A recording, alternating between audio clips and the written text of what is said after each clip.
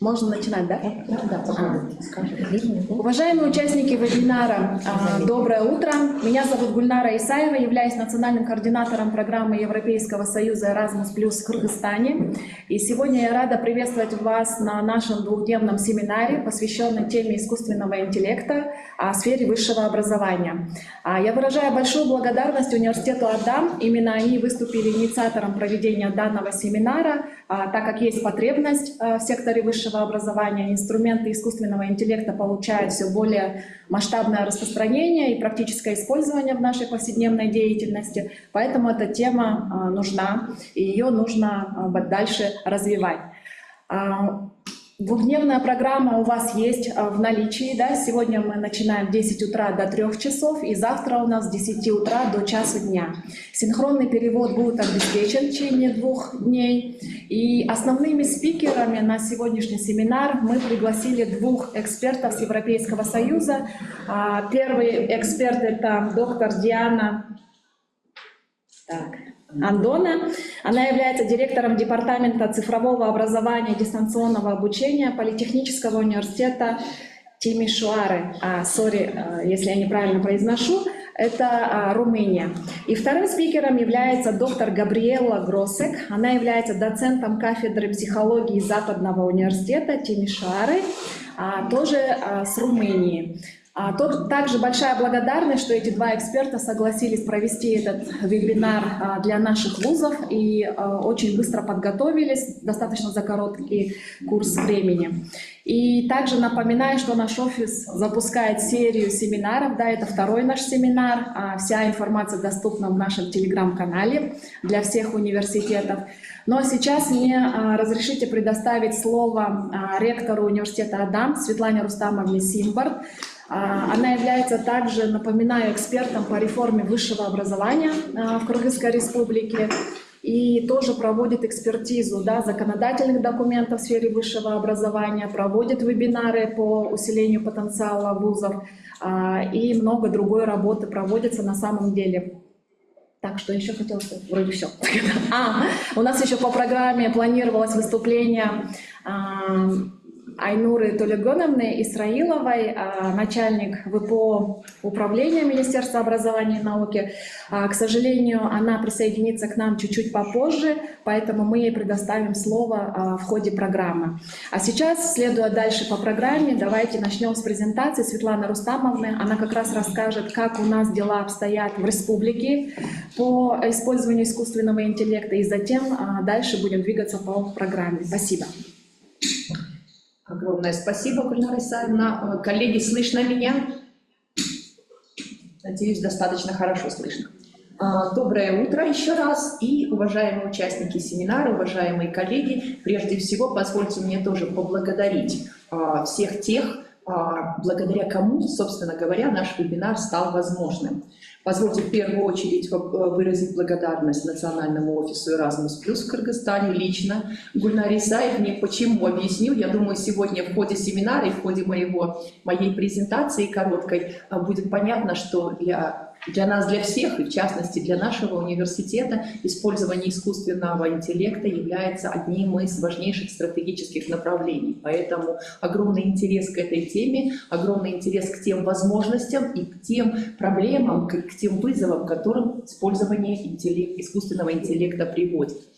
Естественно, в самой программе Erasmus+, которая дала возможность пригласить таких замечательных экспертов, мы знаем, что поиск их был в течение некоторого времени. Конечно же, самим нашим замечательным спикерам Диане Андона и госпоже Габриэле Гросик, которые даже не в очень удобный для себя временной период времени согласились участвовать в нашей работе. Ну и нашим постоянным партнерам, обеспечивающим качественный перевод и делающим наше общение взаимопонятным. Большое спасибо нашим переводчикам. Можно следующий слайд? И думаю, что, наверное, никто уже сегодня не сомневается, что мы с вами живем в эпоху, когда искусственный интеллект стремительно меняет ландшафт образования. И в ходе сегодняшнего вебинара мы поговорим об искусственном интеллекте не как о технологической новинке, а, на наш взгляд, как о средстве глубоких изменений высшего образования. Потому что искусственный интеллект, на наш взгляд, это не просто нейросети, алгоритмы. Это больше, наверное, сегодня про то, как мы преподаем, как учатся студенты и как мы пытаемся управлять университетами в новых условиях. Поэтому, наверное, моя сегодняшняя тема, сегодняшняя презентация – это не столько о технологиях, сколько о трансформации, которая происходит в высшем образовании под влиянием искусственного интеллекта.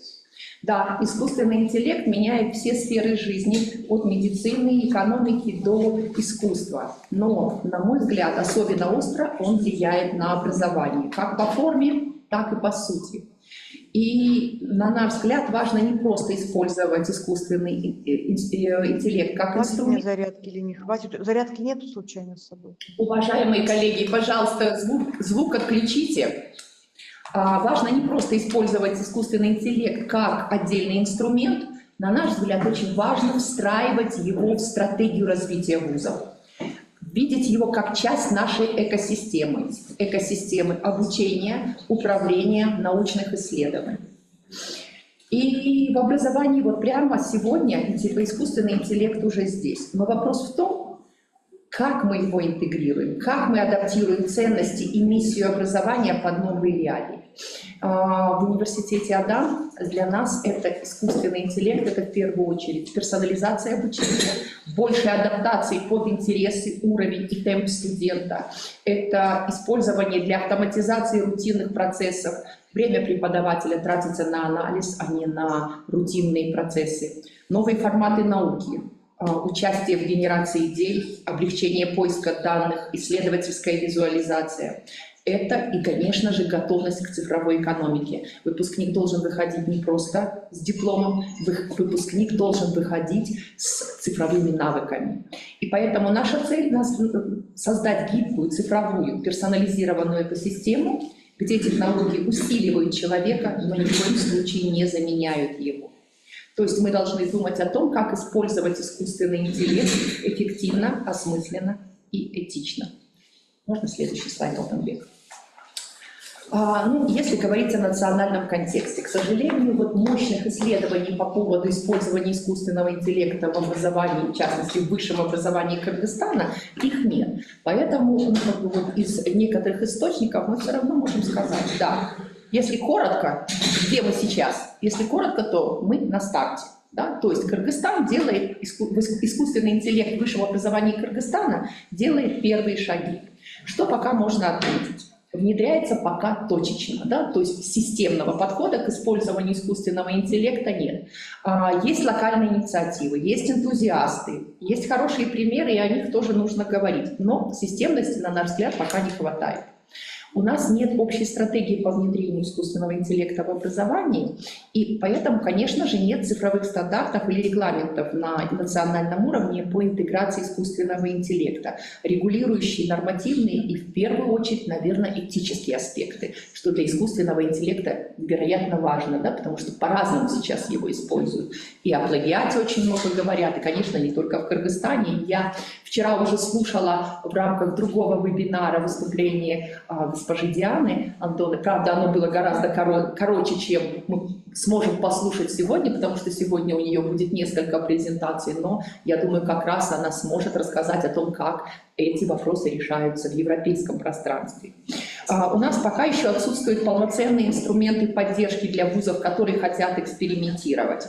И преподаватели, и отдельные университеты пока ищут, скажем так, снизу вверх, да, часто сами ищут подходы, тестируют решения. Но, тем не менее, мы видим определенные шаги в этом направлении. У нас начата реализация концепции университета 4.0. Достаточно амбициозный документ, но поскольку там цель программы создания университетской экосистемы нового формата с акцентом на инновации и технологические прорывы, это невозможно на сегодняшний день без использования искусственного интеллекта. Достаточно активно пытаются в отдельных вузах внедряться персонализированные траектории обучения. Отдельные вузы осваивают интеллектуальные образовательные системы и новые технологии от машинного обучения до блокчейна. Но пока искусственный интеллект чаще всего применяется в отдельных образовательных курсах, в экспериментальных проектах и гораздо реже в управлении и академической политике. Инициативы есть, но целостная стратегия пока отсутствует. Но я думаю, хорошая новость, что начинается движение, для которого требуется системная работа. Можно следующий слайд.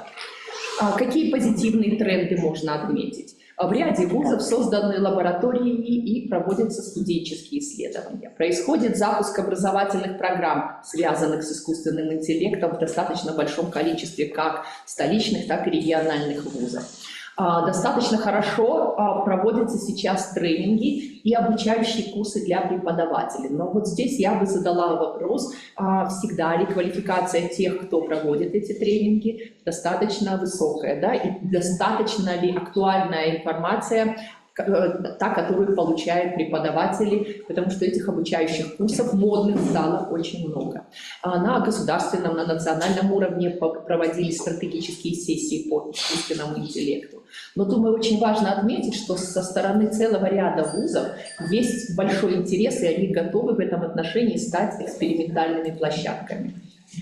Основными барьерами, на наш взгляд, является то, что на сегодняшний день мы можем сказать, что с инфраструктурой достаточно сложно, потому что искусственный интеллект требует достаточно серьезных инфраструктурных изменений. С кадрами достаточно большой дефицит, отсутствие нормативной базы и, как я уже отмечала, этических регламентов.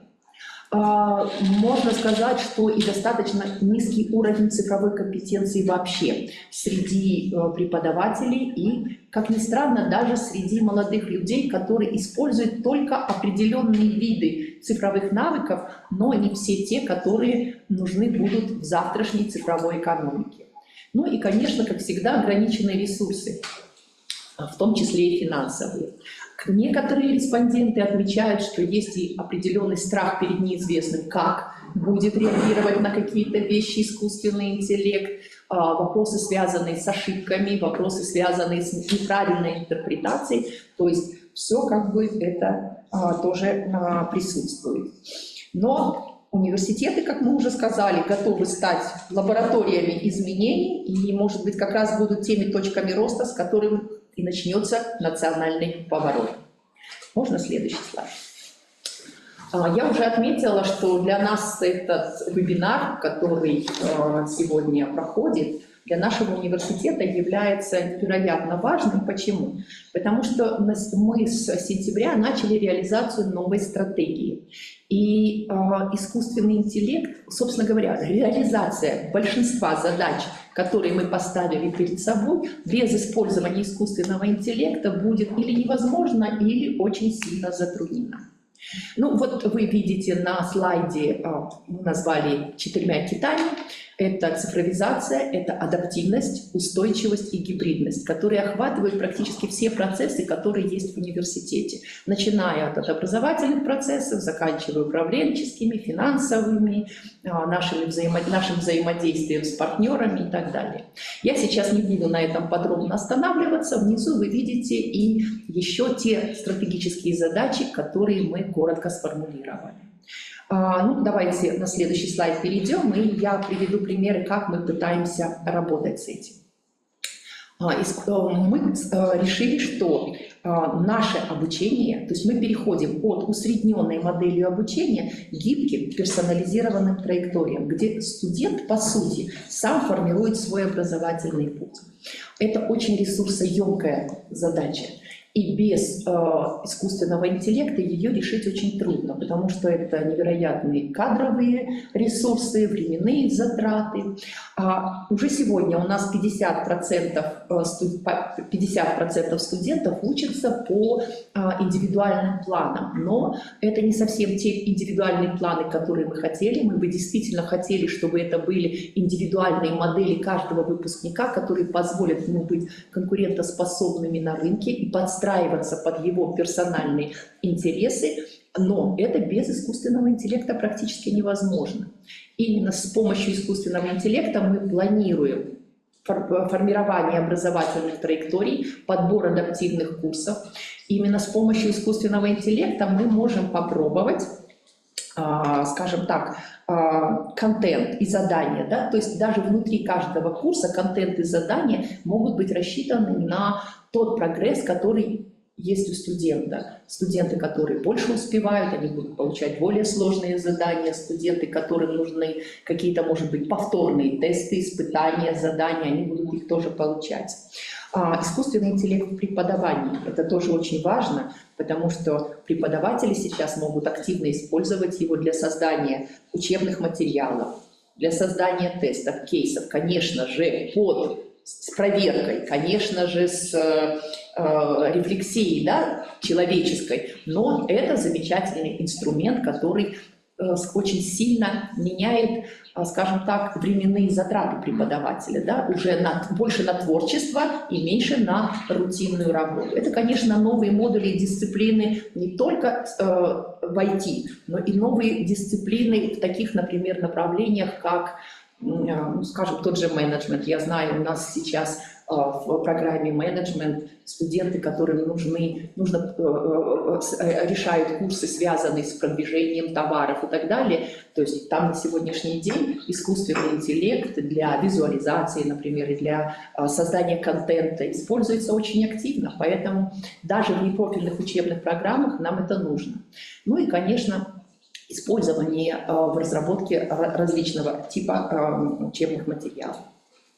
Искусственный интеллект, мы его называем сейчас кибернаставником, да? У нас сейчас в начальной стадии, но это мощная помощь, если мы говорим о персонализации, в поиске материалов для студента, напоминание о дедлайнах, мотивация, компоновка расписания и так далее.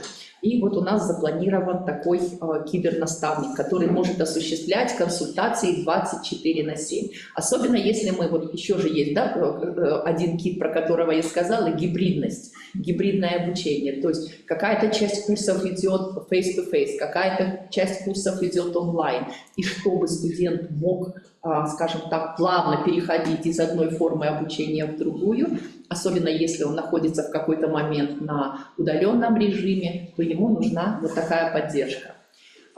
Искусственный интеллект в управлении аналитики.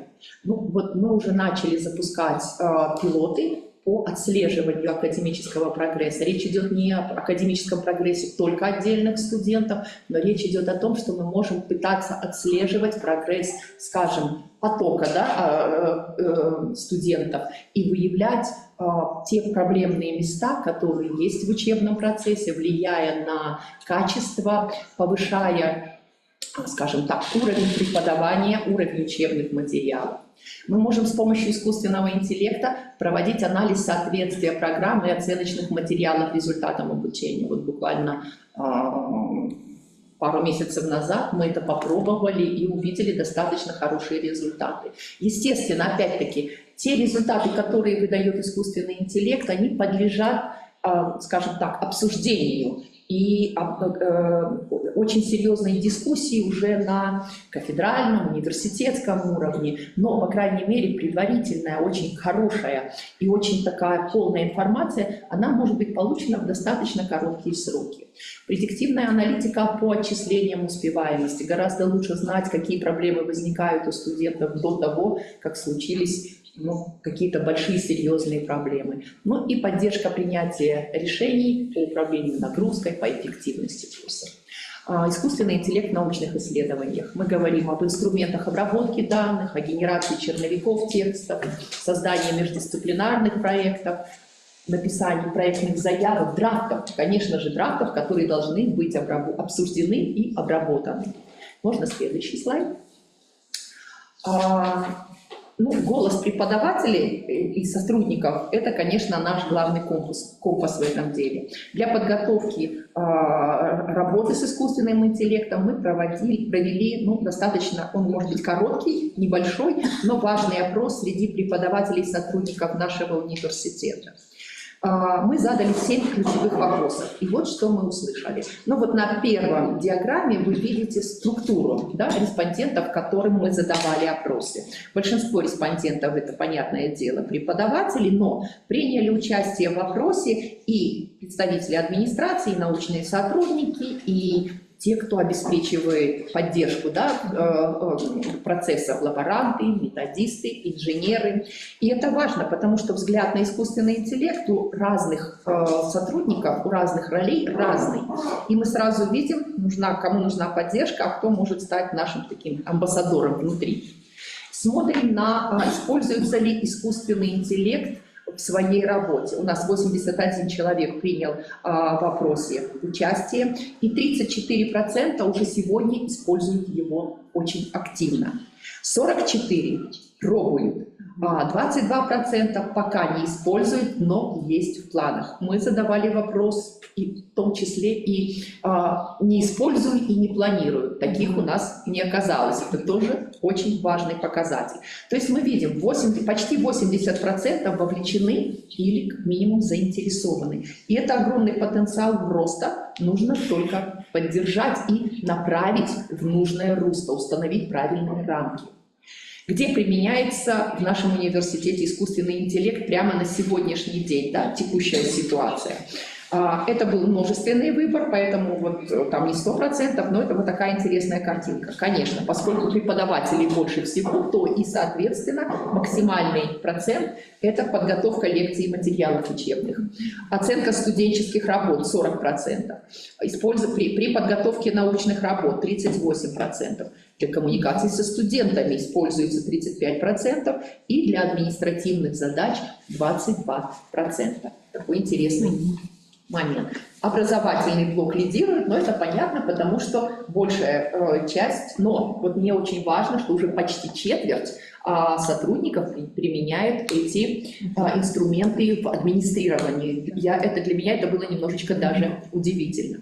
Какие инструменты? Ну, естественно, лидером на сегодняшний день является чат GPT, 49%. Это на сегодняшний день самый, скажем так, модный и самый, наверное, с точки зрения университета, пока самый, может быть, универсальный инструмент, потому что в нем есть разные модели, которые могут быть применены для разных задач. На втором месте DeepSeek, Grammarly для перевода и работы с текстами. Ну вот вы видите, некоторые еще виды искусственного интеллекта, нейросетей, просто они не вошли, потому что они там точечно применяются для визуализации и так далее. Можно следующий слайд. Очень важный, наверное, момент, когда мы задали вопрос, что мешает шире использовать искусственный интеллект в работе.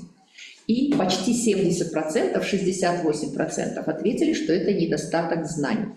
У 40 с лишним процентов, 41%, это этические сомнения. 37% говорят о том, что нет регламентов, и люди не всегда понимают, где можно это использовать. Ну и 23% связаны со страхом ошибок и зависимостью от искусственного интеллекта.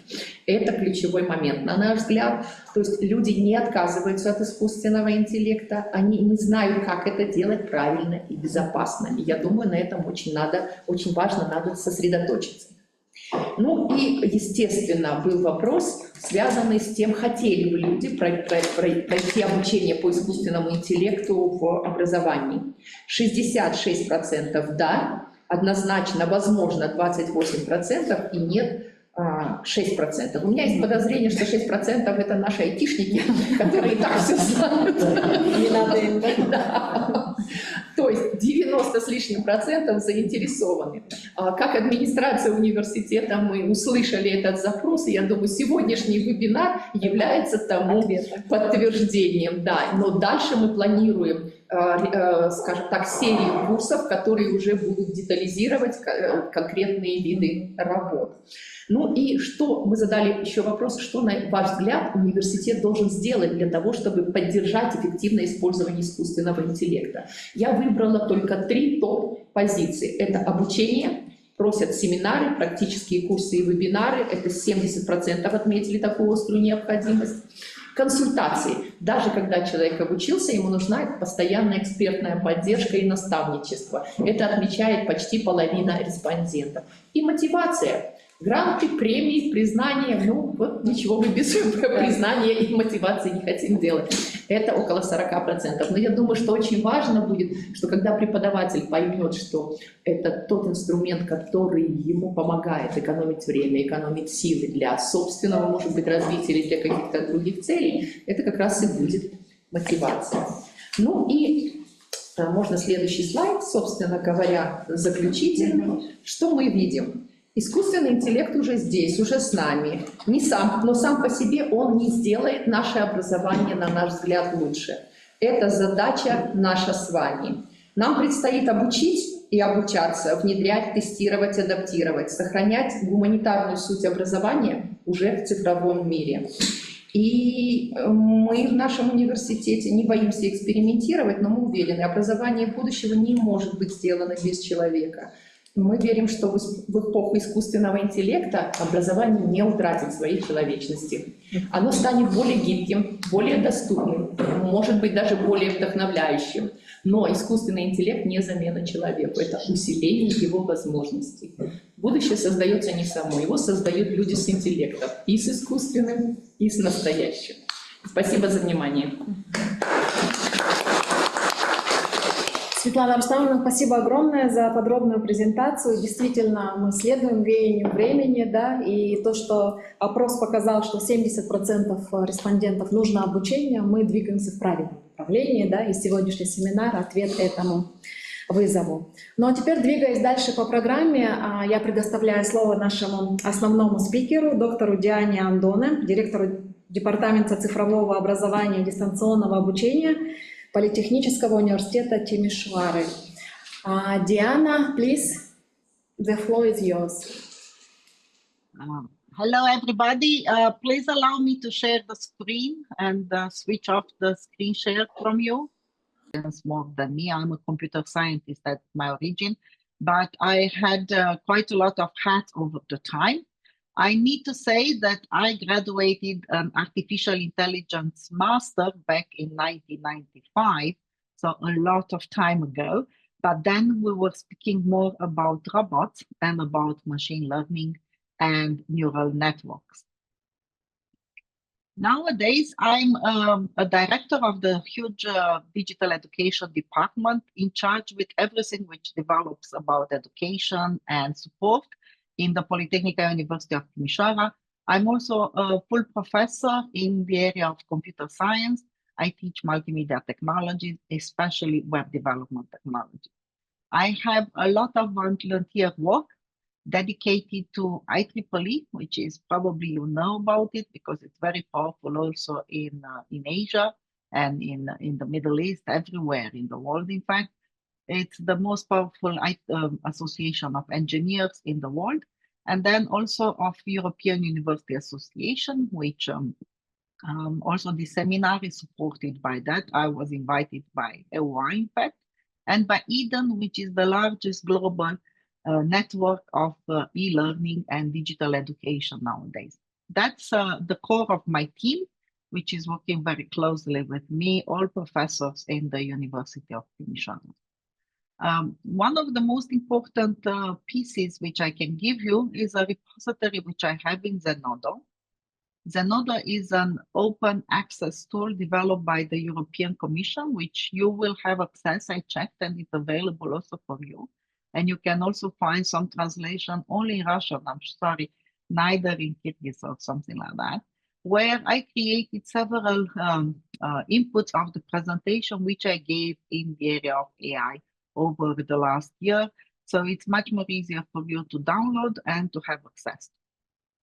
I'm here, so a tiny bit far away from where you are. And as you see, I'm in a city which is very traditional, very historical. I come from a university which is quite old. In fact, it's as old as since my part of the country, because I'm in Transylvania, was unified with Romania. And we have just celebrated 5 years ago, 100 years since we were established. From the beginning, so even before the Second World War, we've been giving all the levels of education in license, master, and doctorate, and we specialize in all forms of education in the same time. This is the main building. I have an office here on top of the thing, and we do a lot of research and academic research in all the areas which are more or less related with technology. This is an image from my digital education department, which was established back in 1998. Then we were looking only at the support of computer-based training and also on how to do e-learning and distance education. We are part of something which is very popular now in Europe for the top universities, which is European University Alliance. And this allows us to work quite a lot with other partners, which are coming from different other universities, the majority of them being technological universities, in trying to establish works and activities in any of these top things. So this is the Menti, and please either scan the code, either get the QR code or the link, and then please answer to the questions. This is the same, please don't close it, because the same Menti will be used all today and also tomorrow. So it's the same code and the same QR code. So let's see first some answers from the first thing of what describes better you. I would like to see that I know that at this moment we have more than 120 people in this Zoom meeting, and also about 12 in the room. So I really want to see some more answers than only 20 answers. So this is going to be a very interactive workshop, quite a lot of things which we are going to do. So this is the first test on how quickly you are answering to it. So, because if not, it's going to take longer.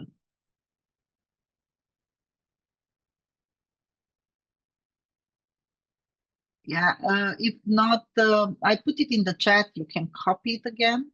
I'll go back. So again, this is the code, and the QR code, you can use your mobile phone. It's very friendly on the mobile. But as I said, don't close this window with the Menti, because we have several slides here, quite a lot, about 12 only today or 14.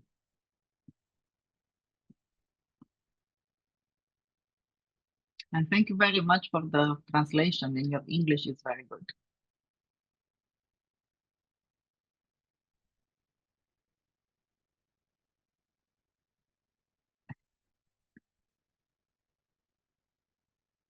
So let's see, do we have some more answers? Only 38, so that's less than a quarter of the people which are in the room and online.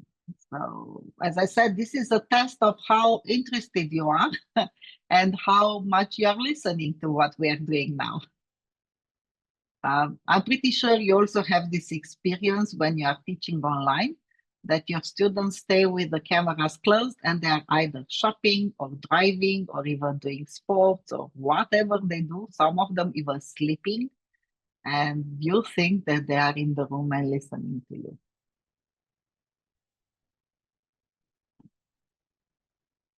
I don't know if this is true also for you.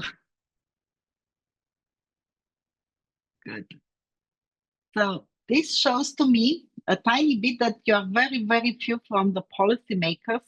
So not so many from those which are able to deliver quite a lot of the things which I will explain later today, which will make it that I will shorten that presentation tiny bit if we will need to.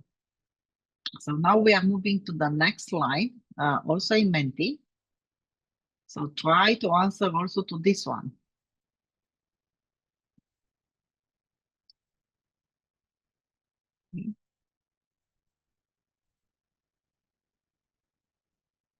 I will put again the QR code in case you need it.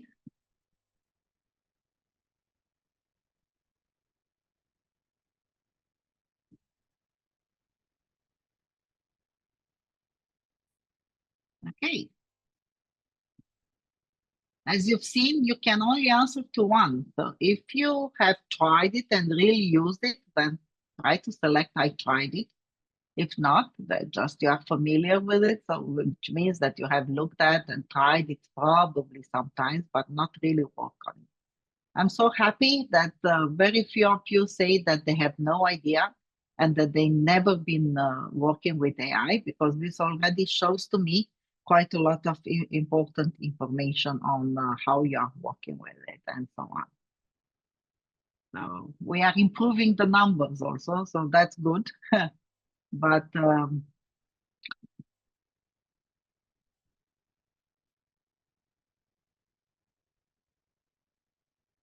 let's wait for another 10 seconds.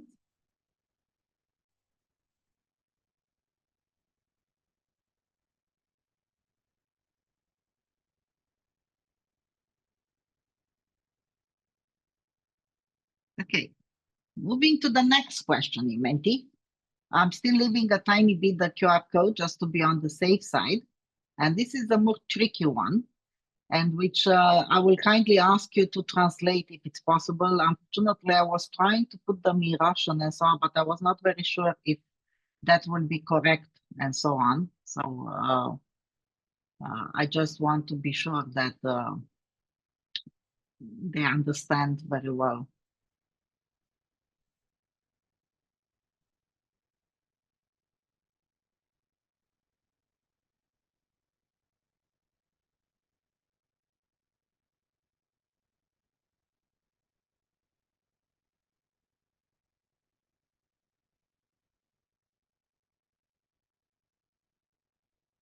I hope you had time to translate the questions.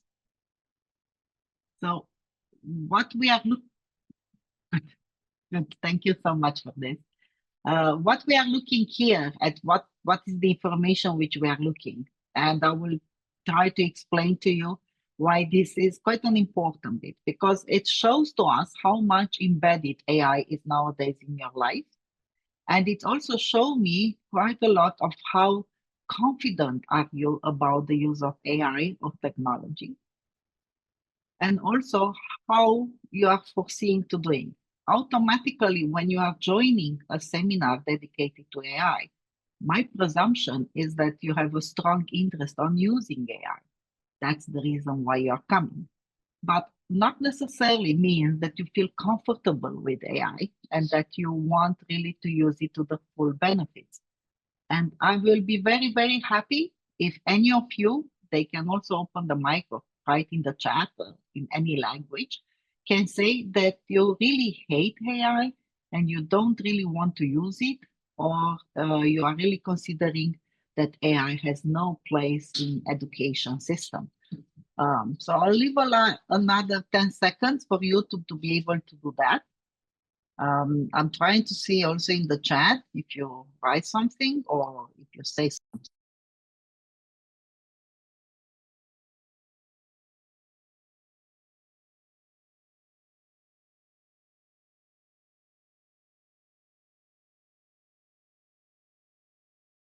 I don't see nothing in the chat and nobody's raising their hand. So shall I carry on then? That means that there's nobody here who hates AI.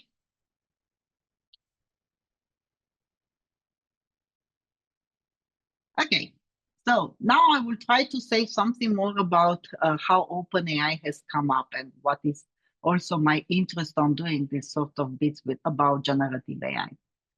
Back in February 2023, which means about 2-3 months after the huge hype of OpenAI becoming public, I was able to test it with a more complicated question than you are thinking of, which is how, obviously, as I said, my interest was in AI. Moving into digital education and teaching with web, I became very familiar with learning analytics, which is just another form of how we were using artificial intelligence in education until, let's make it 2022. And here I was looking at how widespread is the use of the learning analytics among higher education, and they get it very, very wrong. This survey never existed. And then obviously this association is an association which existed in the 80s and it's not anymore working, and a lot of other things. So it really got it so wrong that you can't even believe it. I try to teach it. I try to train it through different questions and so on that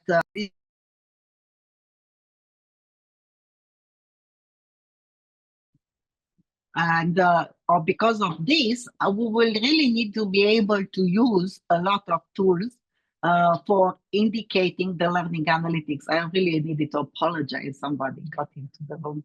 As you know, it's quite early for us. And then we needed to have a look at how widespread was the use of learning analytics through training. It got it right that it was educators who has using it, but not so much. Then I keep training it, and it get it a tiny bit better. A huge change came quite soon because it, how to say, the European Commission started doing a lot of regulation and a lot of warnings against OpenAI of how they are training, how they are widespreading mistakes and disinformation and so on. So they're already starting saying that all of this information is not really true, and please have a look at the important educational institution or organization that specializes in learning analytics. So in fact, it's recognizing its failure and also its limitation. Just 1 year later, when already the start of the EU AI Act has started, the same question become much more better.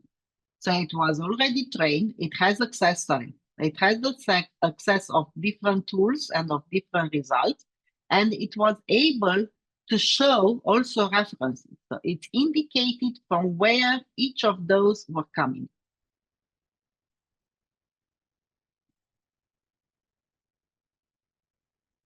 This will allow me to say something about, I don't know how much you are familiar with Neil Postman ideas. He's a very famous futurologist and sociologist living in Canada, which was back in even 1998 when we were more or less on the hype of .com, so of the internet, looking at, and of the web, looking at the 5 things which we know about technological change. They become quite familiar. I don't know how much you read about futurology. I don't know. Yuval Noah Harari probably is the most well-known one, but also John Willie DeGrade and Brown. Quite a lot of authors have been looking at how futurology is changing. So the future is changing because of technology. And this also says that we always pay a price for the technology.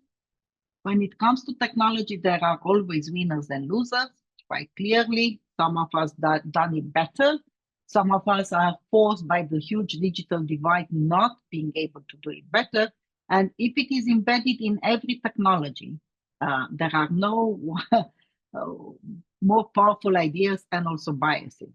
So like with internet today and web, it is embedded in almost all of the aspects of your life. And this means that it's a very powerful tool, but also a lot of mistakes can happen because of that. And one which is most important for me is this one, which in fact encompasses somehow also my beliefs regards of the use of digital technology. I was a strong advocate of the use of digital technology in all aspects of life, not only in engineering or in education, but also in culture, in heritage. I've done loads of projects where we were looking at how digital technology can enhance cultural participation of our esteemed heritage and bring our heritage in the 21st century. So I strongly believe that technological change is not additive, it is ecological, which means that every change which you are doing is not adding to the other, is replacing, is changing everything what you've been doing, all the other technology. This is exactly what happened in the 90s with the internet and the web, and what I think is happening now, and it's going to happen even stronger with 2 major technologies. One is artificial intelligence, and the other one is quantum computing. So I believe that they will change completely how we look at technology, how we do technology in all aspects of our lives. This is why it's very important that us as educators, we do it right and we really do it for the future. Because if not, we are not training properly our students for the workforce, for the economy and the industry which is needed. And they need to be equipped with deeper understanding of how this very advanced technology are using everything around us and changing everything around us. And it's not only for engineers or scientists, this is also for historians, for languages, medical schools especially, but for everybody else who is really working with that. I have a picture here, which I know that some of you have been on my Monday seminar, which is trying to ask you, and I would like you to put it in the chat, if you can, to say what is unifying all of these four pictures. I will tell you it's an industrial process.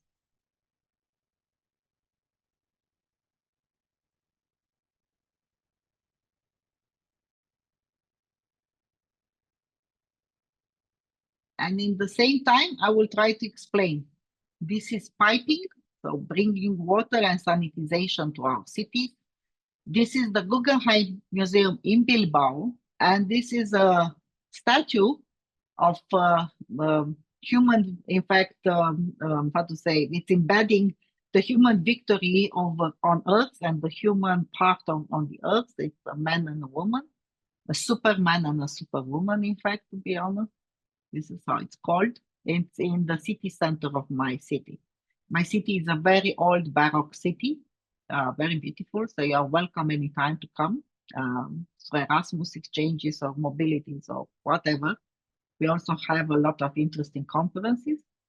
And this is the industrial process which I was speaking to. Anybody, somebody, you can write it in any language you want in the chat. What the industrial process which I'm referring to?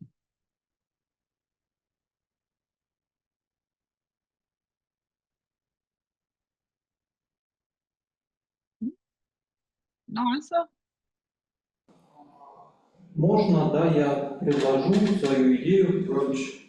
Все эти процессы объединяют технологии, все эти образы, да, что все это возможно создать только на основе технологических каких-то процессов.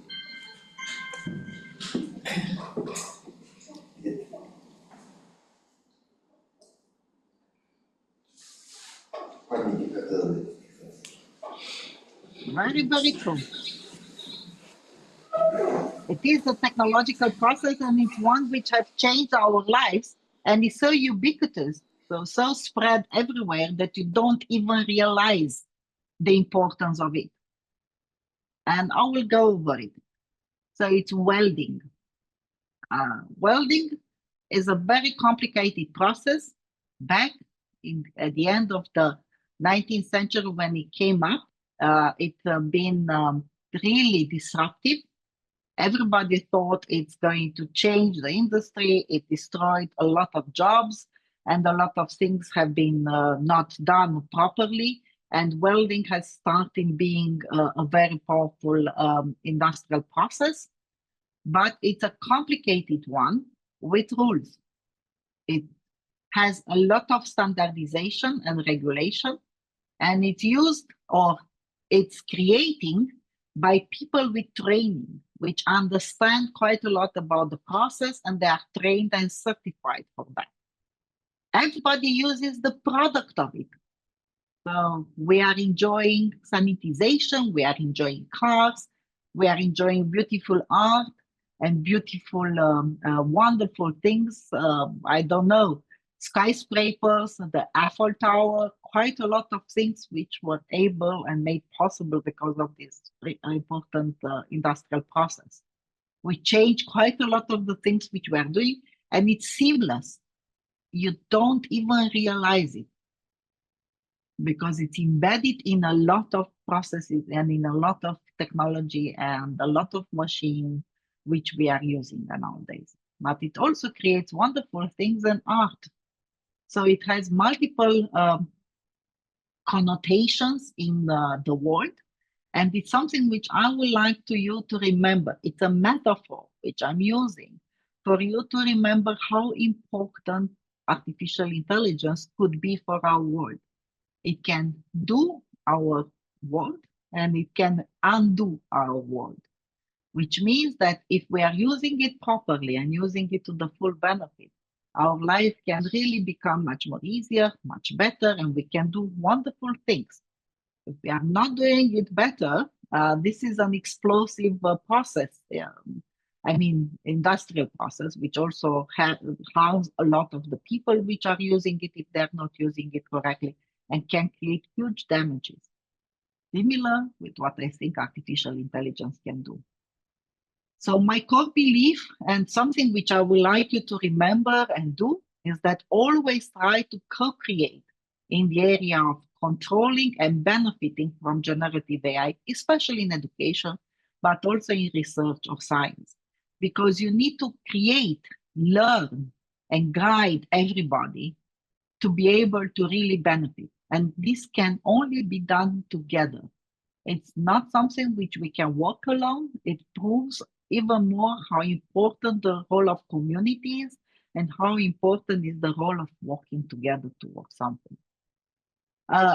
This is going to be about 10 minutes of things about artificial intelligence and what they are happening, because we are a tiny bit later than my schedule. I will try to go a bit faster than usually I will, because I really want you to understand how artificial intelligence works and what it is. It's for a lot of people, they think artificial intelligence is something which came up back in the middle of the pandemic or something like that. No, it's an idea which dates, in fact, from ancient Greece. We've been using it since 1980s, more or less. The most famous one is in 2016, when DeepMind has, sorry.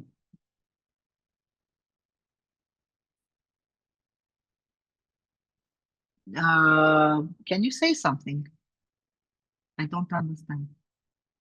I don't hear. Yes, I hear you, but not who was speaking in the room, because I think because I'm on the translation, not on the language. Let me check. Ничего не говорили. Нет. Okay, good, because I heard something, so that's why apologies for this. Basically, what the most famous bit is in 2016 when DeepMind AlphaGo computer has beaten Lee Sedol in Go, which was broadcast everywhere in the news and so on. And it's the first time when people really, I mean, normal people, general public, has heard about artificial intelligence. Nowadays, artificial intelligence imagines quite a lot of the things. These are the things here in the right, in my right, I hope it's also yours right, which are with the darker blue, let's make it like that, which already exist, which are really in use for a lot of time, and they are doing it for a longer and quite seriously powerful. Then these ones are thoughts which are probably in the future. And then obviously the neuromorphic computing, which will unify the brain with the machine, and all of the others which are a tiny bit more specific, especially in cyber or in the world of working together in the future. Okay. Because I clicked by accident on a link and the other screen was coming. So just to remind you that you still have the question in Menti to answer to. I still don't have enough answers there to be satisfied. I don't know. Do you hear what is said here? Do you hear the sound of this video?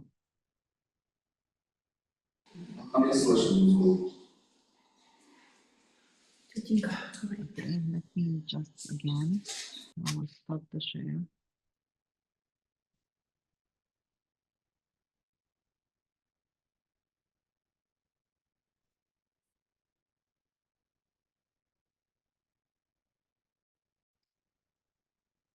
Okay, let me just check it again.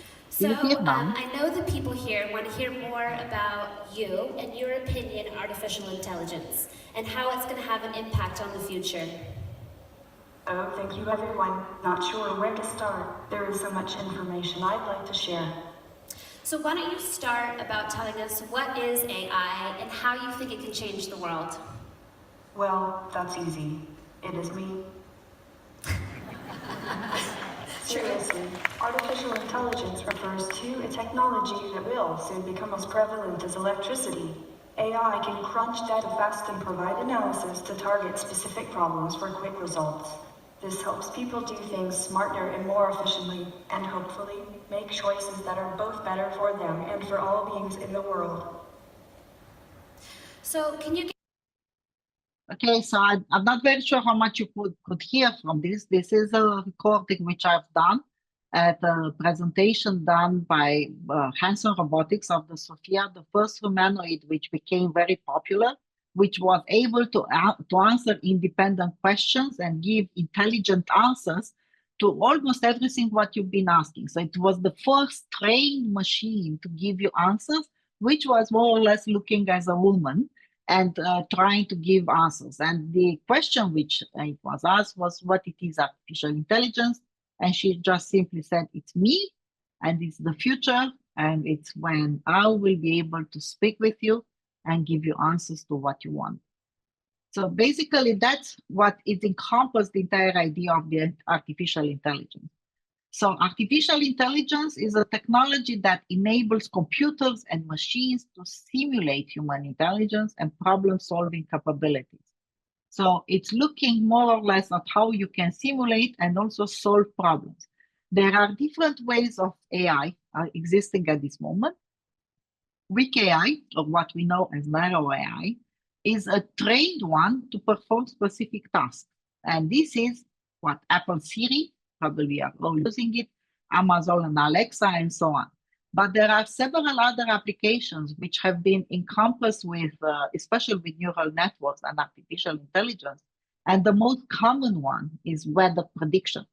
So all of you are using weather every day. Probably the first thing which you are looking in the morning on your mobile phone is how is the weather today, to know how you get dressed and how you go out to work or to school. That encompasses about 60% of the information which is delivered to you, in fact, is coming from artificial intelligence. There are huge numbers of data which are collected around the world or from the sky or from the space, and also with historical data. And data and algorithms will look at models existing already in the weather system or in the climate systems, which do prediction. One of the most important things which AI has been able to do for us is prediction. Everybody works with prediction. Us in education, we call it learning analytics. In financials, they call it Wall Street or whatever else, where they are doing prediction and working on how the financial markets are working. Everybody is looking at the weather. And a lot of healthcare, social systems, government are using prediction for a lot of things. That's AI, but that's very basic AI. Strong AI is made up of the artificial general intelligence, which is where we are just starting doing it. And obviously we have a super intelligent ACI, which is something which we consider, the specialists more or less, that is something which will surpass the intelligence and the ability of the human brain. But at this moment is entirely theoretical. We don't even have the understanding of how to be able to do it, and also what types of algorithms or what types of models we can use. Imagine that everything what AI is using at this moment, and that's why you should not be so afraid that it will overpass the human brains and so on, is designed by humans. They are mathematical models which are designed and projected and done by humans. It's not another machine which is doing it. The machine is doing just a faster calculus because it's designed to do calculus, and human brains are creative. They are not designed to do calculus. So the machine is helping, in fact, the human brains to do better the calculus and still be creative. Historically, we've been doing artificial intelligence, as I said, since the 50s. In the 80s, and then a tiny bit later in the 90s, we were looking at machine learning and neural networks. Then we start looking at deep learning, and I will explain in the next slide what deep learning is. And since 2020, we are looking more or less of generative AI, which create original content. So it's deep learning, but creates original content. And I will speak a tiny bit about this.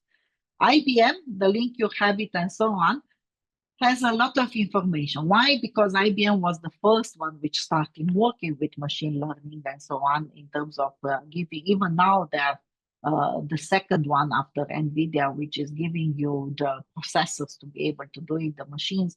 NVIDIA is doing only the processor, IBM is doing the machines. So machine learning and deep learning, they are sub-disciplines, and they look more or less at different layers.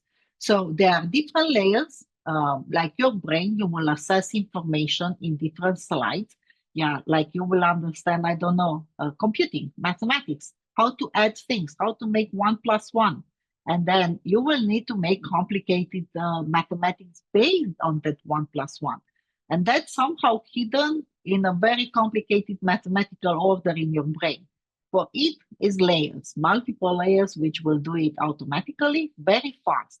That's the only difference, very fast and very complicated, and with an output layer which will give an answer. So this is in fact what we are speaking as the black box of AI, which is just based on algorithm and on data, on nothing else. Predictive AI, as I said, is the first bit of the use of AI, which is very popular and it's very used nowadays, and it's considered normal by almost all of us. And generative AI. Generative AI is where you can create text, code, quite a lot. Code was before even text and to create images, videos, and other types of content based on anything which you are saying to it, what you are asking for.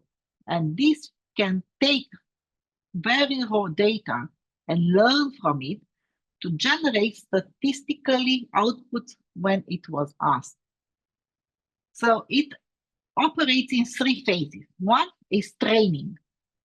You need a lot of data to train it. And obviously a model, which we call it large language model, to train it. And I will explain a tiny bit what a large language model is in the next slide. And this is the input of generative AI. And this is where, how to say, the big difference is made, because you need big amounts of data and a powerful machine to be able to work with that data. Then is tuning. It's adapting it to a specific application. And here we all can create something, because you are adapting it to look only at types of data. This through a program, an algorithmic program, which will allow you to do that. Then is generating, evaluation, and more tuning, so to improve accuracy. So in fact, everything what you are asking ChatGPT, and if you are correcting it, it's learning from it. It's training ChatGPT how to do it better. So that's why it's important when you are doing anything with AI and you are seeing that, because you know the answers or you are a specialist in that area, you see that the answer is wrong, that you correct it. Because if you don't correct it, AI will consider it correct and it will reuse it to deliver it to others as already a good answer. So all the time, correct it, work with it, have this conversation with the AI tool to be able to learn. GPT is coming from generative pre-training transformer. So we are in the phase of pre-training, as you see, And this allows it to follow up questions and to create this conversation and to admit the mistakes and learn from the mistakes. That's why it's so important to give this not only one way, not only asking with answers or to your questions, but also to give back and to correct what is doing right or wrong. LLM is usually big machines, big algorithms, which are thought of looking at how data works statistically. So in terms of text, is looking at grammatically correct ways of putting words next to each other. So if I will use all the time computer training in all my information, they will know that's something which you can use together, computer and training. And it will look at the data from that perspective. So if somebody else will ask how computer training is done, it will identify that piece of text from the data which was learned by it, created by me or by somebody else, how computer training works. And it will copy it from there and adjust it. In fact, it's a bit more complicated because it will adjust information from different sources where those words are jointly together used in the same sentence. This is how it's basically working and looking at. NVIDIA has a bit of more, advanced way of looking at the generative AI models. And obviously, we look at how important are these samplings and the data to be very, very good and high quality, and how fast you can really assess that information and deliver it to the others. The generative AI has different benefits. The most important one that it can automate repetitive tasks, and it can give you more input from the data. And obviously, it has less human error because it can do the same iteration several times. If you will be asked to do the same thing several times, you will do mistakes. The machine just gets much better if it repeats the same operation several times. And then obviously has a lot of challenges and risks, and we are going to speak a tiny bit about that.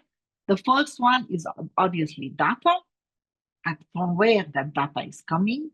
We are all aware that generative AI at this moment, especially as I've seen from your survey, that you are using ChatGPT as the majority of you, is trained on American data. It's trained on English world, white, male-dominated data. So it's very, very much in favor of that answers and of those information. And obviously the model. So if the algorithm, the model which is looking at the data is not correctly designed, and it's not as inclusive as possible, then it will create a lot of errors. Obviously, the biggest one, which is only us humans, which are worrying about this, the machines don't worry about this, is the ethical issue, and the privacy and the legal. Here you have an evolution of the generative AI, which you can see. You have also the data there, so it's not a problem, but you can see the most important people and so on. And this is the Google one, Google guy, Thomas Mikolov back in 2013, and Jan Goodfellow, which was really the first ones really looking at how generative adversarial networks work, and they started doing it quite a lot. And obviously, in November 2022, when generative AI started, and a lot of things have changed since then. So this is, for example, the answer which OpenAI gives about what is generative AI, which is correct, so it's not fake. I will give you a lot of information and links, and as I said, you will be able to find them in Zenodo, and you will have the presentation also sent probably to you by the organizers, is that one of the institutions which have a lot of a compendium, a conglomerate of resources looking at how AI is being used in education is UNESCO. And there they have about, and you will have links to a lot of them, a lot of guides. This is one of the first guides, which was released back in November 2023, so almost 1 year after the start of OpenAI. which was really very good and is still very good to look at.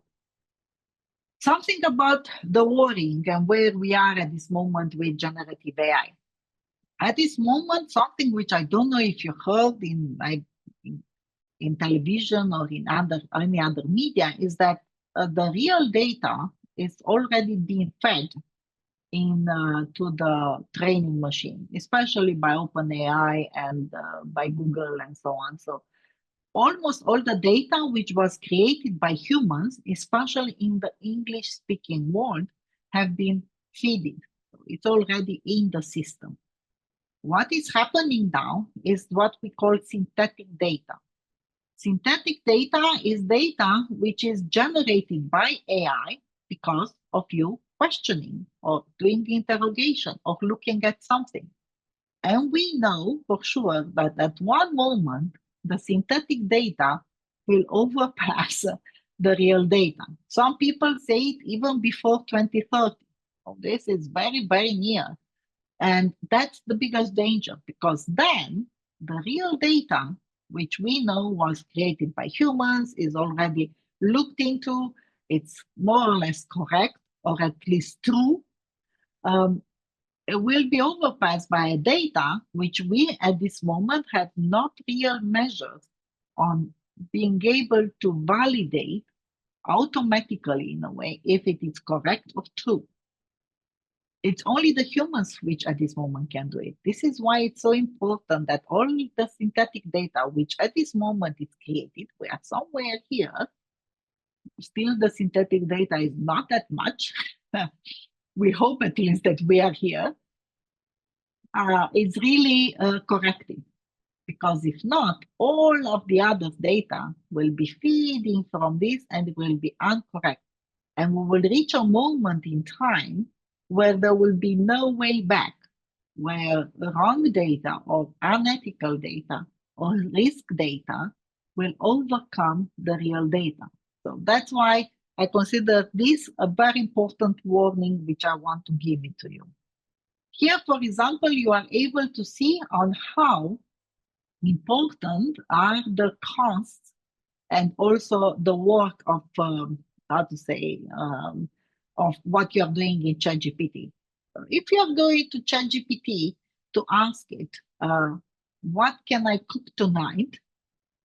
I will need to say that's a very bad use of ChatGPT, because even if it is fun for you to do it, it uses a lot of resources. And it's using energy, power, computing machines, water to cool it down, and so on. And it, in fact, is using from other resources which we have on the earth, which are more or less limited, to create something which is probably not so good. So one of the things which we try to advocate as much as possible is to use AI properly and where it's really needed, because it's costing us quite a lot of money.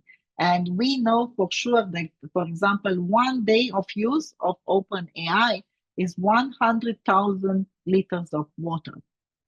So that's the equivalent of 1 day of use of OpenAI worldwide. So imagine what that means in the future.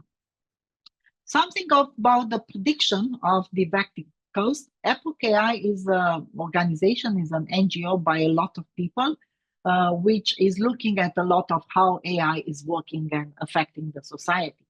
So at this moment, you see we are somewhere here. So we have all of these new data sets and so on, and human-generated public test is there. But you see, we have this area where we know that about 80% of the data and of the stuff will not be created by the humans and will be not automatically created. This is the hype cycle of artificial intelligence. And we know for sure that only then, when we will be here, artificial intelligence will be fully embedded and quite true. We are more or less in the innovation trigger. This is an image from November 2024 based on the data and analysis of more than 1,000 experts, which were looking at how the hype cycle is applying to different aspects of AI, because everybody, this is all AI. more or less. And for example, we know that computer vision, so you enter with your car in the parking lot and it recognizes your plate and you don't need, you pay or it's automatically you're allowed to get in and out. That's artificial intelligence. And that's based on computer vision or whatever face recognition or whatever we are doing in the airports or anywhere else. And also the data which we have in our IDs, it's also computer vision. So all of these are already at the level of productivity, where it can be used at industrial scale much more easier and much better. We are now, some of them are up, some of them are going down. We know now that generative AI is going down. A lot of people are disillusioned. They're not so happy on how ChatGPT is performing. They know the limitation, they understand the harm, the unethical use. So it's quite different than what is happening nowadays. But there are a lot of them which are still going up, and we will see them in a huge trend. These are some of the most popular generative AI applications, and where we are using it because this is how it was designed to be used. In language, with LLMs, in marketing quite a lot. Quite a lot of people do their social media posts with the support of AI. You have an automatic AI agent in all of the social media. In management, you do a lot of your secretary work. I have very good generative AI tools, which goes with me in my meetings online or face-to-face. Face-to-face, not so good because it doesn't understand based on voices who is speaking, but online it recognizes very well. Give translation, automatic translation, make summary, and take notes of that meeting. There's just one example, but there are many others. It's very good already in translation. We are thinking quite a lot of people from the language learning are asking themselves if they will still have a job in 10, 20 years from now, because automatic translation might make it that we don't need to learn the language. You will just speak to your phone and your phone in your language, and your phone will answer back in whatever language is possible. And now there are tools which can still do that. Not so accurately, but probably quite accurately in the future. But I think what we need to emphasize here, especially if we are speaking about learning a new language, is that when you learn a new language, you are able to independently understand the culture and the underground meanings of every word which you are saying. It's not only an automatic generated mixture of the words based on statistical data, but it's your creative way of expressing yourselves, which makes why some of us are artists, why some of us are very good at public speaking and other not, because we all use the same language. But that's the difference between us. And that's something which we need to encompass in our education system. The difference between what makes us different than any machine. Text generation and code development. I need to say, as I'm teaching computer science, we use it in code development for many, many years, at least for 5, 6 years, even before ChatGPT. We'll be using AI tools for learning and teaching how to do code development. In audio, creating music, there are lots of music nowadays created by that. Speech and audio clips with text inputs, and you will see also, I will have a video which was created based on audio and text input.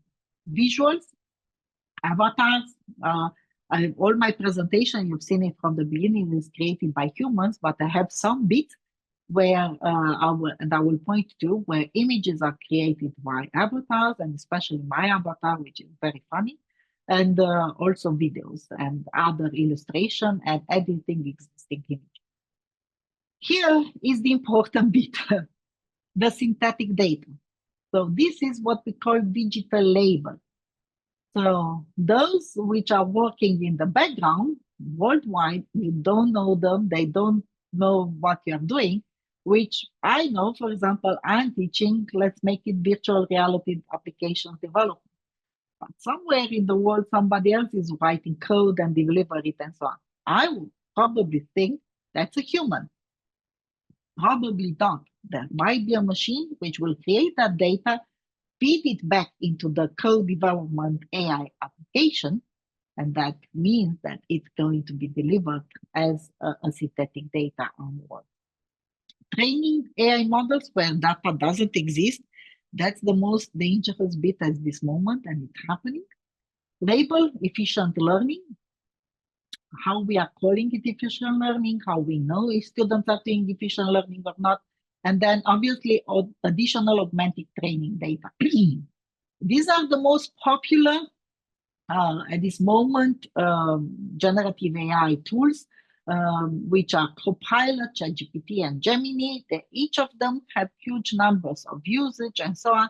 This is the data which was released at the end of the year 2024 officially by Microsoft and by Dynatech and by all the systems together, because they wanted to be able to assess what's happening.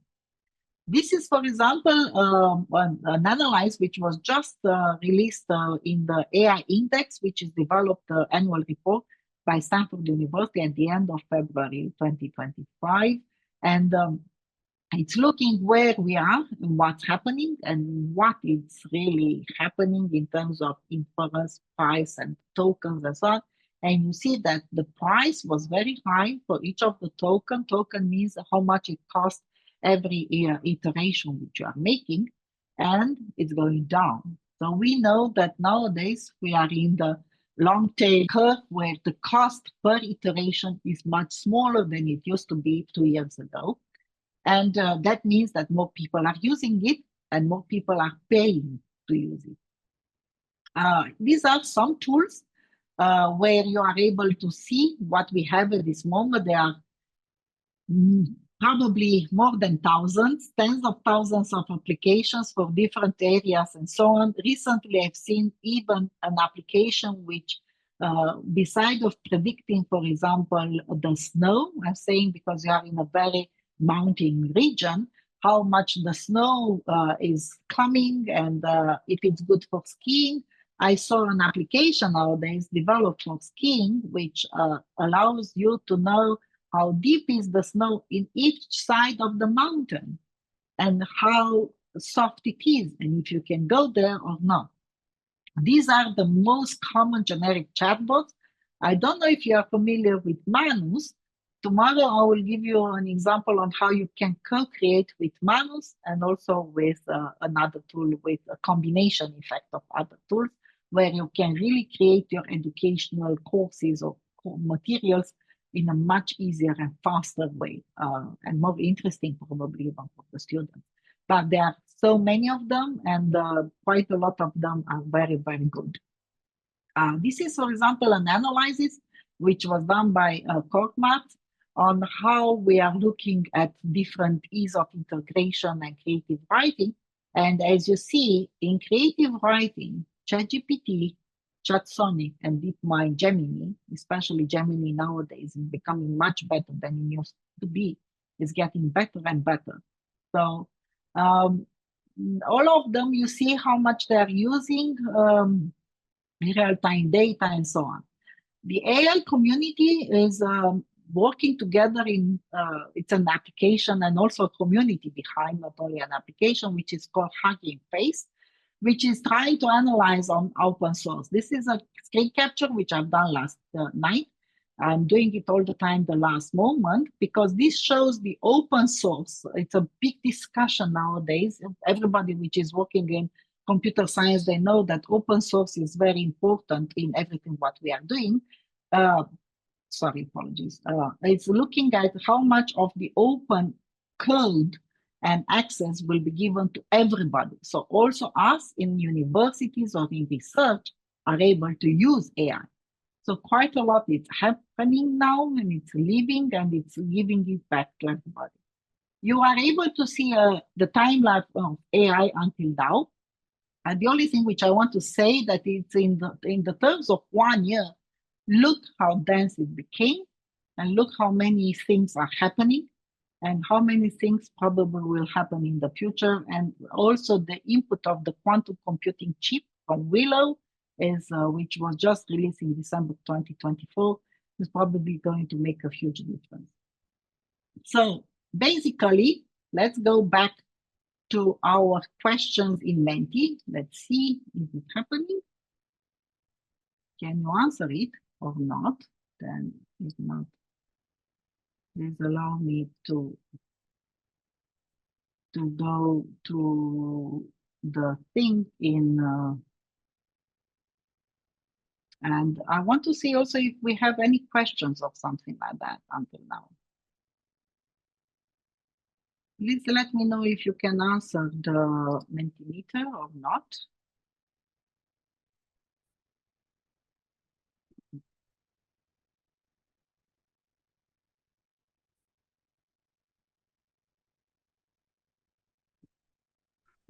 Здравствуйте, госпожа Диана. Спасибо за ценную информацию. Хотел уточнить, вот для обучения, нейрообучения, какое количество экспериментов достаточно? И если недостаточно количество экспериментов, то какие инструменты, какие алгоритмы для аугментированных данных вы используете? Oh gosh, this is a very difficult question. I need to say, how many experiments? Thousands. So basically, you need to do a lot of things to be able to really train the data and experiment and improve the algorithm and the how it's looking at it. So at least thousands, in my opinion. That's one. And how complicated it is depends. Probably you are in computer science or something like that. You know that how to say AI.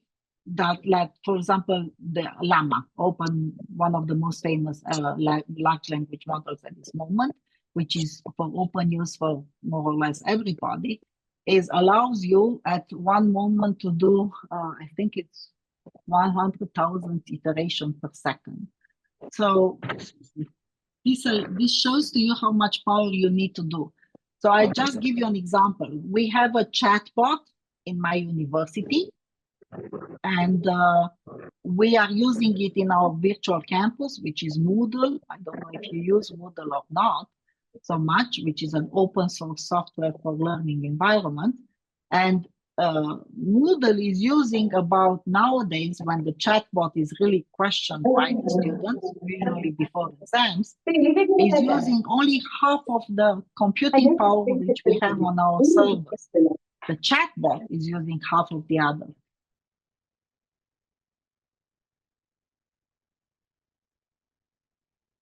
No problem. Okay, so have you been able to hear me? I just want to say that I still have things to present today until we took the break, because I know that you are looking at the break quite soon. Probably you are a tiny bit later with about 10 minutes, but we'll start a tiny bit later. So let's see. Some questions here. I want to see first the Menti. I don't know if I answered to the question, if you've been able to understand what I was saying.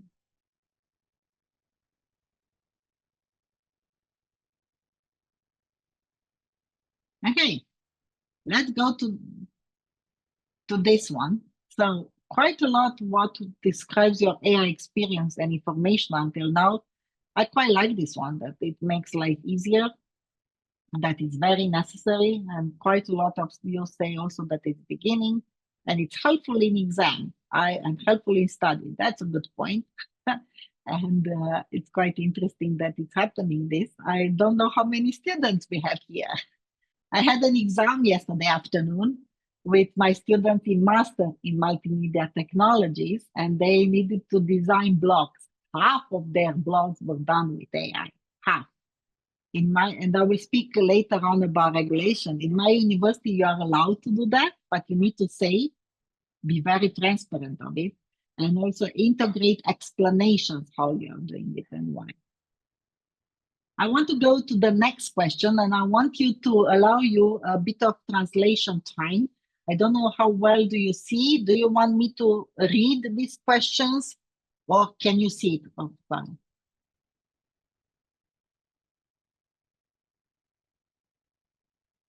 Okay.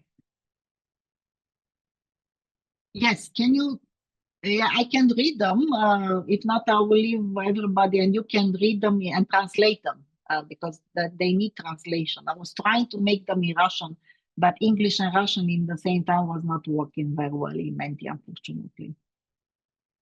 And I want them to be able to answer to this. Do you see the questions?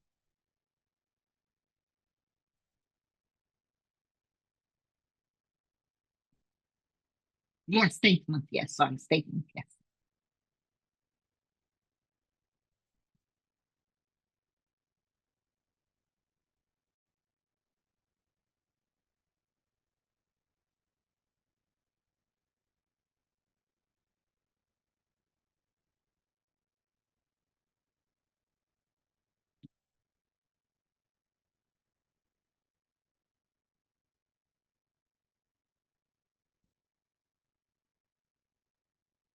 I'm quiet for 10 seconds, so to allow you to translate.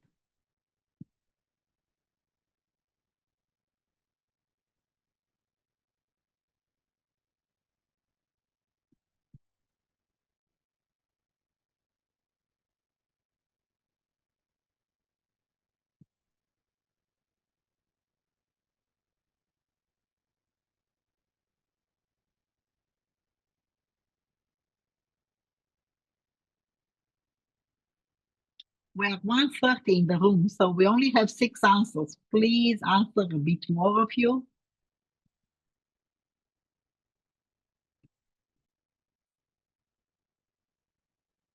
Don't know if you need this code. I'm putting it for a second now.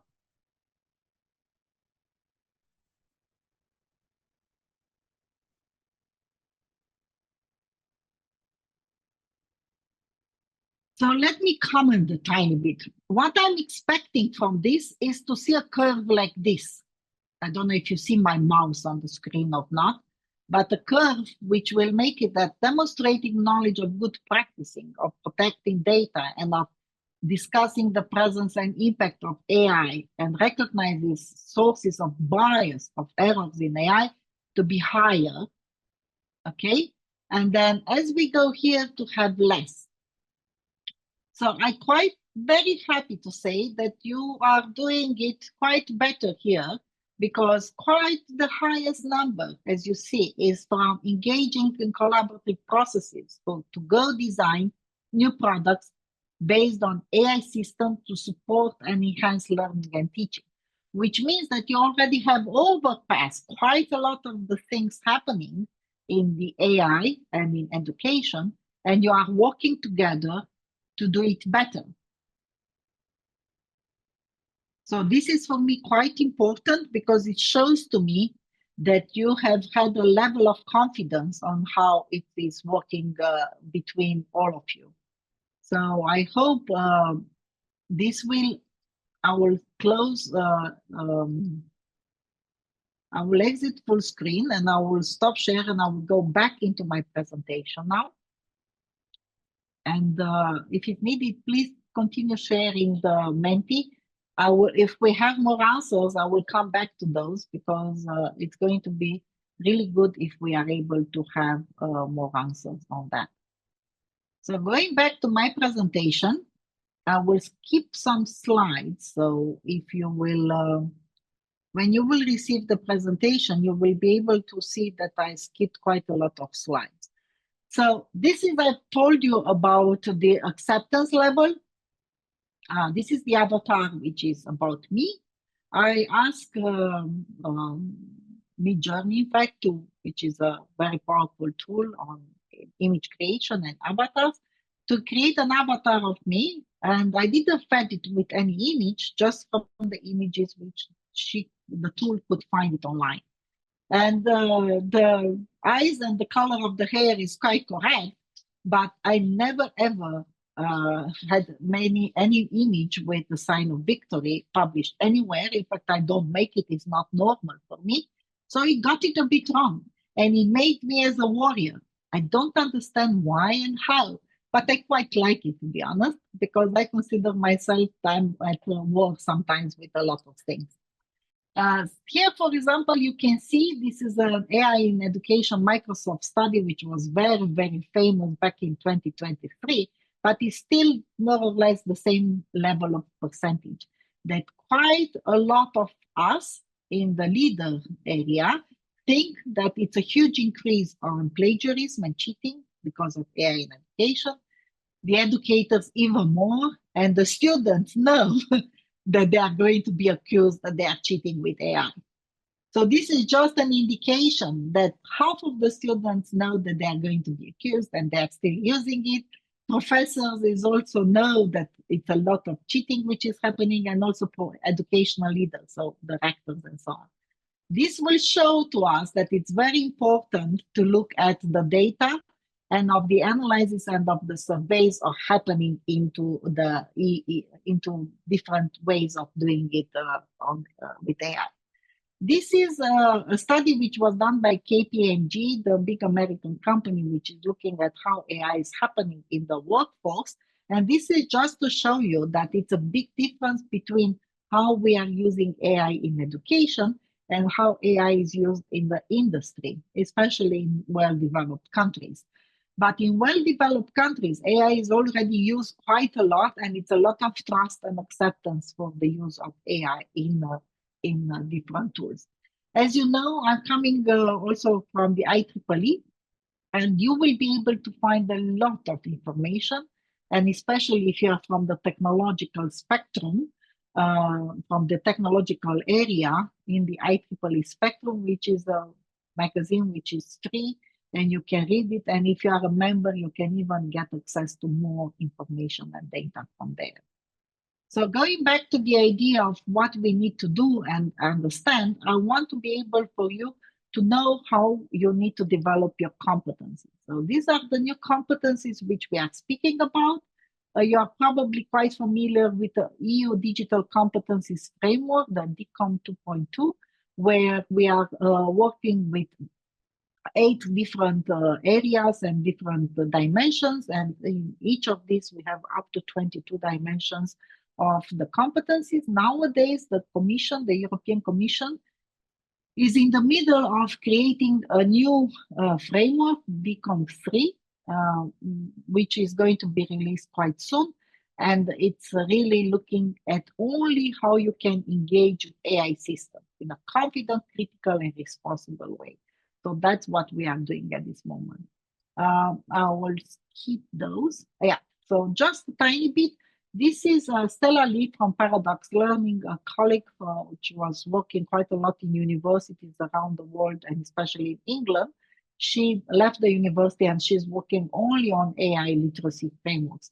And she created this, and she's the only one which have the courage of numbering it.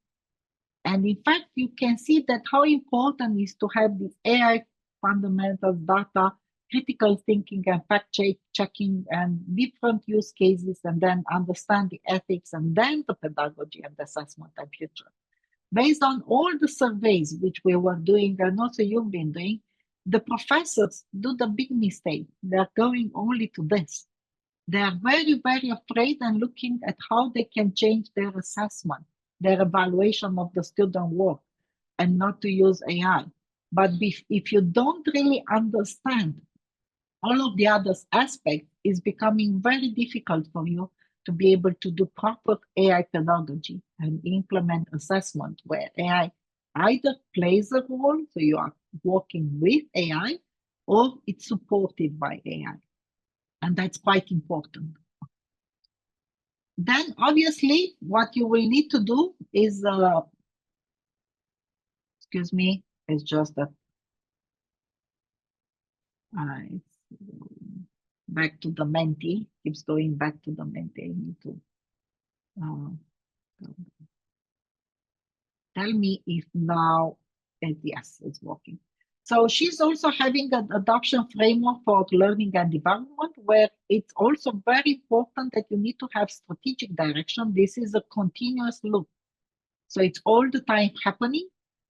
You need to have a leadership mindset. And I was very happy to hear the rector from the Adam University speaking about the importance of AI and how important it is to be using it in the university and implementing it correctly. And also the organizational capability. So you need to have the training, the support, the framework for doing it, the culture, and just then doing it. And all the time you need to be able to have a sort of measurement and evaluation, what you are looking at and how you are looking at. I mentioned to you before that UNESCO has a lot of recommendation about the use of AI in education. Try to look at these guides. They are available in different languages and you are able to sometimes read it. It's also in Russian, so you will be able to read them. And they are all of them about AI competencies for teachers, for students, on higher education, and also different ways of education. And I will just want to point out two ideas here, is that it's very important to have institutional strategy. If only 1, 2, 3 professors are doing something without having a guideline and a strategy and a structure in the university of doing it properly, it's not going to be the correct way of doing it. I don't know how to emphasize this every time when I'm speaking, is that you need to take responsibility as a dean, as a leader, or even as a normal professor to push it up, that you need to have a strategy in the university on how to use it properly and keep to that strategy, evaluate it, and go back to that. Have a lot of guidance and training, and you need to be able to build up abilities of the students on how to use properly AI, these prompt engineering capabilities. And obviously, you will need to be able to understand what are the biases and what are the requirements, and please do that as much as possible. This is the competence framework for teachers proposed by UNESCO, which is also working to be able to be implemented by also the European Union, where you look at the creating on any tools on any area of AI. And obviously is this idea of where we are going to create AI citizenship ideas into our students' mind, which will allow them to use AI correctly and develop their abilities constantly and continuously. We know that at this moment, it can ingest and compare a lot of information. So for example, if I ask it here, energy efficient micro-credentials, syllabus micro-credentials, they're a big thing in Europe. I was working for the last 10 years in micro-credentials area, and I was looking at this, and it's created me a syllabus quite easily and quite quickly, quite fast, without any problem. And then it can search, doesn't matter in what language, it came with ideas from different languages, and it can be specific, but it still invents a lot of stuff.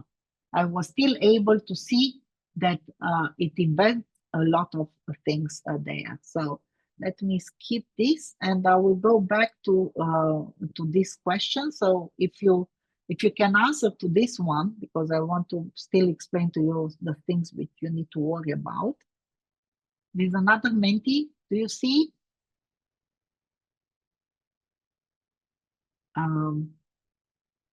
This one. I want this one. Oh, start. Tell me, do you see the Menti?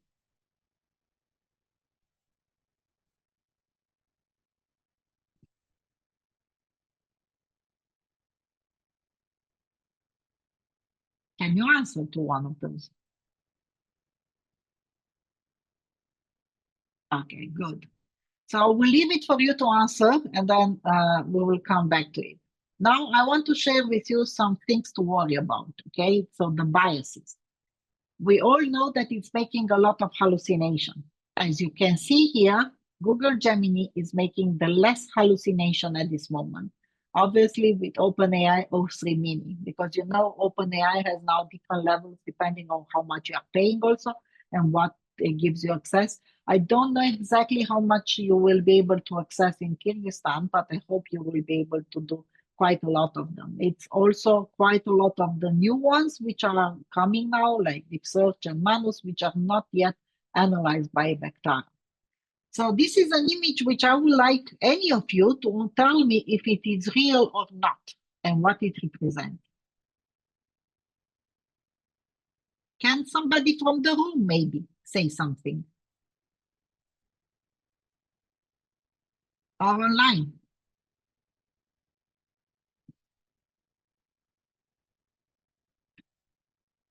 Is this a real image? Come on.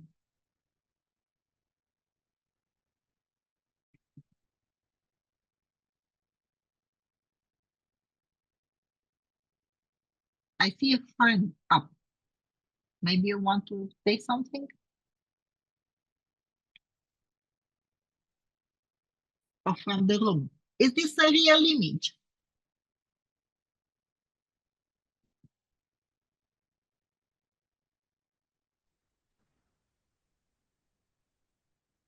То, что слева – это искусственный интеллект, то, что справа – это реальное фото.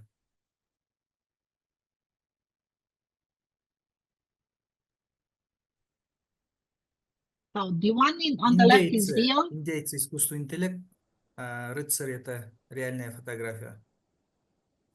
Кажется, наоборот. Что оба национально. искусственный интеллект. А по-моему, оба искусственный интеллект. Да, я тоже так думаю.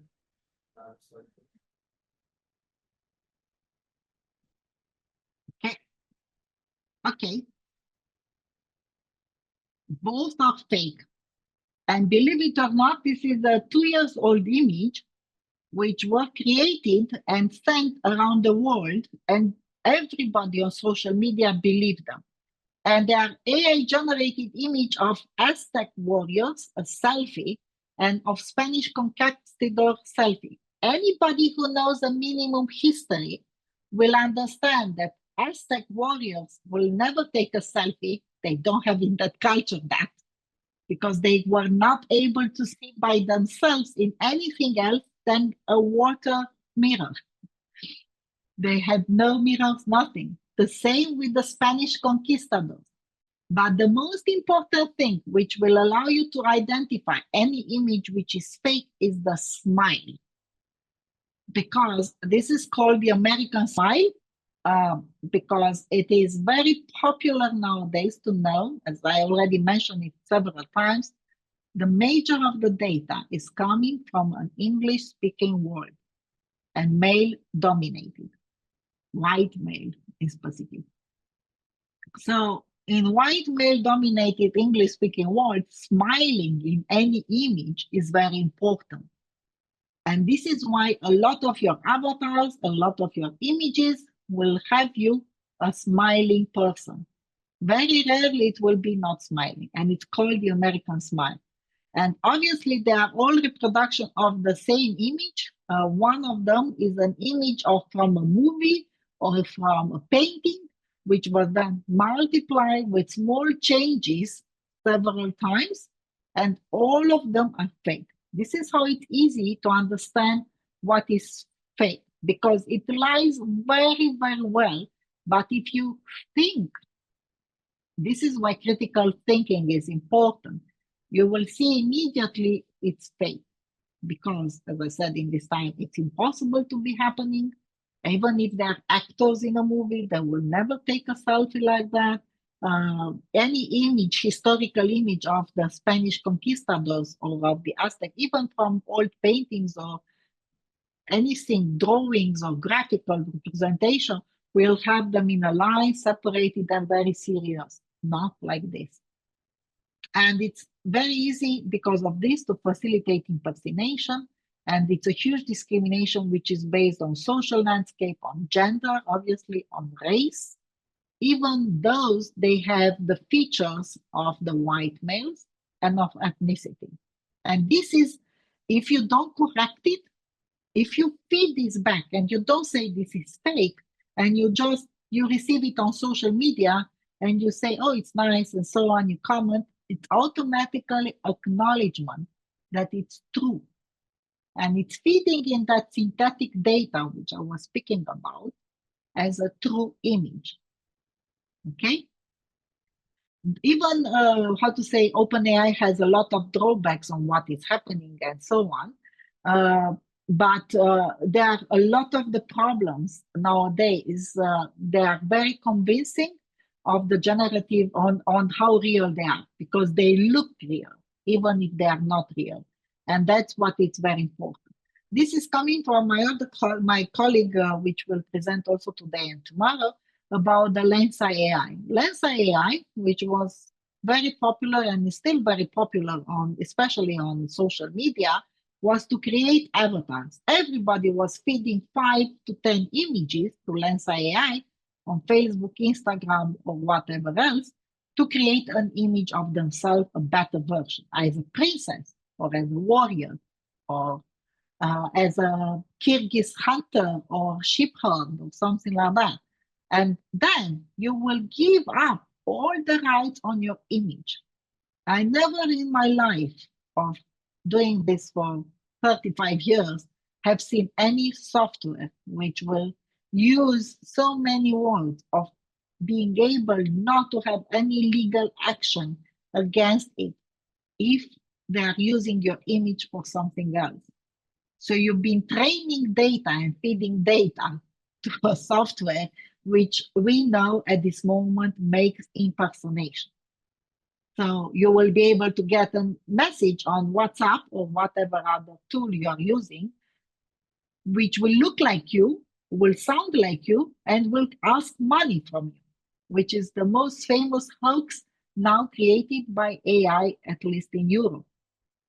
And nobody, your mother will not know it's not you. But you starting doing it by feeding a lot of that data with real image. So these are basically the huge AI risks for AI in education. And I will stop here for the moment after I will explain a tiny bit of this. AI in learning, it's huge risk because it's used by the students, and if it's not used properly, then it can create already bad, abilities of superficial thinking, of superficial learning, of not really going very in deep. It's a lot of algorithmic and data discrimination and misuse. We know that it's a lot of biases, it makes errors because of how data is used and also sometimes of the algorithmic design. The big problem is the privacy concern, is using all of your data without telling you. It's using your images, which are public anywhere, without telling you. Is what we consider cheating because it doesn't acknowledge real data or synthetic data or that real data from whom was created and where is located. And this is also led into the ethical use of it and how much we can use it. It's this lack of transparency of the black box in quite a lot of generative AI. And what we know is that it can lead to dehumanizing learning experiences. If you don't have good educators, which will be able to use AI properly in your class or in even in online learning, the learners soon will say, I don't need a professor. I can go and learn online from an AI tutor because that will answer immediately and very correctly to my answers. I don't need that experience of a human if that human doesn't raise the bar and do it better. It's a lot of dependency on technology and on digital divide, which is very true. And we know that it's huge costs in the area of implementation and running it. And based by a professor from Stanford, and also this was written by Anthony Camilleri from Knowledge Innovation Center, is AI will become the calculator for the learning content design. And tomorrow I'm going to show to you how you can easily create learning content from information which you already have and improve it with videos and so on. So basically, that's the main ideas for this moment. We will need to stop it for a 10 minutes break. We are already a bit of late based on this schedule. So tell me, I see there are only comments to the image, which is good. And I wanted to have a look at how the Menti is looking. The Menti is looking good. But not so many of you are answering. Can you ask them, is the problem of language or why it's not people answering so much? Уважаемые коллеги, пожалуйста, ответьте активнее, да, на опрос. На опрос. Да, там нет. Ну, не все ответили, могу говорить. Okay, good. So И у Do we нас есть take a 5 одна minutes break? поднятая рука, один комментарий.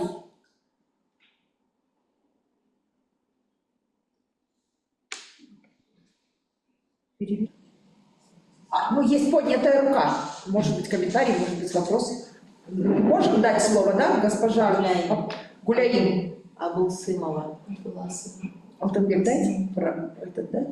Гуляим Абдуласымова. Абдуласымова, да. Мне просто не видно здесь полностью имя. Пожалуйста, да, вы можете задать вопрос, или у вас просто случайно поднятая рука? У меня два вопроса, можно, да? Да, пожалуйста. Вот первый вопрос. Вот, оправдано ли использование D50+, ну вот платной версии, это сейчас $200 стоит, на ваш взгляд, как? Отличаются ли они обычной и вот эта платная версия? И второй вопрос. Вот для исследования иногда используем для расчетов, для моделирования нейронные сети. Вот, и насчет вот конфиденциальности данных. Эти расчеты, эта информация, он конфиденциален внутри нейронной сети или может применяться, выдаваться другим пользователям?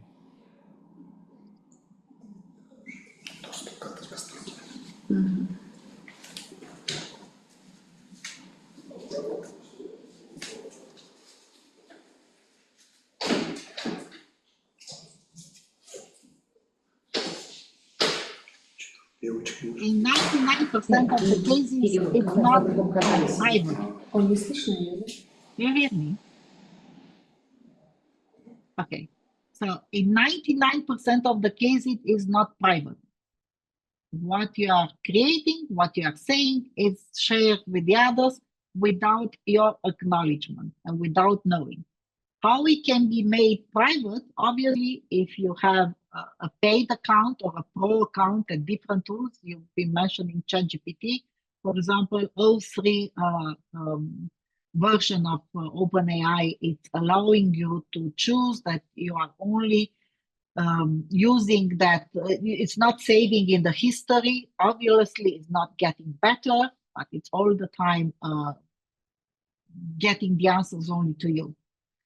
Also, the other possibility is that you are using university-based systems. Stanford, Harvard, German university, RC Romania, I've seen yesterday an example from Kazakhstan, have their own educational ChatGPT, if you want, or generative AI tools. They're probably not that good, not so correct, but they are at least ensure the privacy. This is why tomorrow I will explain how important it is to use AI correctly when you are doing research. Because if you have a very important research idea and you are discussing it with ChatGPT, you can be sure that somebody else will pick up that idea and will reuse it.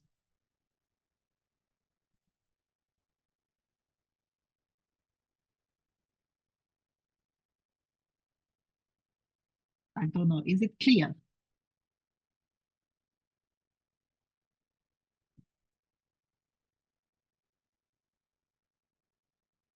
Да, спасибо. Okay, yeah. So do we take a 10-minute break or not now? Or I know it's a bit later than we were planning to do it because I will go much faster over the regulations because you are not so many policy makers here. Диана, наверное, если возможно, да, давайте на 10 минут перерыв сделаем. Спасибо, коллеги, через 10 минут возвращаем.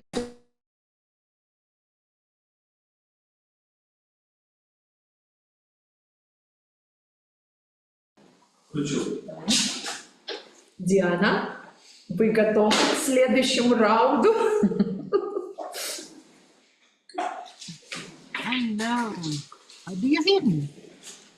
Звук. Что-то да, говорит, но не слышно звук. Нет, переводчика.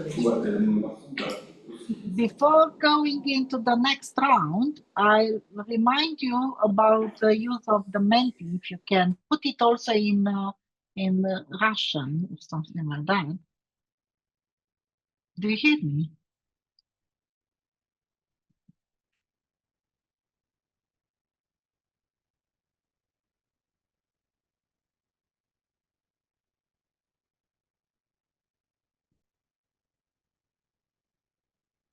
Yes.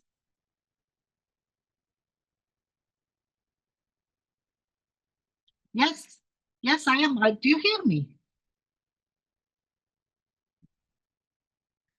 Good, because I was saying that if you can share again the Menti in Russian language, I was just putting it now again because I want in the chat, because I know the Menti questions, because I want to comment a tiny bit first on that, and then I will go into the presentation mode.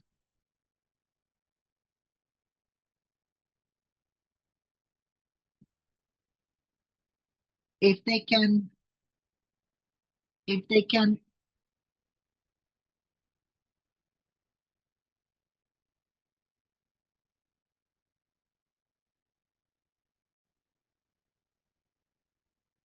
yes.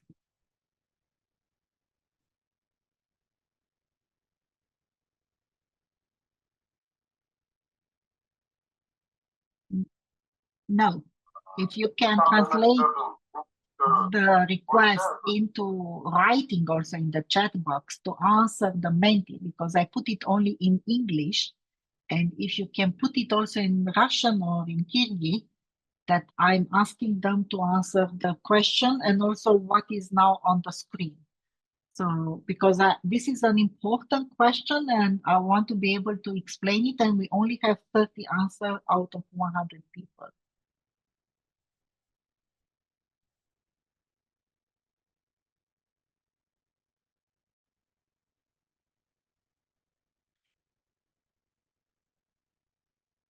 Okay, then I will be able to say it, and then you can translate it by word. Okay, so my question in Menti is that what concerns you most about using AI in education? Biased results, job displacement, student privacy, or lack of critical thinking? They can select all or only one.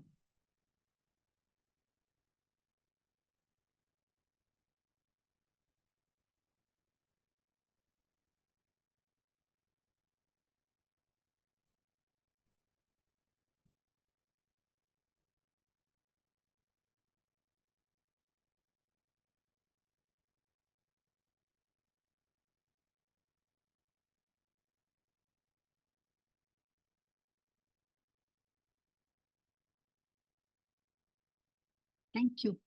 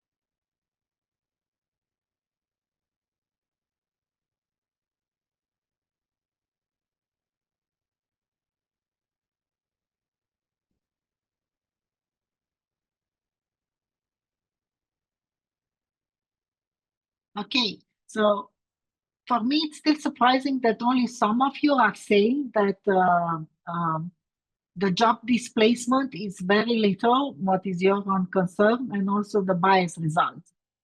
But it's quite important that you see how difficult will be to develop critical thinking for students in the era of AI. Why this is important is because if you don't develop this critical thinking, if you don't say why it's important for an educator to do its job properly in any kind of education systems by using AI to support its teaching and to support students' learning, the students will still use AI. It's no way of getting out of students not using AI, but they will use AI for plagiarism or cheating. They will not use it only as an assistant, as a helper, for doing the things faster or better. What is also quite something which I'm surprised is that you don't think that this is an invasion of student privacy, because it is. And you have no idea how many of your students have inputted in ChatGPT your whole materials. I discovered also back 2 years ago that all the PDF with my presentation, with my text, which I gave to my students, were fed into ChatGPT by students who were asking to make summaries out of it, to make questions out of it.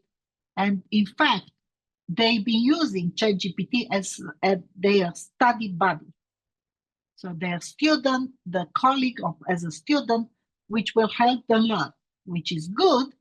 We encourage them to do this, but on the same time is you giving out a lot of your private and intellectual property to a machine, to OpenAI in this case. Do you understand what I'm saying?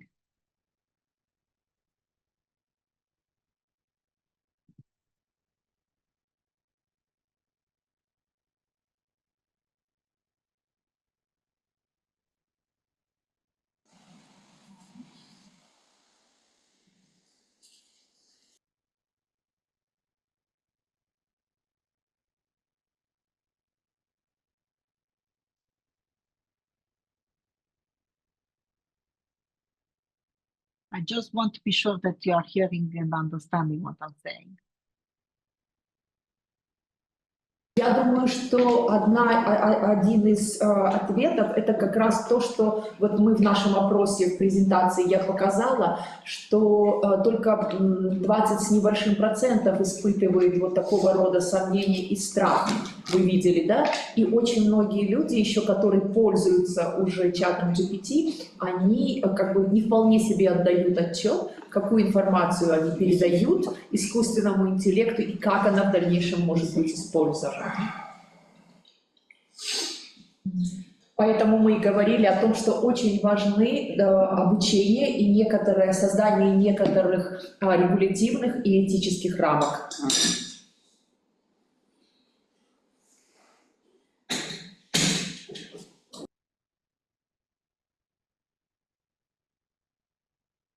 You're very correct. Thank you very much. This is if everybody understands this from today, we are hooray. We are winning. Good. So I will go now to explain why or to give you some ideas, in fact, not to explain, why it's so important to have different levels of regulations in your institutions and also everywhere else. And I will just go to this second presentation, which is looking at the, just give me a second just to be sure that you are seeing it correctly, which is looking at how the AI is doing it. And I just want to pin myself, so I'm pretty sure that you are all seeing me and not somebody else because of some technological glimpses. So basically in European Union, and I will go very fast over this because this can be a model for you. You can just look into it if you don't have something at national level or at institutional level. We have had developed since 2021 quite a lot of development on the AI use. And this is a very famous EU AI Act, which is the Artificial Intelligence Act. which was voted last year, exactly 1 year ago, and since August 2024 is in force, is a law in European Union. In this case, there are several levels of risks.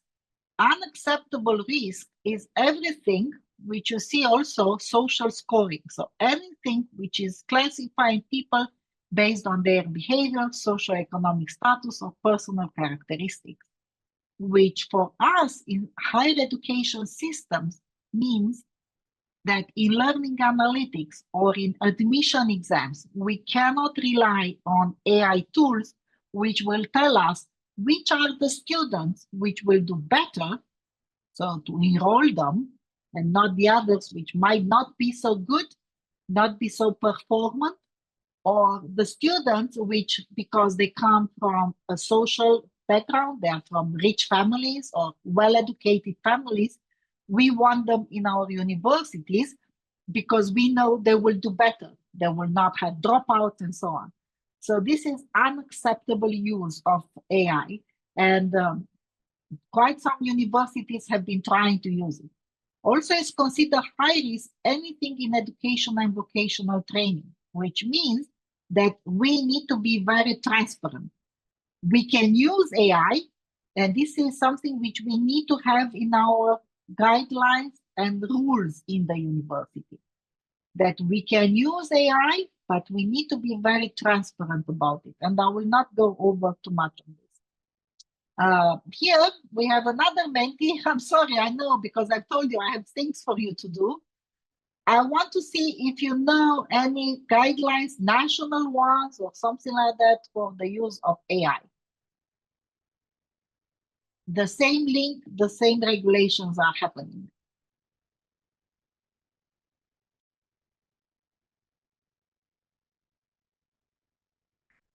And why it's important. So this question is that I'm reading it for the translators. This is for you only. Do you know the international, EU, national regulations or guidelines for the use of AI anywhere in the society, not only in education? Yes, no, maybe, no idea.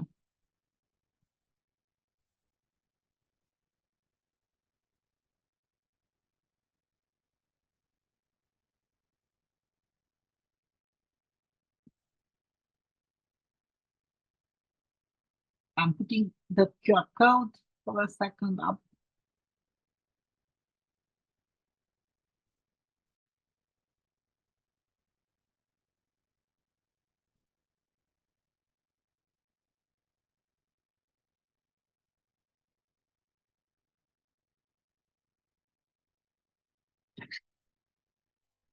Уважаемые участники, пожалуйста, активнее участвуйте в вопросах. Это даст возможность нашим коллегам лучше построить с нами работу. Можете выключить, да?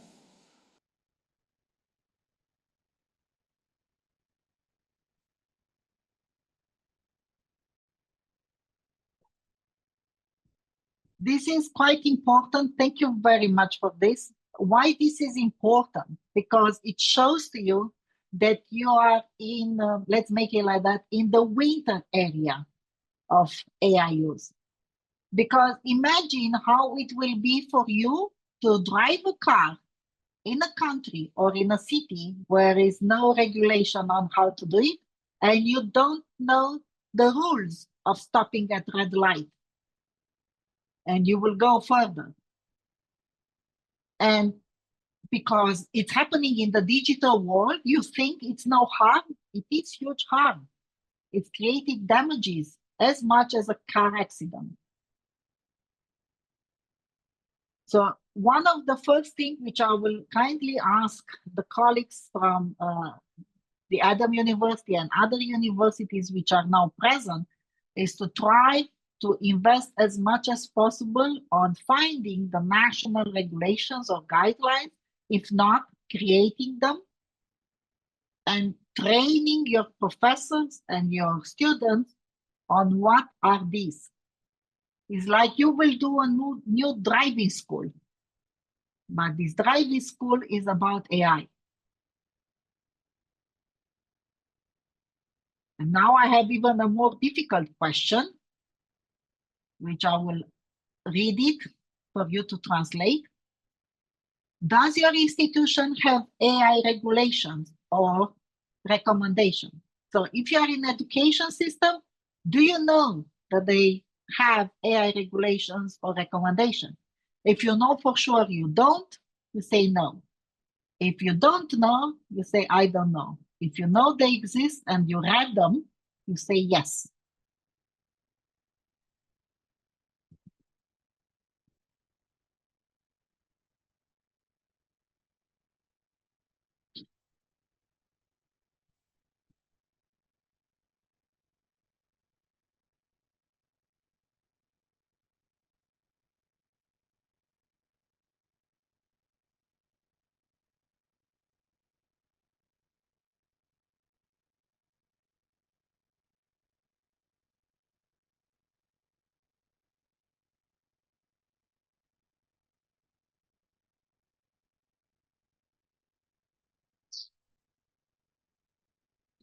So this is quite clear for me that, and I encourage the rector from the Adam University to become the leader on building up institutional regulations. And I will give you some examples to inspire you, because it's very important. You cannot imagine one student is cheating with AI. If you don't have any regulation in your university, you cannot do nothing against it, not even give it a failure in the exam. Because he's right. If you don't forbid it or you don't regulate it, it's free to use. This is the standard rules of legislation. If you're not forbidden or regulated, that means that anybody can use it as they want. So it's very, very important for you to do this and to create these recommendations, okay? I'm moving now to some ideas. European Digital Education Hub, you can enroll, it's free and open to everyone in the world. And we have a lot of people which are not from Europe, which are using it and becoming members. You just need to enroll yourself. You give an email address and some questions. Is having a squad, a team which is working on artificial intelligence and education. And they publish a lot of information on teacher competencies, on how to support, on scenarios, and so on. And also about the ethics and the influence of governments and how you can teach with AI and so on. So please have a look, enroll in the European Digital Education Hub, because that's a place where you can find a lot of information for you to translate into, some probably it's already in Russian, I'm not very sure in Kyrgyz, but you will be able to have it in your own language and spread it among everybody else.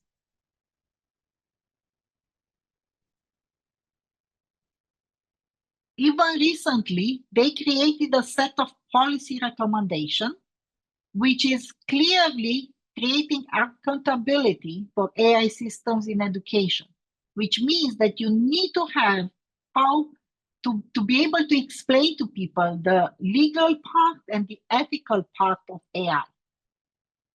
And for this, you need to do workshops. You start first, as I started, with explaining how AI works. Then you move into ethical and regulations, what we are doing now. And just then you start explaining about tools and doing the teaching part of it or the learning part of it. Because people need to have the basic of AI literacy to be able to understand it better. And this is a set of regulations which will help you to do it. Okay?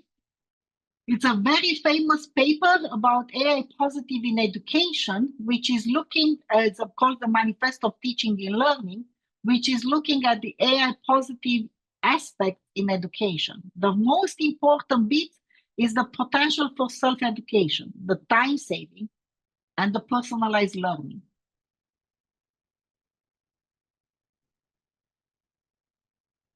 And if it is used properly, it really can enhance creativity and innovation. And that's what we need to learn, how to use it better for an ethical use and for creativity and innovation. There are so many negatives of the use of AI in education, especially if it's not used properly and correctly. The first one is the biases, the discrimination, the ethics, and obviously the big part is the academic integrity, the cheating, the plagiarism.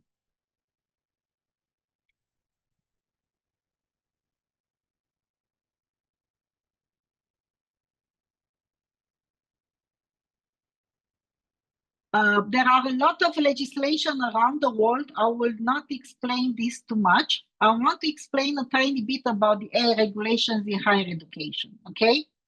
So this is, for example, how AI regulations have been starting around the world in higher education. The students starting using AI, some innovative academics starting using it, and so on. Then the academics starting using it in syllabus, in creating new resources, or completely banning it. I don't know how many of us can still ban it, because students will still use it. You need to be in a cave on top of the mountain without internet not to use AI nowadays as a student. I'm pretty sure about that. So that means that university needs to make actions against this. The best will be if you create regulations, you have guidelines, so structural support, and also you create partnerships, either with technology companies or with other universities or research universities to be able to deliver it better, and then develop your own AI system and tools.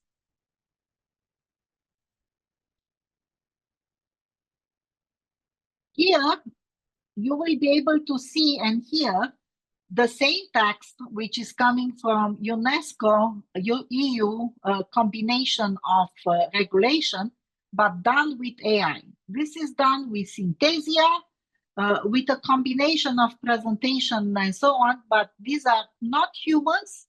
These are just images of people taken from online and voices from online and creating this video. I will not play it for longer. You will have access to it. And I can give you the link where you can see it because it's all in English and it doesn't have automatic translation in Russian. Welcome. As AI reshapes higher education, there's a push to modernize assessments, boost student experiences with AI, and evolve academic roles and expectations. The 2021 AI Ethics Guide from UNESCO underscores the need for educational leaders to tackle AI ethical issues. Recommendations include enhancing AI understanding, innovating teaching, promoting AI research, and prioritizing gender equality and community involvement around AI. Yet, according to a UNESCO survey, a mere 13% of universities have AI policies. What can we learn from these pioneers? Let's start our journey in the USA. Okay, so you will be able to see there are several images of several people. I will just go further ahead. Each of them trying to explain what it is in the text of the AI UNESCO thing. This was created by a colleague of mine from Sweden, from Uppsala University, just to showcase how wrong it can be, because it's a lot of mistakes. The faces are not done correctly. And for example, this is a huge bias. For the American is a male, it's a white male. When we are speaking about study and survey, as a teacher is a white female. Then when we are speaking about the UK system is a black male. Then when we are speaking about the policies of the EU is a very simple looking female, and which is looking at how this are possible. And this is the student voice who is as you can see, from more or less an Asian origin. So this is just showcases to you that Synthesia, which is a very powerful video creation tool, which I will encourage you sometimes to use, is also creating mistakes, and you need to train it to do it better, okay? I will give you the example of what's happening in my university. Back in May 2023, so 6 months later, after OpenAI has released ChatGPT, we created the recommendations which were approved by the Senate, which allows students and professors to use it, but in the ethical and also rights and authenticity regulation. So all the time, we created a clear guideline and structure that it needs to analyze the process and has a validation of what's happening, to include the question and the answer in the examples, and it needs to be cited accordingly. And that also will allow us to look at how it's happening. We created a lot of guidance and structure in the university, running every month tutorials and support and seminars, where you are able to see how you can use AI in education. This is the only way how you can do it. There are some other examples in other areas, for example, from Bergen, Norway, in social sciences. From Heidelberg, again in social sciences. And quite comprehensive ones coming from Amsterdam, where you have them in all levels of how you can use it in different models. And one of the most comprehensive ones are the regulations for researchers, teachers, and students from Leuven, from Belgium, Katholische Universiteit. And they quite clearly say that you need to be transparent, you need to verify, and you don't need to think this is a human answering to you. One of the biggest mistakes, presumptions, especially students are making in the conversation with ChatGPT, for example, is that they are humans. No, it's just a machine, just an algorithm who is answering you. It's not a human, it's not thinking, and it's not analyzing what they are answering. They are just simply answering based on statistical data. And this is something which you all need to understand very, very well. There are a lot of regulation on how to use it for research. Tomorrow, I'm going to speak about how to use it in science and research, because in the academic world, everybody needs to look at research, because you do need to do research to be working in higher education around the world, and how you publish scientific publication, because the rules are very, very strict now in conferences or in journals, how you can use AI. There are a lot of examples in this Padlet, which is created commonly by the universities from United States. You will be able to have a lot of inspiration on how different universities are creating regulation and guidelines. Guidelines is how to use it, give you indications at different levels, okay? Have a look at them. And I will skip this Menti because I want to go back to the ethical considerations. It's very important to know, to understand that AI is using quite a lot of unethical data. So it's using internet data without permission or consent. This can be considered intellectual property theft, because a lot of artists or authors, as I said, even my work was put online by the students, and then it's becoming public knowledge. It's not anymore only mine, because everybody can use it. The only way of avoiding this is openly. This is why I choose to open share my knowledge with acknowledgement on a platform which identify this as my knowledge with metadata, because this will allow a sort of tracking of information.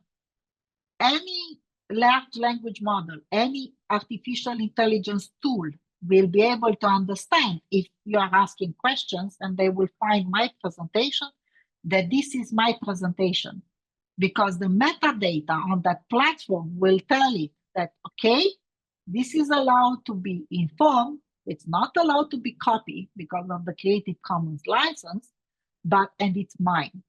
This is the only way, in my opinion, to avoid this intellectual property theft.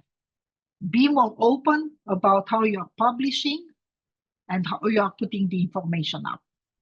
Quite a lot of these generative AI are using data without telling the individuals that they are using it. It takes a lot of time to find out if your information is public knowledge for a generative AI.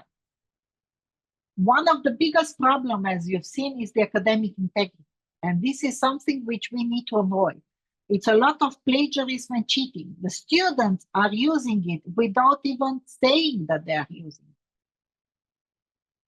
it. And it's quite important to learn the students that they need to be transparent about it. You cannot imagine that the students don't use it. Imagine all the time that the students are using it. But teach your students to say how they are using it, and teach your students to tell you the reason why they are using it, how they ask the question, how they put the prompt, and how they analyze that data. This, if it's not used properly and correctly, will give a lot of superficial learning and an erosion of critical skills. I've seen it with my students. If you don't point to them, and if you don't make an oral evaluation and discussion, a focus group or whatever, with your students on how they've been using it and why, they will use it very quickly and very fast without saying it and without learning nothing. But if you start questioning what they are learning and how they use the AI, I will give you a brief example from my yesterday exam. As I said, they needed to develop a blog, and they developed half of the blog was done with AI, also in coding, also on images, videos, and in text. But what I asked my student is to analyze at each blog post and code why and how was done that. And they needed to justify the text, the image, and the code, how was created, what prompt was used, if it's correct, or how they can improve. And I asked them all the time to improve the text and the code, which was given by them to them by the AI. This already made them understand the limitations of AI, but also made them acknowledge the power of AI and also how they can use it properly. It's the only way forward, in my opinion. So as my general advice is this: don't ban Gen AI, but use it responsibly. Have policy consideration, and regulations and guidelines are compulsory. And this needs to be by each target group. Give training and guidance constantly and continuously. Don't stop. Consider we've done one, it's enough. No, it needs to be done continuously. Look at the safety and the data security and try to look how it can be improved in an administrative way. And the most important bit is to improve the academic integrity. And this can be done only through collaboration and coordination and consistency. So be very precise and keep that line. Don't allow one to use it in other way, one to use it in no way. Because if you are consistent on doing it, that will allow you to do it better and be professional, and also prepare the students for the second generation. And this, don't invent the wheel. Look at what others have been done. You can even copy, translate it, mentioning that you are taking that information from that university and going further over from it. So let's see. I want to see now you can write in Russian. That's not a problem. And this is my last Menti, and then I will leave my colleague to go over it. Is that what is the most important aspect to be part of an AI guidelines for higher education? Even questions in Russian are accepted.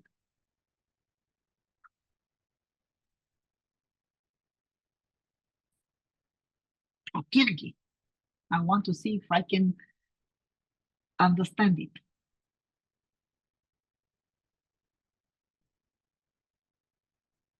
So anybody, somebody. What is the most important aspect to be part of AI guidelines for higher education?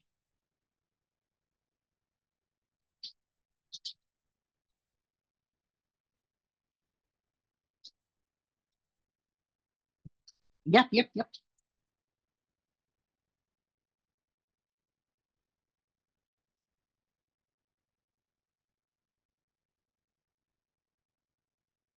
And here, if it's possible, I would like to invite the vice rector or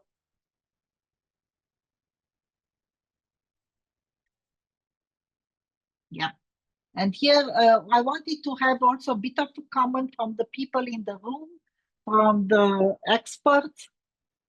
If anybody can say something in any language or comment on it, will be very good.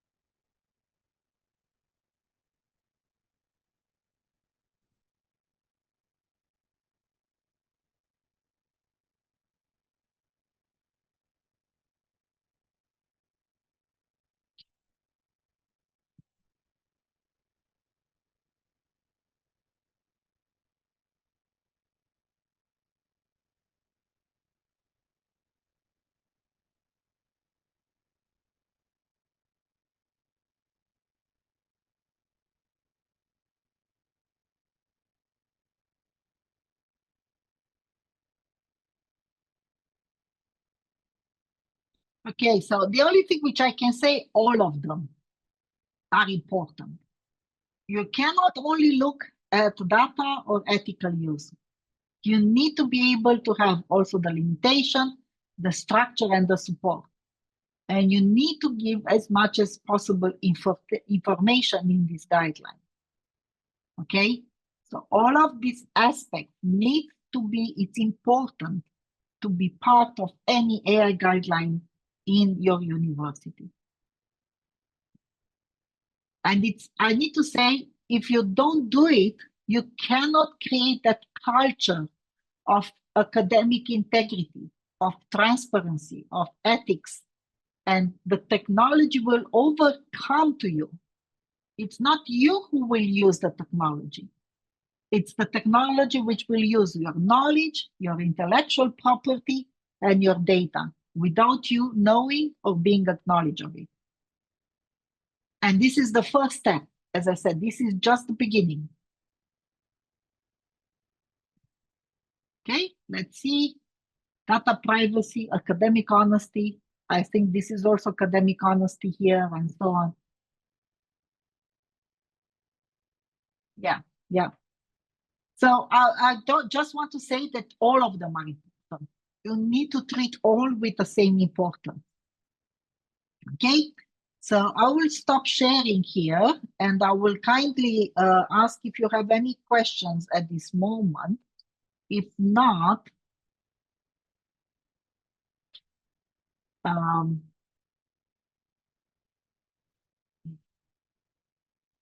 will give the floor to my colleague Gabriela. She's here. I know I've seen her. Yes, Yeah. she's here. Yes, I'm here. Yeah, yes, I'm here, but I'm not sure if you can hear me. Yes.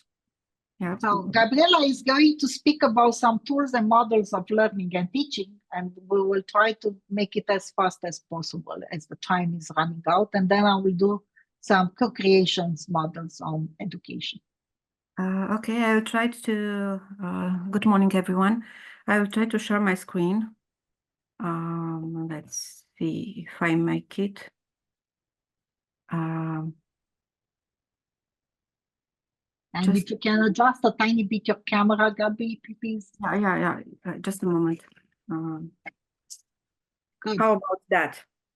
This is better. Thank you. Yes, this is better. Okay. Hello, everyone. So, as Diana mentioned very briefly, some thoughts about tools and models for learning and teaching. And I would like to just to begin very briefly with playing a short video, 10 seconds. I'm not sure if it will.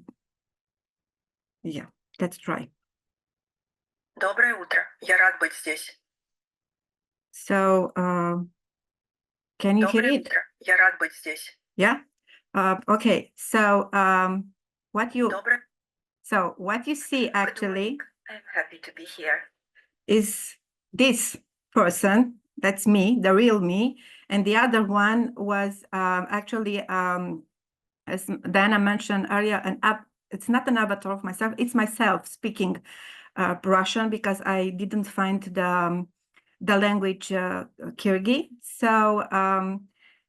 Yeah, I wanted to just to briefly pay attention of this recording because it's how AI can now create realistic videos where it appears that we are speaking, even we are not. So that's why I showed this short video to just advance my presentation, and this is my last book about digital assessment in higher education. So very briefly, I will skip this because Diana mentioned I came from West University of Timisoara. But as Diana mentioned before, we could have started with a presentation, synthetic one, for example, Gamma, and remember this tool, Gamma, because it creates fully presentation in just one click.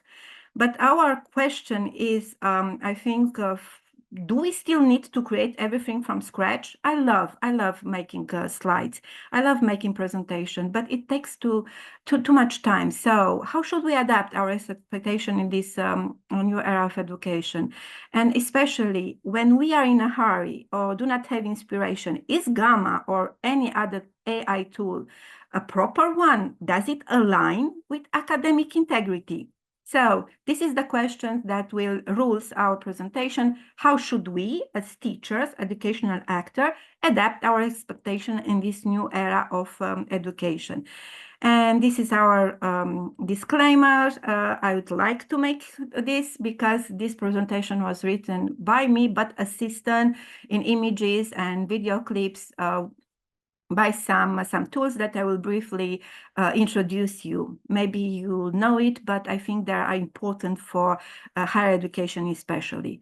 And where are we now? Diana mentioned before about universities providing sufficient education and so on, and how do we learn and how do we think in this AI-dominated world. But I just want to point this briefly item.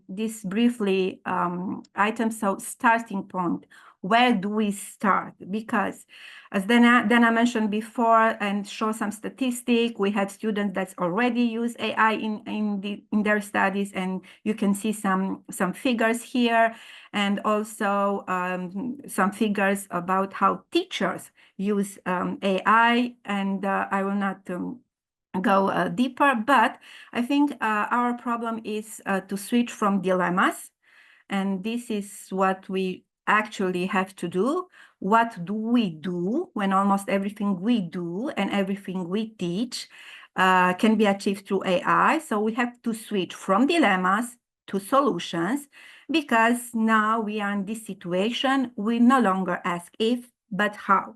So it's not about what we do for our students. So let's deep diver. I think we have to just frame some questions from our educational settings. It's about to invite this elephant pink to dinner, not just pretend he's not here.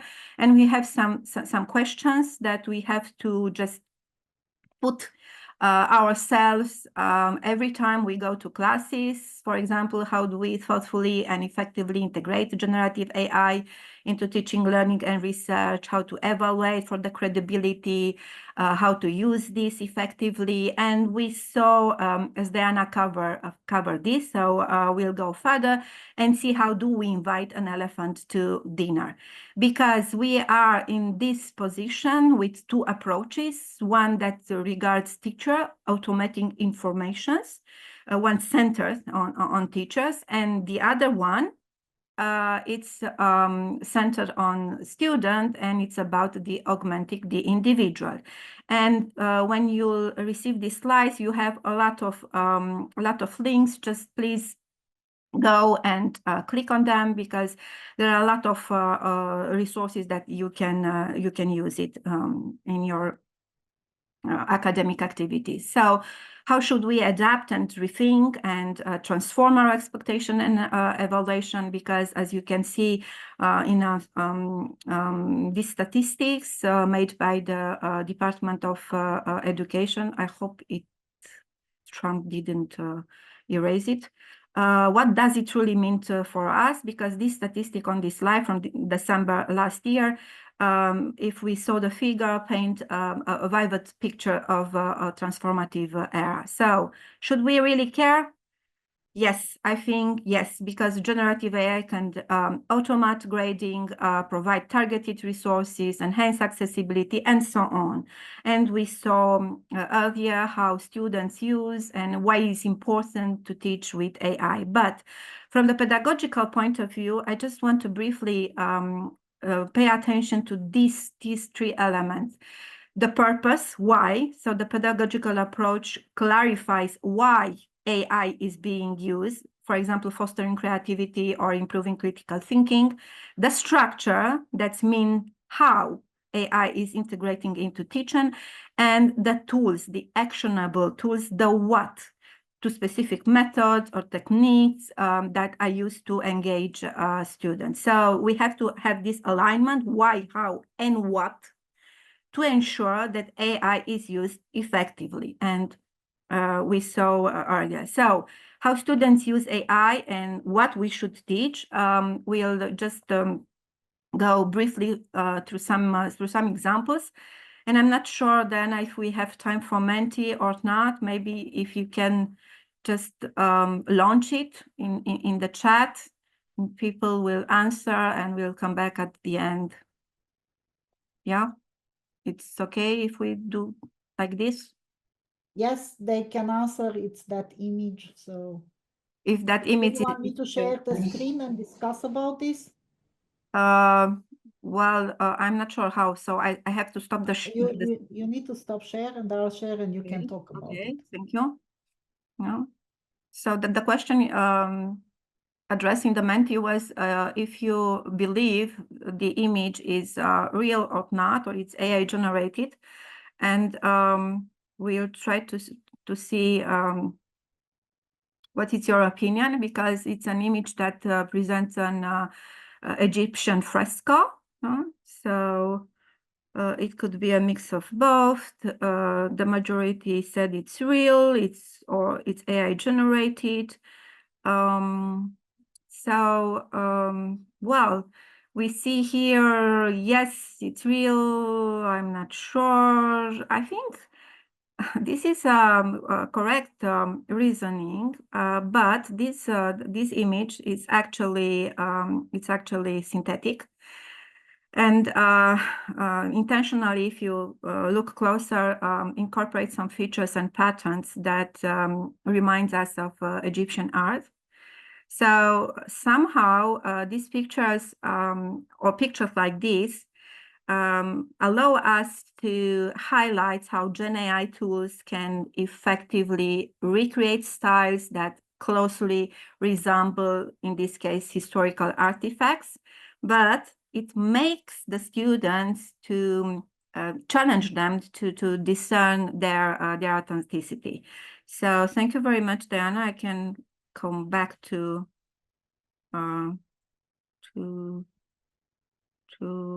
the previous slide. So yeah. So now I want to ask you if do you want to guess the text prompt that was used to create this?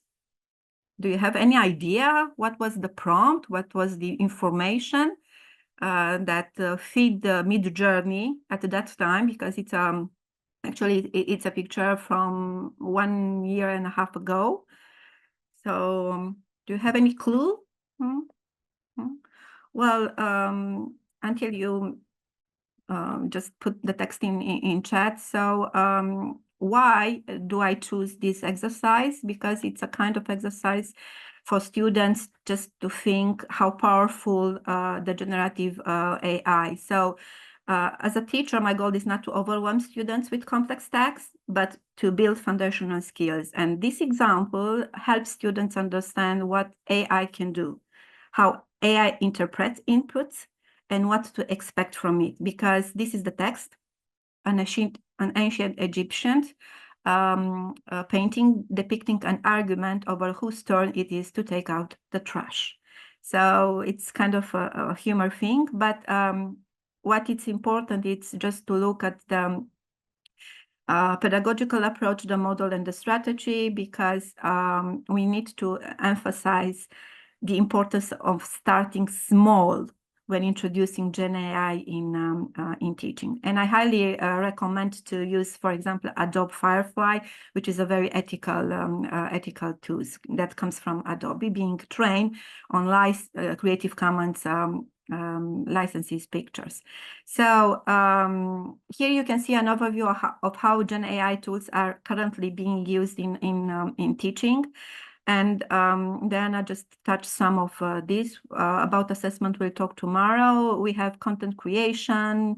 As you probably know, AI helps teachers by providing writing assistant, generating images, creating videos, and so on. We have then student engagement, tools like chatbots or virtual reality experience can make learning more dynamic. We have this assessment for automatic grading, plagiarism detection, and so on. But this is the most important part, the personalizations, because now we can have AI as a tool to offer students learning experiences tailored to their needs. So I think the custom learning path, it's the most suitable. And you can do something like this in just 2 clicks with 2 brilliant tools, My Lens or Idea Map. This was a draw with a tool called Escali Draw. And the goal actually is just to give a taste of the possibilities and spark ideas for your own practice using cognitive tools. So a very, very nice tool. I think Diana will talk about more. It's Google Notebook as a personal teacher. It's absolutely amazing. You just try it. You upload actually a lot of sources, 50, I think, on current Gmail account and 300 on the Plus account. But you actually upload your course material, everything is valid. Now it has an option that lets you discover some related topics on the web. And then when the sources are uploaded, you just can generate a lot of things, for example, study guide or a FAQ, and even a mind map, And I'm not sure, Diana, should I briefly make a demonstration or shall you do it by yourself tomorrow? If you want, you can do it. I will do with Manus. Okay. So this is Google Netbook. Because I knew you will do it, so that's why I've changed my number. So this is the notebook, and as the name said, you can see here a lot of notebooks. I made one this morning about what are the Erasmus program in your country, and I actually add like this a lot of sources that came, for example, from your Drive website, YouTube, and even pasted text. You have here the source limits. As I mentioned before, it's 50 on the free account. But as you have here the sources, you can actually chat with these sources, with all of them. And you can see here 4 sources or just one. For example, only the video, and you can just ask something, for example, list some 3 examples of mobilities for students. And if there are some inputs from video, the Gemini, who is the chatbot for Google Notebook, will give you the answers, and most of all, it will give you also where you can find this in the video. Now, and that's a brilliant, I think, opportunity that we have in MindMap. Will help any student and any teachers to just have a glimpse of what are the important topic from the sources. And for example, if I'm just click it here are the mind map, and with all the topic from the 4 sources, which are the action covered and so on. For example, if I want to know more about mobility, and pupils and staff in school education, for example, I just click here, and it will take me back to the sources and try to identify which kind of sources discuss this topic. And as you can see, for example, it will just guide me to some Erasmus program guide that I uploaded earlier. So this is actually a very, very good tool, and it has also a possibility to generate a podcast between the 2 persons, but only in English. So back to the presentation. So just remember that this is a very, very, very good tool for efficiency, for adaptability, for uploading and chatting with valid sources. We also have Google AI Studio, which is free actually, and this has an important tool in stream real time. If you share your screen, you can actually talk with the Gemini and ask for feedback, ask for enhancing your presentation, for example. And you can do a lot of things. You can, I don't know, do experiments and visualize a thing. You can ask to just modify a code or something. And you can actually integrate it into your teaching. And it's a very, very, very good tool for critical thinking and creative projects. Recently, we saw that Dana mentioned before about the educational division, let's say, of this tool. Recently, some days ago, actually, we've seen the launch of Cloud for Education. We already have ChatGPT Edu, which is a special version of these AI tools. But our question is, if this our question is, what does this actually mean? This educational tailored skills. So what are the needs of schools and universities to use these kind of things? And with Cloud for Education, you can actually draft literature reviews, create rubrics, administrative staff can analyze, for example, enrollment trends and across departments and so on. So there are only 3 universities right now, but anyone is interested can address to Cloud a request to have this in their university. So when it comes to images, we have a lot of possibilities. So I think we have to just be attention at the pedagogy. In this case, is visual literacy development, and to encourage students to interpret or create meaning from images, or to fostering critical thinking and creativity.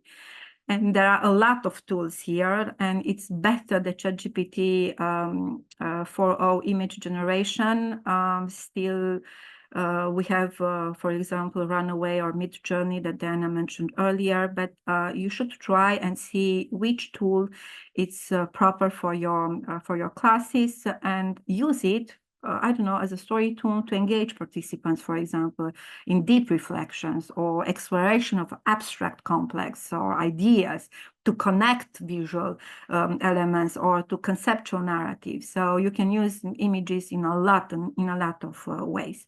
I believe many of you are familiar with this. What do you see? It's that famous experiment that comes from reality, from psychology. What do you see, a duck or a rabbit? But what is important is that Google actually has a tool. It's called Google Cloud Visions that provides an interesting way to analyze images, and you can interpret images in a narrative context. And what is amazing is that Google, in this picture, do not see a rabbit, only a bird, only a duck. So our important, I think it's our job. I think it's important to talk with students how they actually perceive Gen AI. And we have, for example, in Midjourney and writing the prompts and Elliot, for example, I made this exercise based on Midjourney experiment, what AI thinks professor looks like based on their department. And I'm introducing this to students as a creative exploration of AI generated imagery in the academic context. And you should try this in any tools. For example, Hugging Face Company, it is free and it is designed to create these AI generated faces. But I'm sorry about this, I will correct. But I also would like to recommend these tools, Napkin AI, because imagine struggling to explain a complex concept to your students. Now, imagine effortlessly transforming that explanation into a visual, one that is captivated. And that visual, anyone it looks, will understand it. So these innovative tools, I highly recommend it. Takes your lessons plans, key points, any text, and turns into engaging infographics. Everything I made on this presentation is with the help of these skills in just a click. So you should try it because it's very intuitive. You just select the text, there will be a lighting symbol, and you just click and you'll have a lot of styles to choose. And it's brilliant because you have a lot of different options to use it in your educational setting, even in the administrative operations, to just for reports and other documents, or even for social media and academic websites. So another use, it's the humor, using with images. And this, I use meme, for example, generated memes, because it's about teaching ethical thinking, no matter what you teach. And it's essential because this is a powerful technology and we can use it responsible, and we can teach that to our students, because our responsibility is to guide students how to evaluate AI-generated outputs critically. So start with small practical steps. Just look at a meme that is relevant to your academic content and just bring it in your lessons. So you can also gamify or use games in your classes. For example, you can just rely on TED games, because we love TED. We love educational division of TED, and they just released some games that try to put at your test AI logic, prompt design, critical thinking. It gives you feedback. It's a trial and error to improve decision making and problem solving. So you can have a lot of options to use different AI tools. This is my favorite one, machine bias. It's actually a tool that was used by some journalists to investigate the criminal risk and to assess it. And it showcases how AI tools, which is meant to assist in fair decision-making, can perpetuate systemic biases. And then I talk about some biases. And it's very, very good to just bring this tool in our pedagogy, because it's a problem-based learning and it's an ethical inquiry. And you can also have other tools that you can choose, but you can actually guide students to identify bias using these tools. But some weeks ago, I came across an article, and you can see it on the screen, about how black plastic kitchen utensils could supposedly poison us based on a scientific paper. And you see, this is the scientific paper. However, a researcher from McGill University debunked this claim by identifying a mathematical error in the paper. And this leads to a question. So could an advanced AI model, for example, O1 or Gemini 2.5, detect such errors in scientific literature? So we need to bring this kind of materials to our class. And a very good source is Eton Malik from Wharton University, which has a brilliant newsletter and a website. So why this approach works? Because it's about collaborative verification, it's a problem-based learning, and it's inquiry-based learning. So some other tools, very briefly, to keep an eye on. Recently, Sora, which is the powerful tool for image and video generation of OpenAI, it was released to everyone. I think only the video generation, it's temporarily stopped for the new account, but using Sora, you can actually align with constructivist pedagogy and experiential learning, because it immerses students in content creations and enable them to actively participate and reflect. And what you see on the screen, it's based on this huge prompt. To be specific, it's one of the tasks that you have to do of how Einstein actually transformed from a sad person to a happy one. So I have used a prompt that Sora library gave us, and I just make some adjustment to have this image.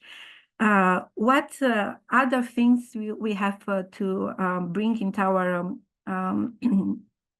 classes is text to video, and we already saw some examples with Synthesia, with HeyGen, but I think it's really, really nice to try and to invest some time, because we can actually bring the ethical use in our classroom and to discuss the unethical use, especially if you have, for example, elections, or just to discuss some online scams or identity fraud, or just to bring the pedagogy of controversy in your classroom. And this is with Sora, and with 2 clicks and 1 prompt, a simple prompt that you see on the bottom of the screen, I was able to generate this. And also, I would like to... So glad you are here. I'm so happy to see you.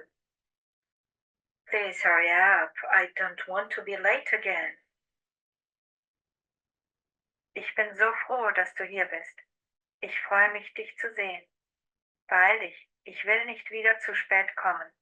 What you already saw earlier in the beginning of the presentation was me speaking Russian. Now it's me speaking German with the same voice, the same modulation with this tool, Seamless Translation, which come from Meta.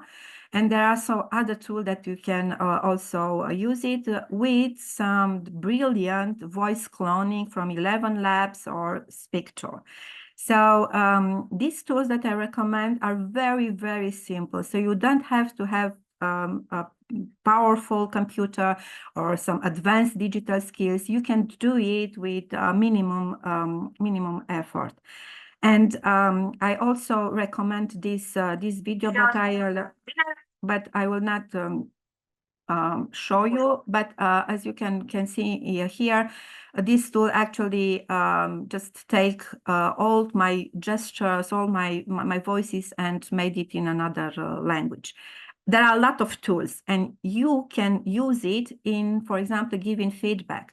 If you have Erasmus students, or if you are dealing with migrant students, you can just engage them in cultural storytelling projects. And I think these tools are very, very good because they overcome language barriers. And other tools that comes in audio section are Suno, or Revision, or IDEO. This is for music generations, and really with one simple prompt, you have the possibility to generate everything your imagination can create. You can use these songs as background for your materials. You can actually create, for example, an hymn for your classes and so on. Have a lot of possibilities, and even for students, it's better because there are students that actually learn through music. Tools that I want to bring you in attention, Diana mentioned Lensa. I want to mention PIM-Eyes, which is also Russian, if I remember correctly. If Lensa collect a lot of data and you actually give your rights to Lensa, this PIM-Eyes actually identifies your picture if it is stolen, or if you find it in another place. So you can actually look at PIM-Eyes, but remember they also recollect your image. But it's very, very good because especially it helps in combating misinformation and disinformation. So if you are in a debate task, and if you are like to give your students some opportunities to just comment and emerge in these debating things, I highly recommend the Stanford tool Parlay Ideas. Another one is Kialo Edu, but it's not AI-based. Parlay Ideas is AI-based, and you can actually create a room to discussion and debate, and it's very safe. It's very safe for your student, and it's actually to bring the pedagogy of discomfort and controversy, and to just have a strategy reflective dialogue and ethical explorations. And if you have some neurodivergent people in your classes, I highly recommend the Goblin tools. It's a free digital platforms, has a premium mobile options too. But it uses artificial intelligence to help these neurodivergent individuals with daily activities. And it breaks down, for example, complex text in small text, or analyzes message tones, or transform notes into concrete actions or activities, and so on. Basically, it simplifies daily tasks. And it gives you, it provides you a personalized support. It's very, very good, and it's free. And it works very, very, very well with people with ADHD, autism, OACD, and so on. Another tool that is also free, and it comes in more than 300 voices, and also Russian, and I think Kyrgyz included. It's text-to-speech online. You just put a text here and adjust the role, the speed, the voice, the style, the tone, and then you have it, and you can download it, and then you can use it anywhere in your educational activities, and it doesn't need an account. We also have another tool like a chatbot that promotes emotionally intelligence, and it is designed to offer supportive and empathetic conversation. Actually, it helps a user to reflect and learn and grow emotionally, and it's also available at this link with a free account. So basically, you have a lot you have a lot of tools, and I just mentioned briefly some of them. If you are interested to know more and what these tools can do, and if you are looking to the Bloom's taxonomy, you can actually access this pedagogy wheel.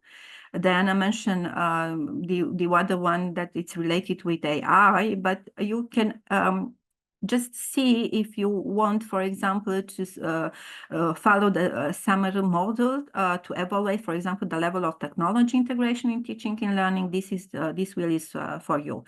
The idea is that sometimes we feel this choices paralysis and a burnout, teacher anxiety, because we feel overwhelmed and unsure of which tools to use. Just pick one and spend some time and play, because you don't have to know everything. Just be familiar, and then step by step look into how the tools can help you.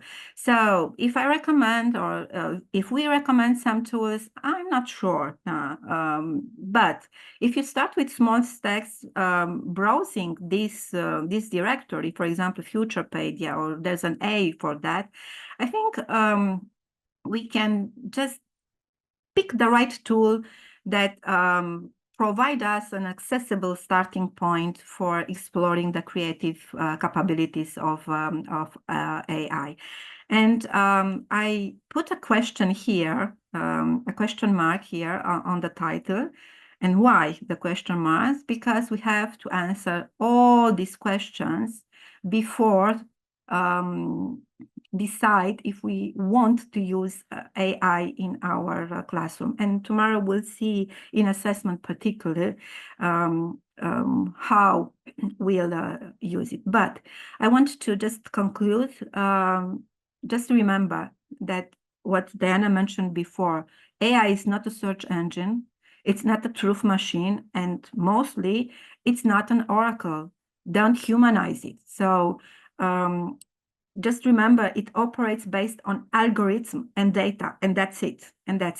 So it's a support tool, it's a partner, but not a replacement for our reason. So how can we approach AI integration? Well, we have a lot of things to do, but this question, I think, has to keep our activities. What are my students' current learning needs? How can they be addressed or supported? Is there any AI tools that helps me to address all this? I think starting by identifying learning needs and then addressing needs coherently, we can select the right tools, and then we can have a reflection phase and then iterate, because it's a circle. It's a circle here, it's a circle process. So I'm just trying to see if this possibility of having some AI tools in your activities will change your role. So Diana, can I stop the presentation to have the final Menti? The final Menti question is on, so they can answer to it. Right, stop share.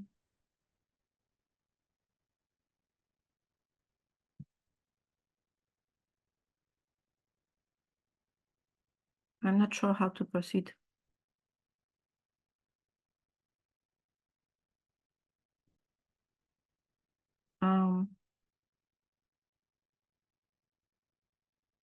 Five. What do you think? So I see 2.8. So I think we can interpret like this, that among us, there are those who prefer a high level of control of a technology, because we are in the middle, as others who are more open to higher levels of automation. I think we also believe that the integration of technology in education needs to be flexible and tailored to the context and the needs of each teacher. Yeah. Well, I will be back to, I'll try to just share my presentation again. And people can still respond. So we are in the middle. No? So let's see why we are in the middle. Can I go back to the presentation, Anna? Yes, thank you.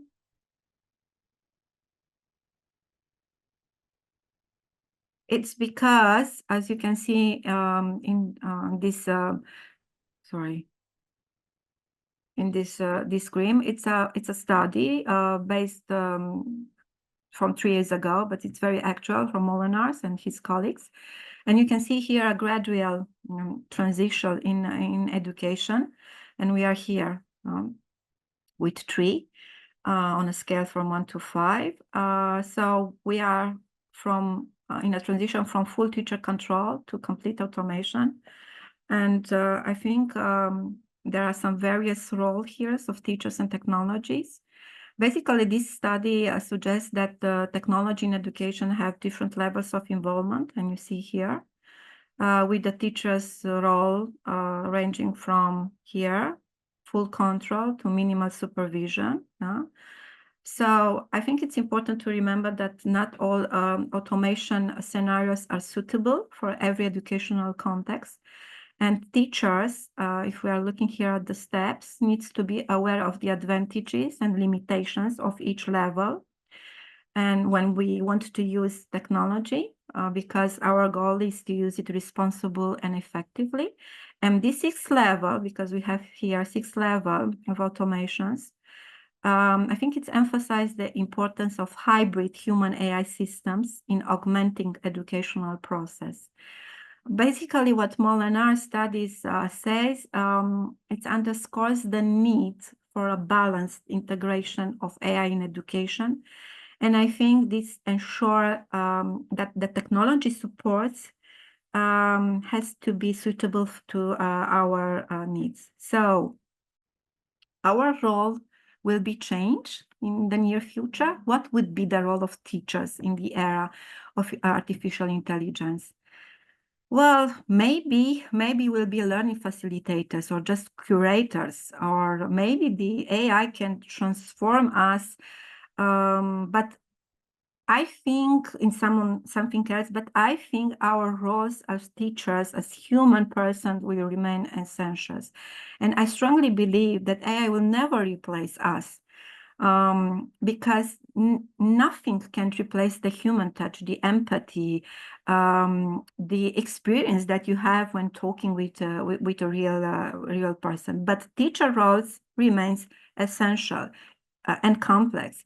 And even if we'll have a robot to assist us or a chatbot to assist us, I think it's up to us. It's up to us because we are the person who decides.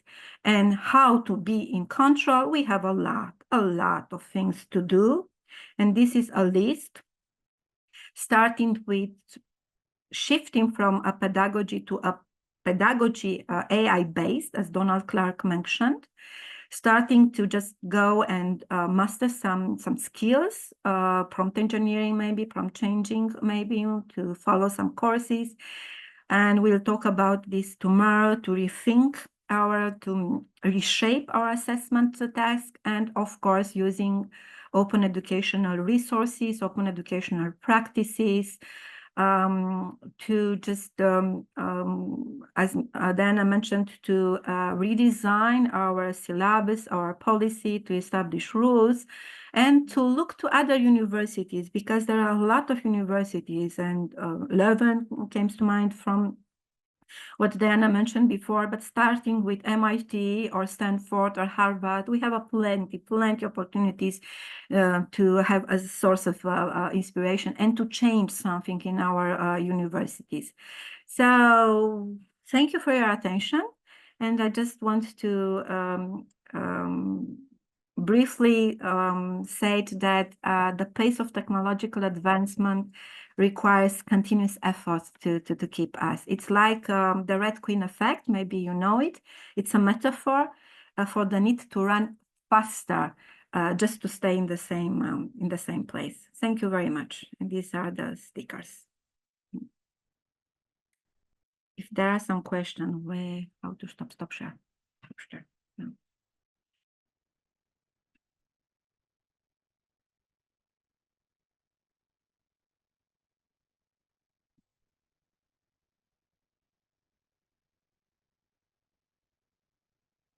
Then if there are no questions. Yeah, I also don't hear any question. I don't know if they're commenting in Russian or not.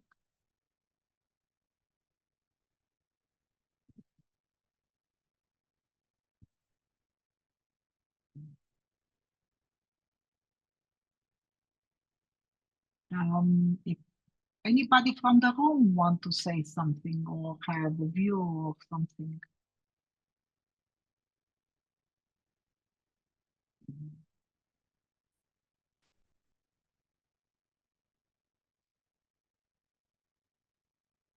Oh, thank you very much.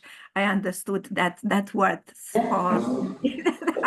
Госпожа Диана, спасибо большое и госпожа Гаврила за презентацию. Думаю, можем перейти на следующую, так как вопросов нет, пока все понятно.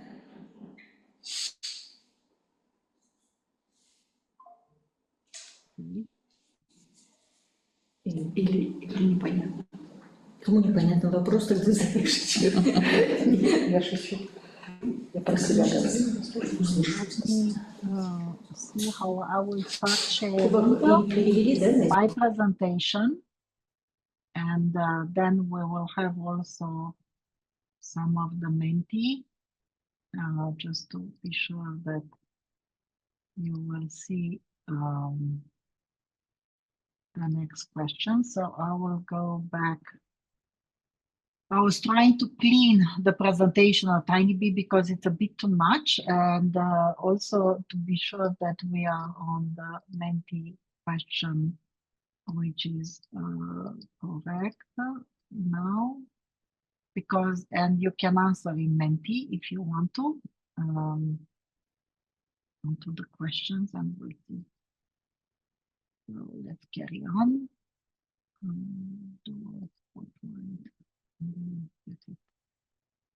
So I'm going to speak about a lot of things, and the first bit which is going to start with is how you can learn about AI, and also to have a brief of impression of what is happening until now.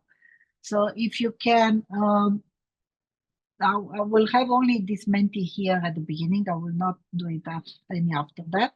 So if you can say, based on everything what we presented until now, and also what you've been doing until now, if you are afraid of plagiarism because of AI, and if you think with AI, companies are stealing your data, if you think that your students are using AI a lot, if you know that images, text, videos, and social media can be fake, and you know how to validate your information and to know if it is true or valid, if you agree or disagree with this statement. Let's see if we can get some answers, please.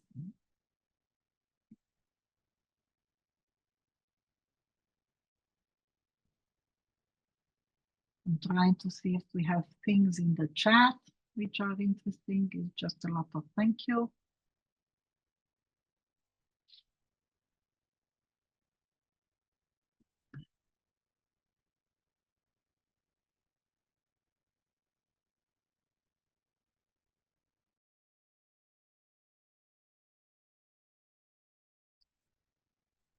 So let's see.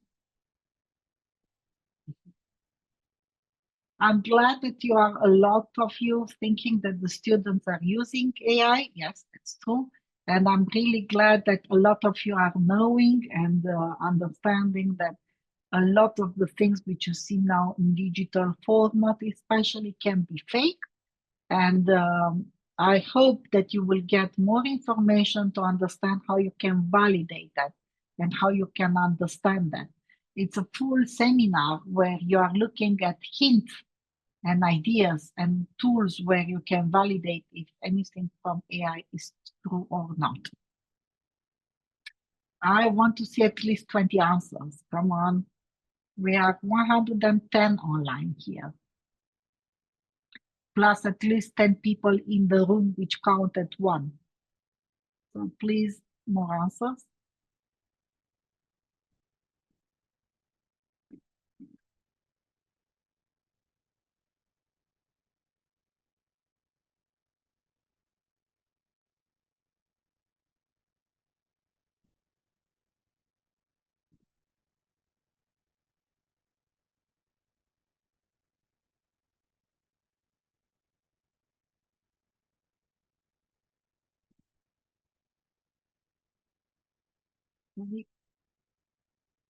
Not so many answers yet here. I'm still hoping to reach 20. 19. Let's see. Do we have another one also, please?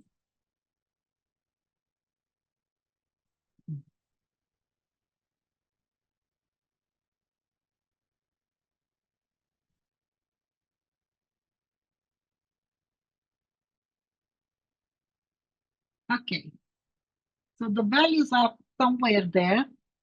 I want to say to you that you need to do a lot of training to be able to understand how to validate your information if it's true or valid. Even myself, Gabriela, or anybody else can be sometimes mistaken and can sometimes have the impression that it's not right. So you don't need to be afraid that you don't know how, because it requires a lot of dedication. And what is something which nobody can take from you is your knowledge on your head. And that's something which you need to explain to your student.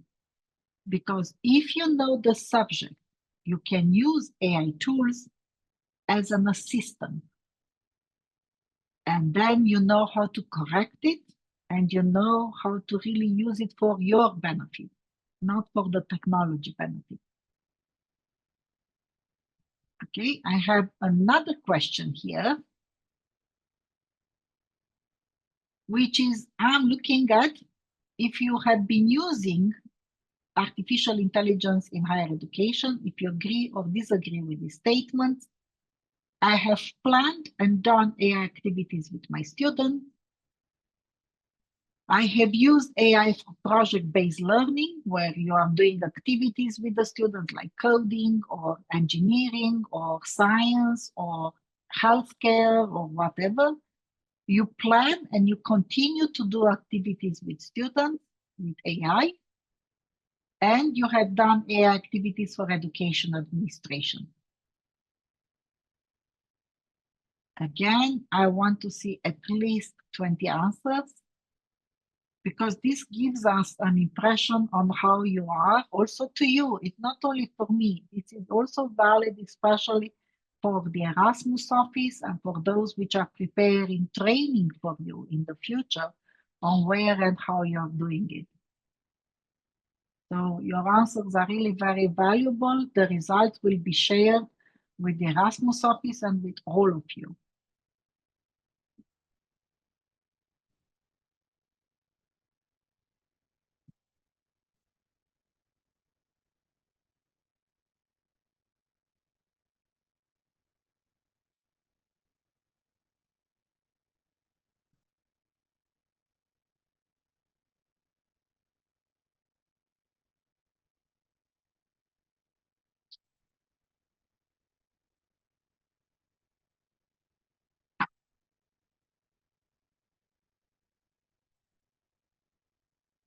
Okay, so I'm glad that you are somewhere in the middle. This means that we have a lot of work to be done, because you will still need to do a lot of training to be able to continue doing activities.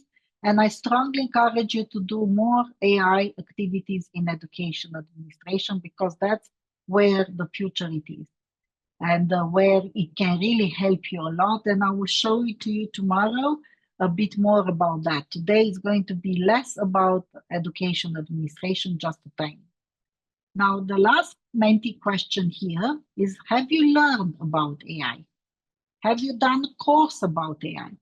With the exception of this webinar, or have you been in other seminars or trainings where you have learned about the use of AI, either online or on location?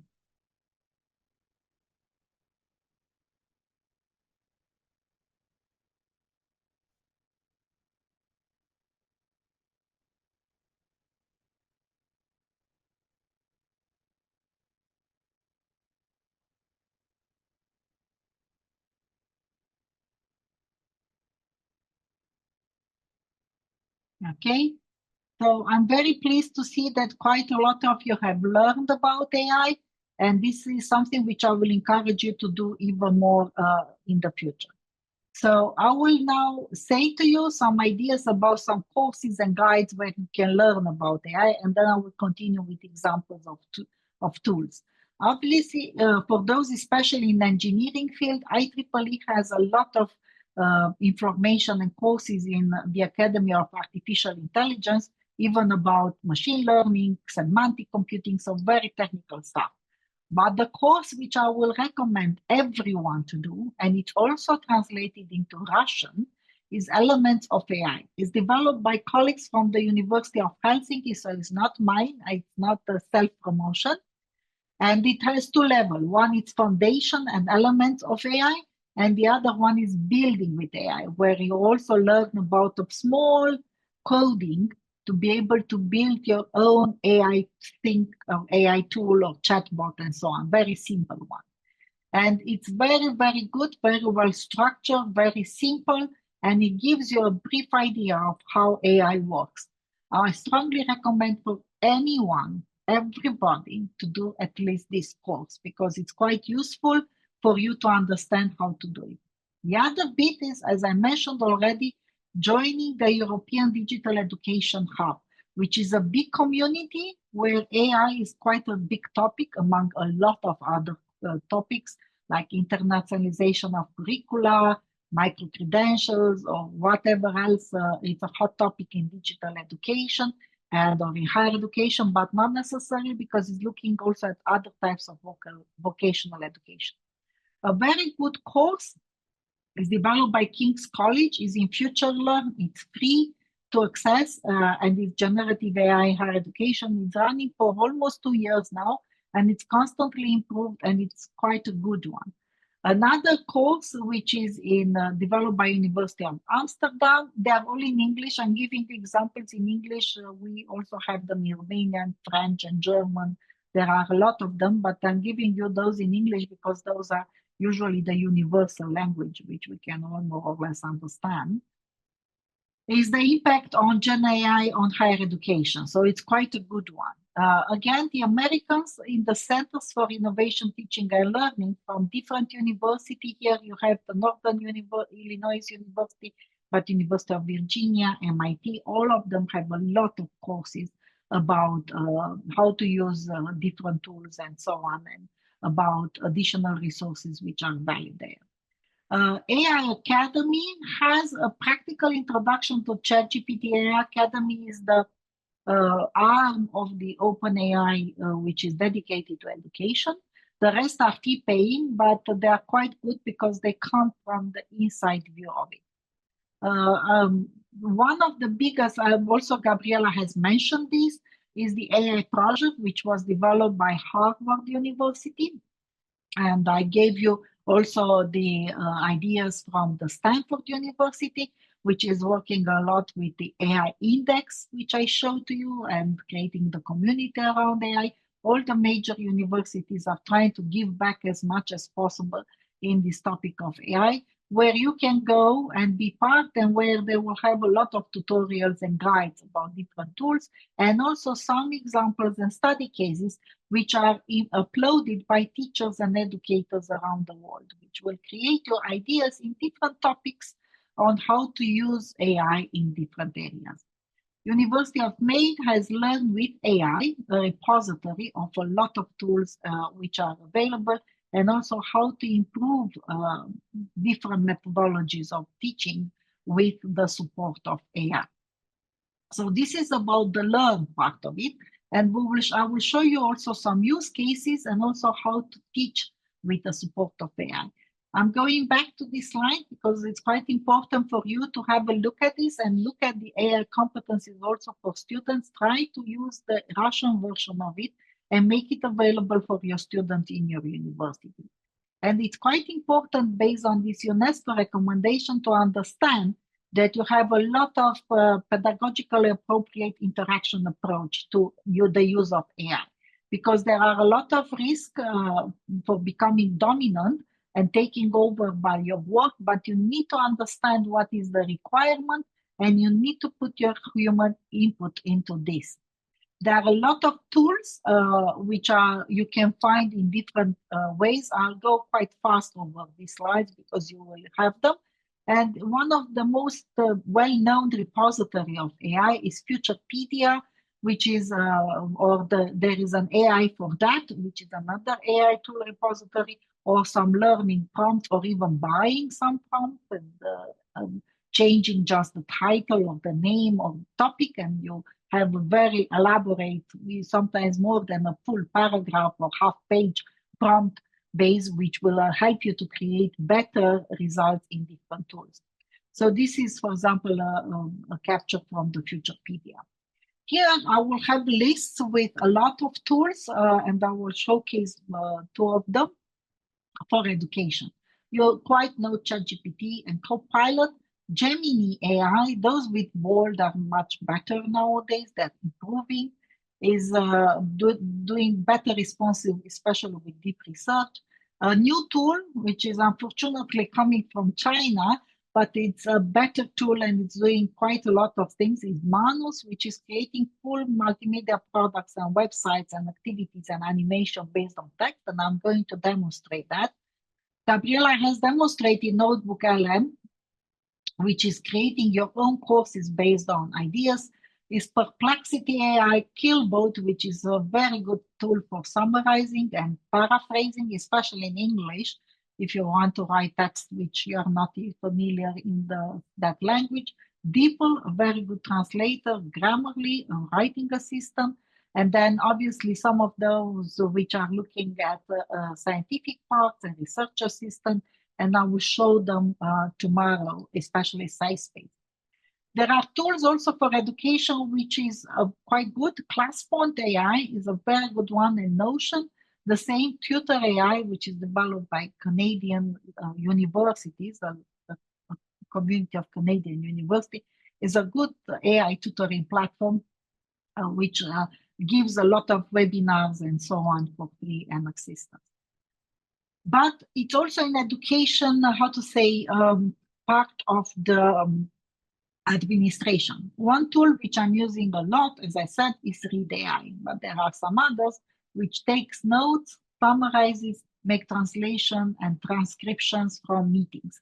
I use Read AI, or you can use Author AI, for example, for recording my videos, my classes, even in Romanian, and then I'm asking to make transcription and summaries and so on. Why?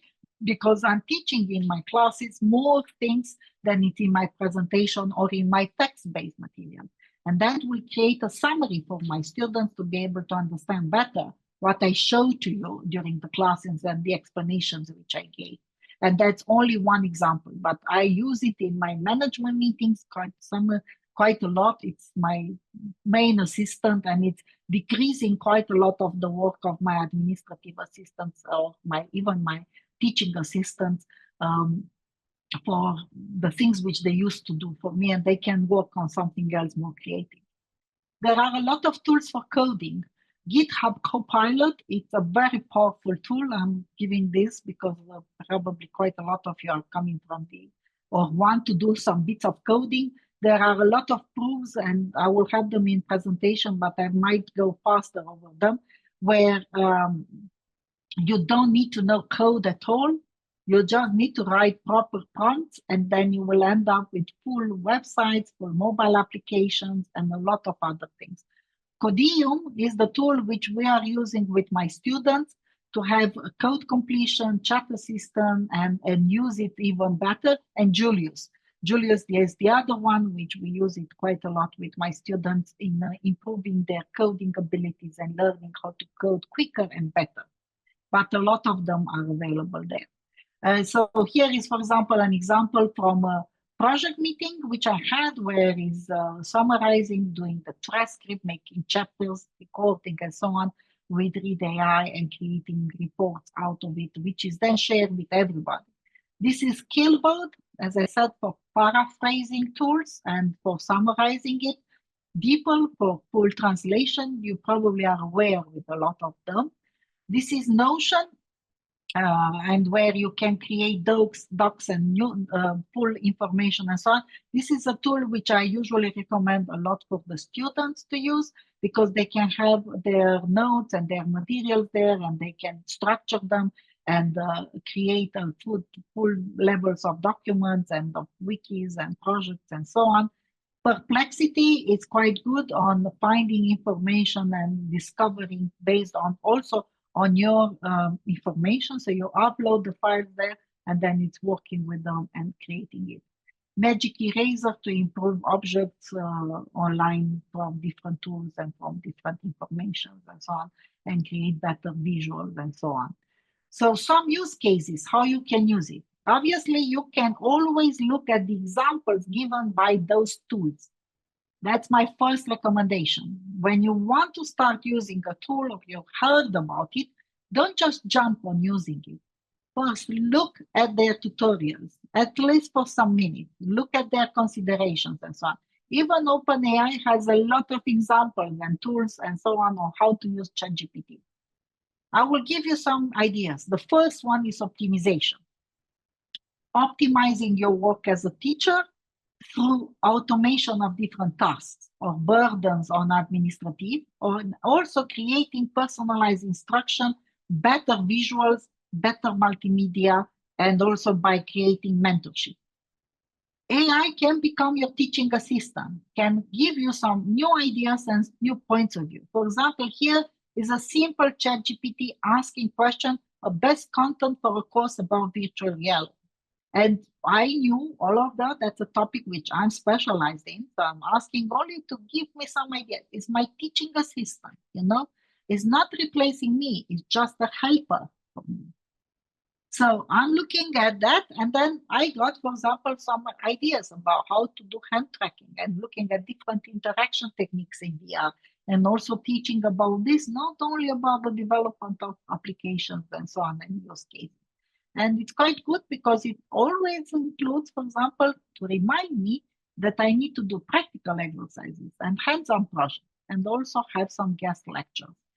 Comprehensive examples. I asked it in the same topic to give me examples. All of these tools exist. So obviously it's a tool in which is a question in which is specialized, but all of them exist, and I was able to find them and understand them. Quite a lot of the things, I don't know how it is for you, but we need to create tables out of it and make activities and make very structured things. So I was able to create a table from all of that text quite easily and make that available for everybody. And then I was able to find personalized activities, so to give even new ideas about examples and tools which can be made available for my students to learn. You can make simple quizzes and simple tests. This is something which I will recommend for somebody to do it as a student or as a learner when you want to learn and test your abilities. It's like a self-testing.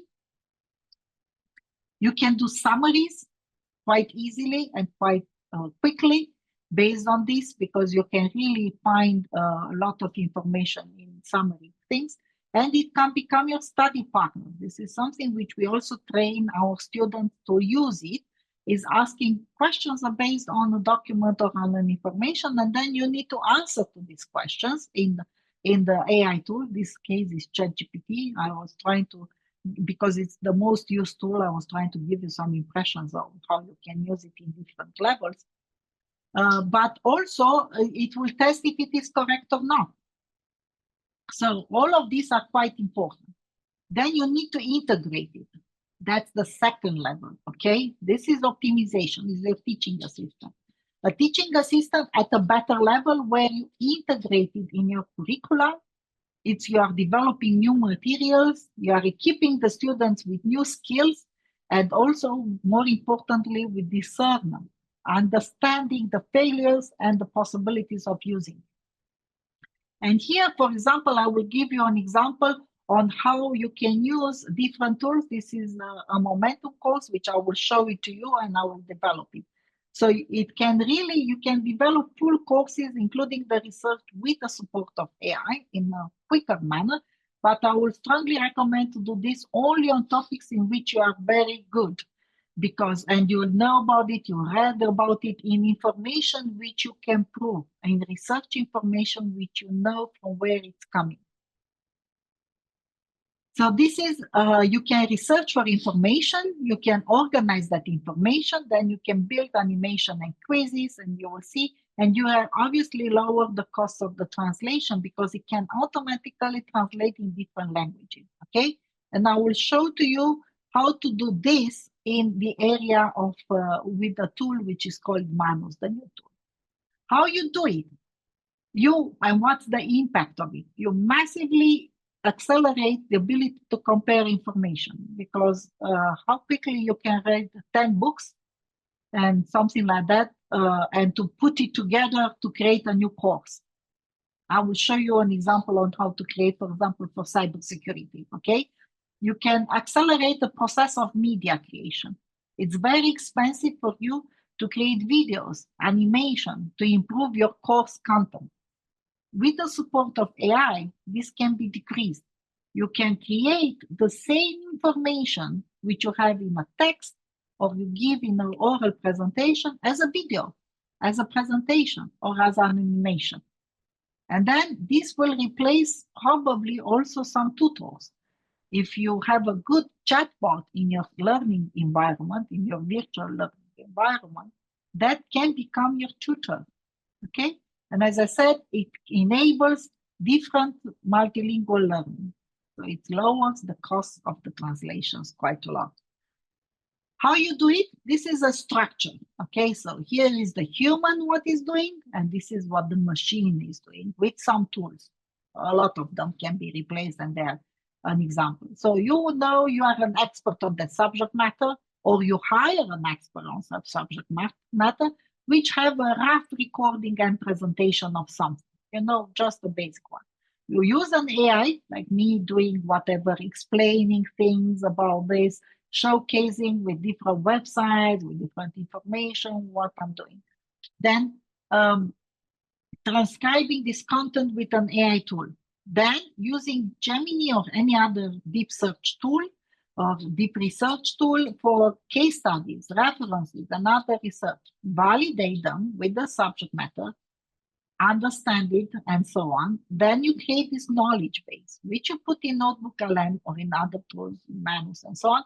And then the subject, the person, the human, will create a new video and make the official presentation. You have then again that one transcribed, and then removes all the mistakes and so on, make it a nice, clean text with everything which is proper, even adjusted, put things up, because when you speak, you have this human ability of being more open of doing it, but in a text that's very annoying to read.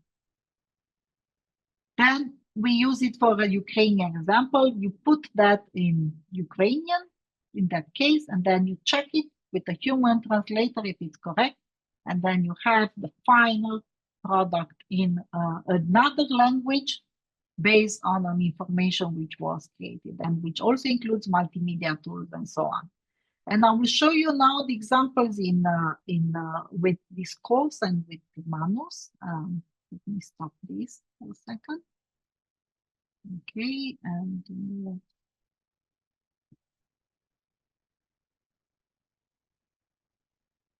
to this. So anyway, so this is, for example, Manus is this new tool which I said to you. And for example, here, I asked it to create a tool course on momentum. It is a simple physical tool and so on, and it's one of their examples and so on.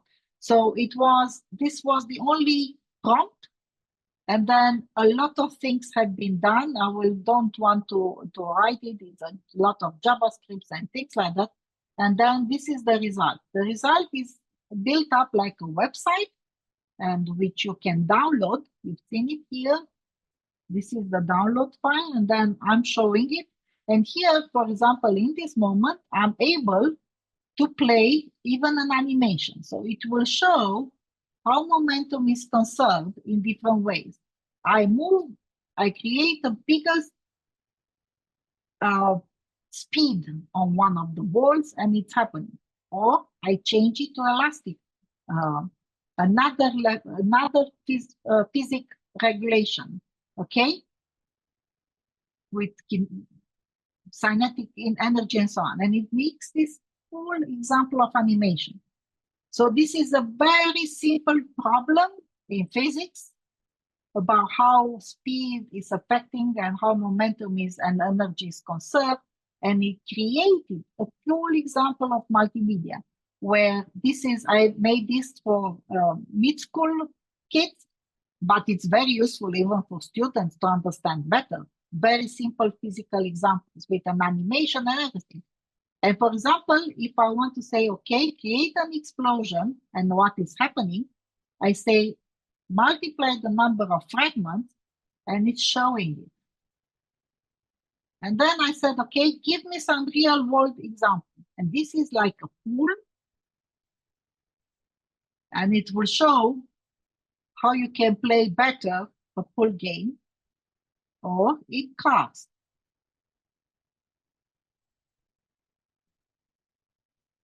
Okay, and I can increase the animation speed or not. And this is in real time happening. And this has taken only about probably 15 minutes for the calculus to be done and for the prompting and for me adjusting the rules and everything here and discussing with it, okay, what you can change, what you do it and how to you can put it up.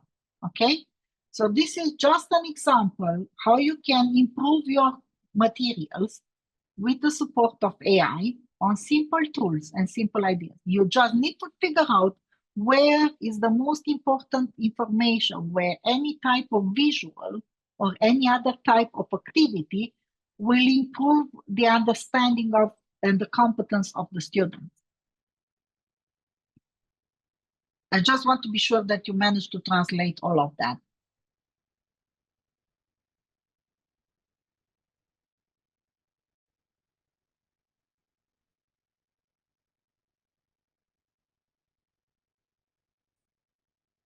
Good, thank you so much. So now I'll give you another examples of anything else. So this is the examples which I tell you on momentum. So this is, for example, in coding. One of the main things which we are asking our students is that we provide them with the code and they ask them to debug.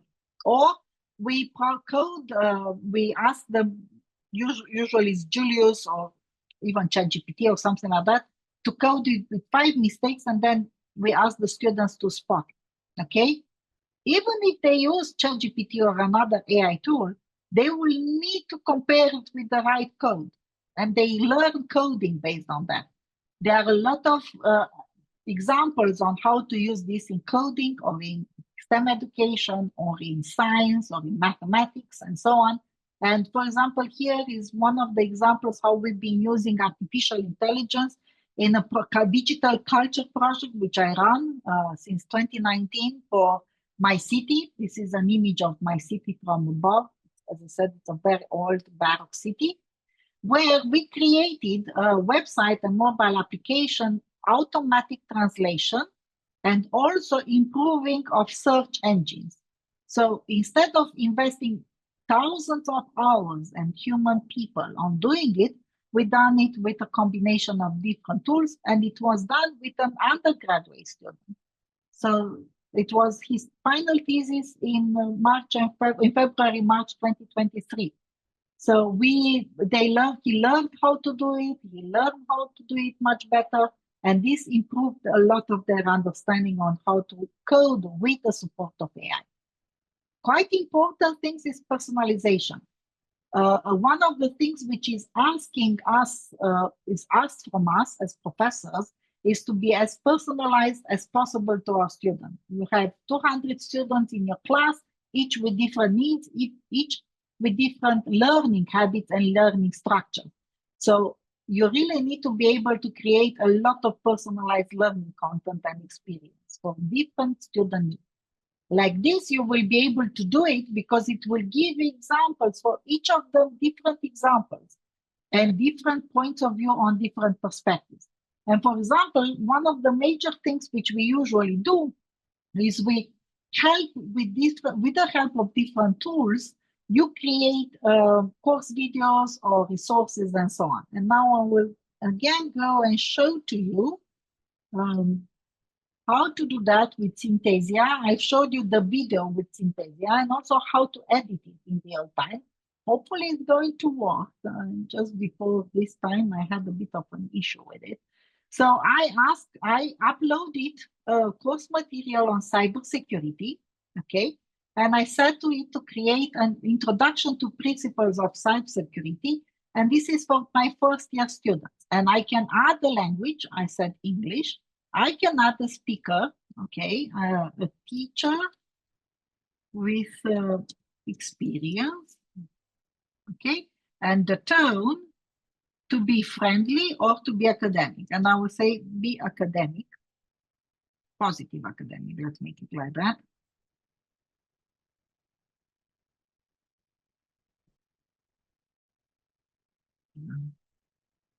When I'm sharing screen. And this was initially my outline. You see, it's giving you a lot of scenes for each of it. It's creating a topic and you can continue it in editor, but I want to show to you how is changing it quite quickly.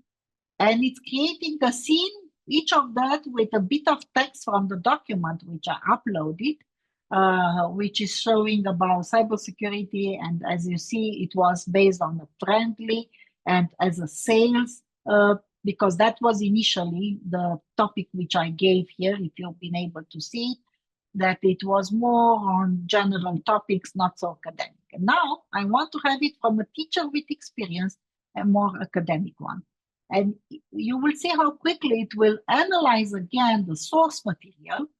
I ask it to be only 2 minutes long, the video. So it will be quite quickly created and it's recreating the scenes. So basically you change, you see it changed completely, even the structure of the video, because I put it a different target group and a different speaker and term. So it's even that it's keeping the same image or something like that, it's saying completely different things, okay? I don't know if you remember anything from what you've seen before. I've done a screen capture of it, so we have it in the PowerPoint presentation and I can show it to you. And then I'll do a screen capture of this one, so you will be able to see the difference between them if you want to. But it's completely creating based on more or less the same topics, different things. Now, I say continue in editor. And this is my editor, okay? So this is even editing the script. So I will say, okay, this is allowing you to see this. I left it just so you can select the avatar. You can select the voice from even upload. Nowadays, especially in Synthesia, famous actors, even in different languages, have loaded their voice.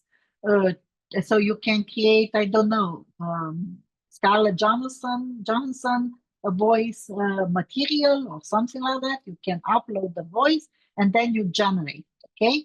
So now let's change the avatar, okay? So I want to have my own avatar, I need to upload, but let's make this Francesca is the new avatar, okay? So and I'm putting it where I want to have it. So this is where I want to have it, okay? I want to have it there in the middle. Do I want to be smaller, okay? And that's it.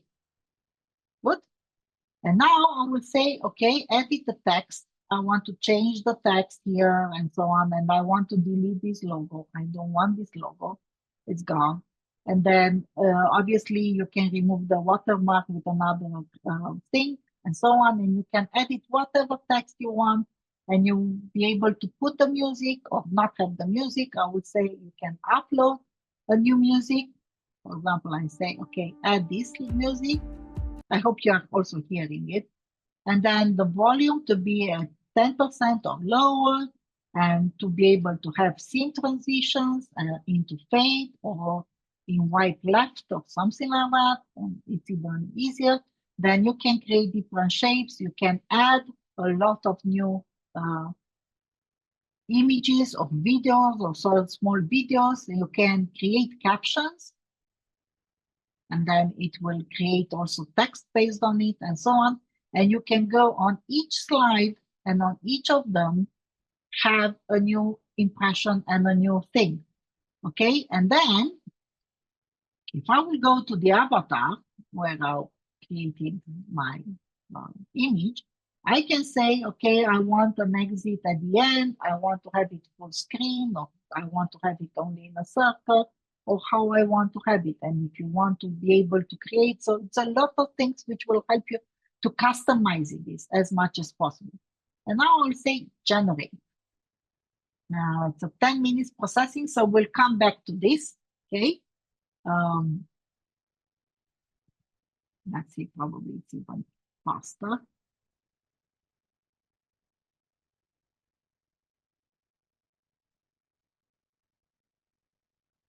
I will come back to it. So when it's ready to show you the results, okay?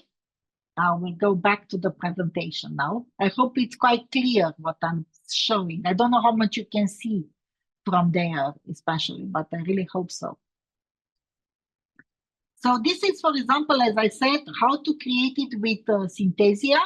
And you've seen probably from the screen captures how different the questions were, because here I had it as a sale one.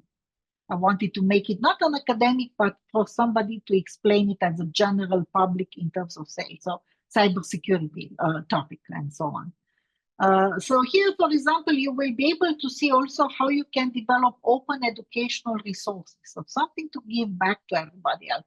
I could create this with students from my multimedia technologies. We had a lot of information in this project about, in this Spotlight Heritage project, the digital culture project, about the city, about the history of the city. We added an avatar which was reading the text, so it was text to voice, and it had a lot of issues and a lot of problems, but we created. Another idea of using artificial intelligence and open education resources is in personalized learning. Duolingo is doing this very good. I'm pretty sure quite a lot of you use Duolingo, because Duolingo use real-time analysis with the support of AI to give you advice on how to learn better a language and what sort of examples and exercises to do. Okay, so this is just an example of how you can really do it differently. Let's see if the other is happened. Let's see what's happening here. Is it happening? It's still there. So until that is happening, I wanted to have another, another AI thing. If you can give us examples of how you used AI in education until now. Again, going to the Menti thing, let me put the code up, if this is helping you. In English, Russian, any language, how you use it. And then we'll see the results on Synthesia, and I will be able to give you another example on how to transform a course, an existing course. And then we break.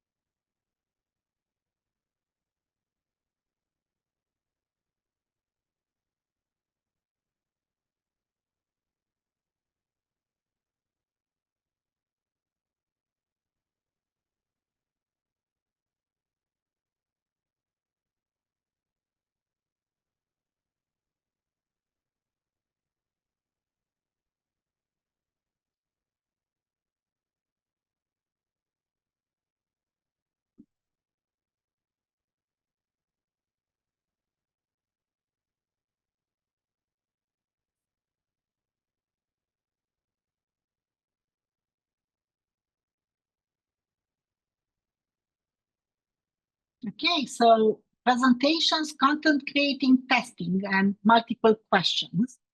I don't really understand this. If you can help me, I was trying to use a tool to. Anybody can help me? What is become here?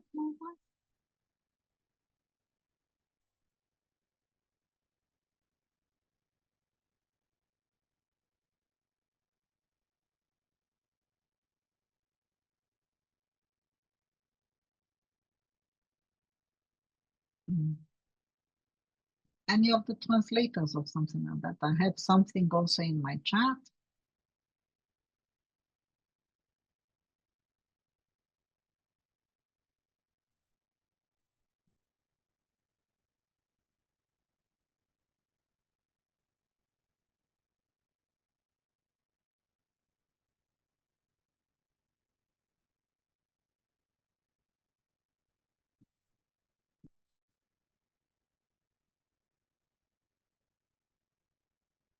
Oh.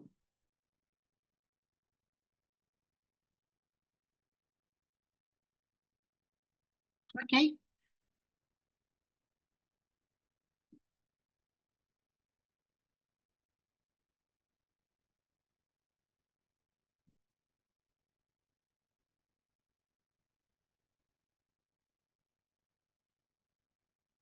Okay, so basically, these are quite good ideas. I like the fact that you are using it also for marketing. We are using AI quite a lot sometimes for marketing in admission for the students to attract candidates in our universities, because it's sometimes much more interesting for young generation to see things which are more dynamic and more changing, and it's cost effective. Because to be able to produce a lot of videos of admissions or how to do it without AI would have been very expensive. So it's sometimes even more cost effective. So it's quite good on that perspective. Okay, so this is very, very valuable. Let's see. Oh gosh, this is not working very well. It still says 2 minutes.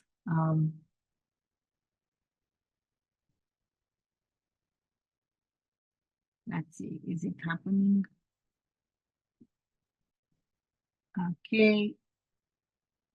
Okay, I don't want to play it. Oh, we have a video, a build video. Okay, so let's play it.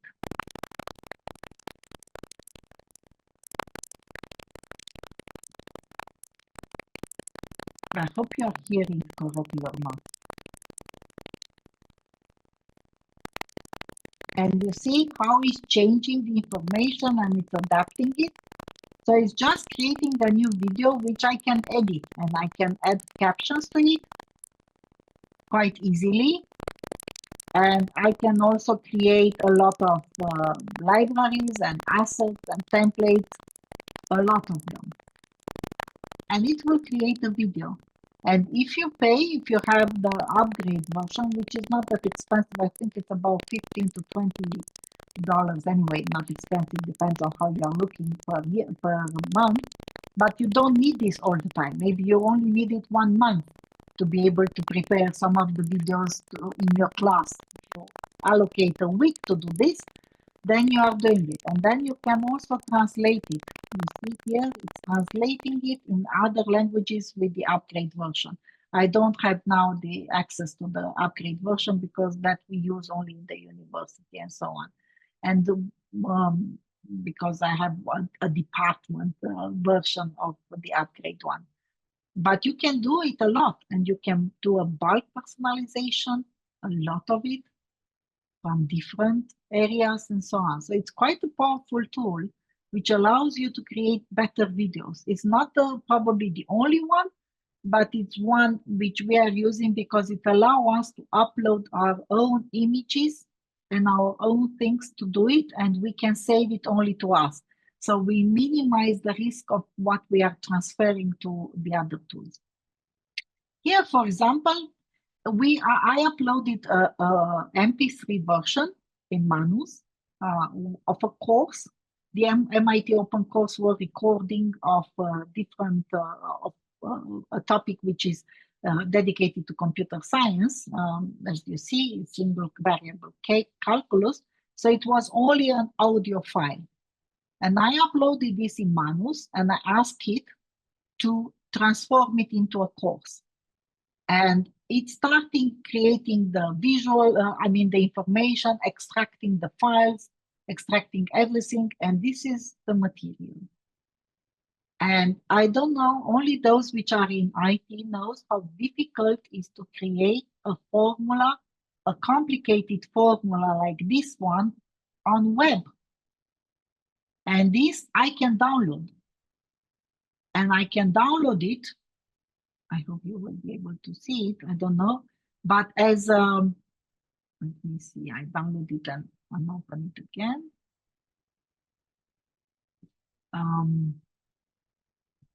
Give me a second, because I'm only sharing one screen. To be sure that you are seeing it correctly. I have too many windows open, that's the problem. Let me see if I can put it up here. Yes. So here I will have the text version of it in formula.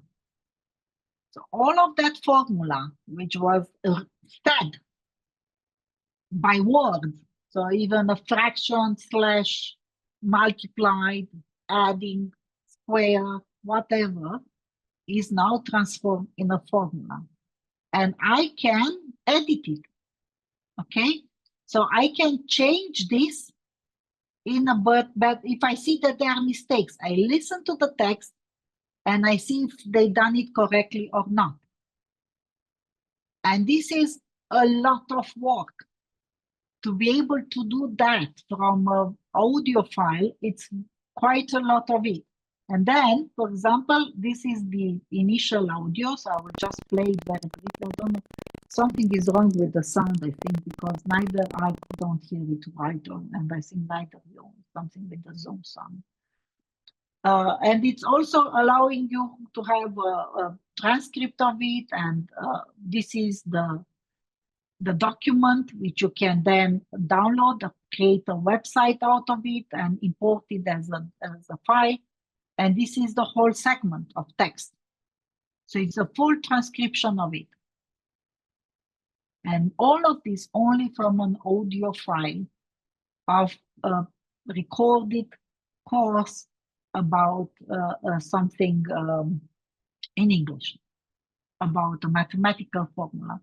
And then you see, it says at Y equals B, and it just arrived from it and so on. And from that, it created a formula, a mathematical formula. Okay? So now, because we are very near to the end, I just want to share some closing ideas and closing remarks to you. And then it's only 3 slides up, and then you can also ask me questions. And Gabrielle, I think she's also on here. So what we can do in higher education with AI in terms of educating us. First, we need to be able to have some policy considerations. We need to create, based on those policies, guidelines for each target group. We need to create the structure for training and support. Then you create short courses for students, for teachers, for researchers, for the administrative. This is necessary to be able to develop those competencies. And then you need to adapt some instructions and principles.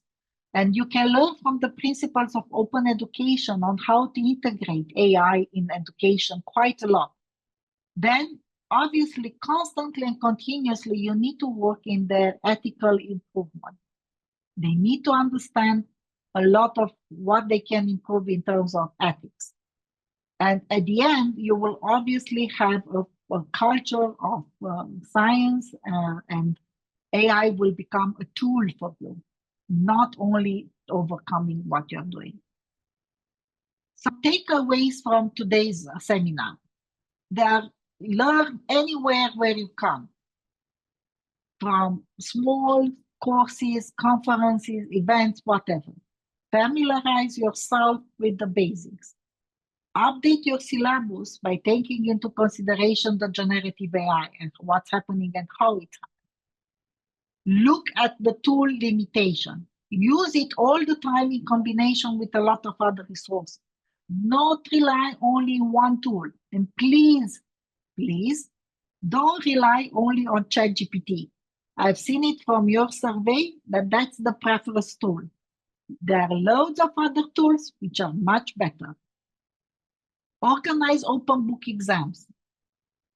Make it more open as possible, and then your students don't know how to cheat, because they will know that they can look at information, but they need to use their brains, knowledge, and competencies to answer better to that question.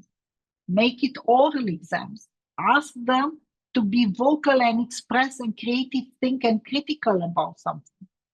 Because if not, they will become just machines. If you move to more oral presentations, it doesn't matter if it's engineering or medical care or science, social sciences, what you're teaching, then exactly the abilities which are making us humans will be improved. Get rid as much as possible of disposable assignments. Those which don't mean nothing, they are not from practical experience, they don't come from the industry or from the society. And at the end, obviously, promote as much as possible the culture of academic integrity, because the tools are there. Anybody can cheat with them. But if it is the culture of cheating what you're promoting, then it happens and you don't have any way back. If you promote that everybody needs to be as much as possible ethically correct and be transparent of what they're doing, then it's not happening. Learn, teach, and share it with the others all the time. Because only if you're doing it constantly, it will create value. So you need to act as quickly as possible, because we are reimagining all of us together, in fact, the education and the research nowadays. And this is very important for you to do it, because if you don't act on it as quickly and as profoundly as possible, as much in depth as you can at all levels, it's going to be overcoming you. It's no way of going back. It's coming to you. So basically, again, the same idea, co-creating, so work together, not alone. It's too much to do alone to control and benefit from the generative AI in education. You will find the presentation and everything in the repository on AI. It's a Nodo, which is an open publishing tool where you will find a lot of other very valuable open resources which you can reuse. And I will kindly ask you to contact us if you need anything anymore. And let's see if we have some more questions or not.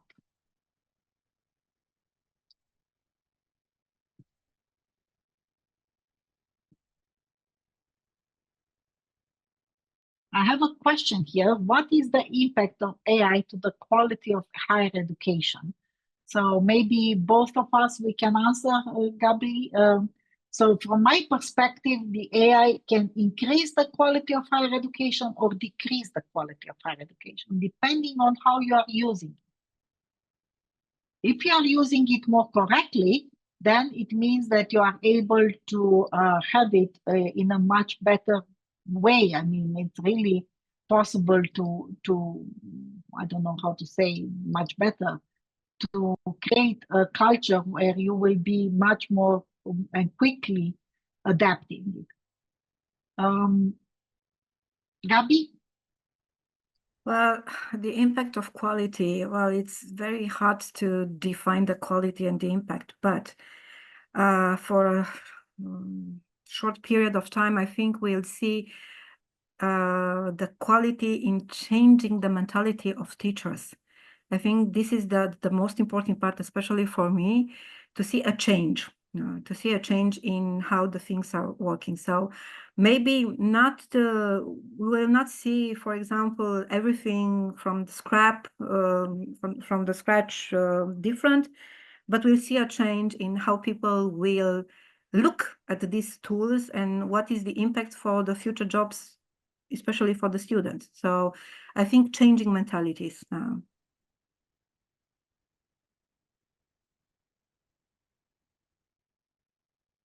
Let's see, any other question or somebody from the room?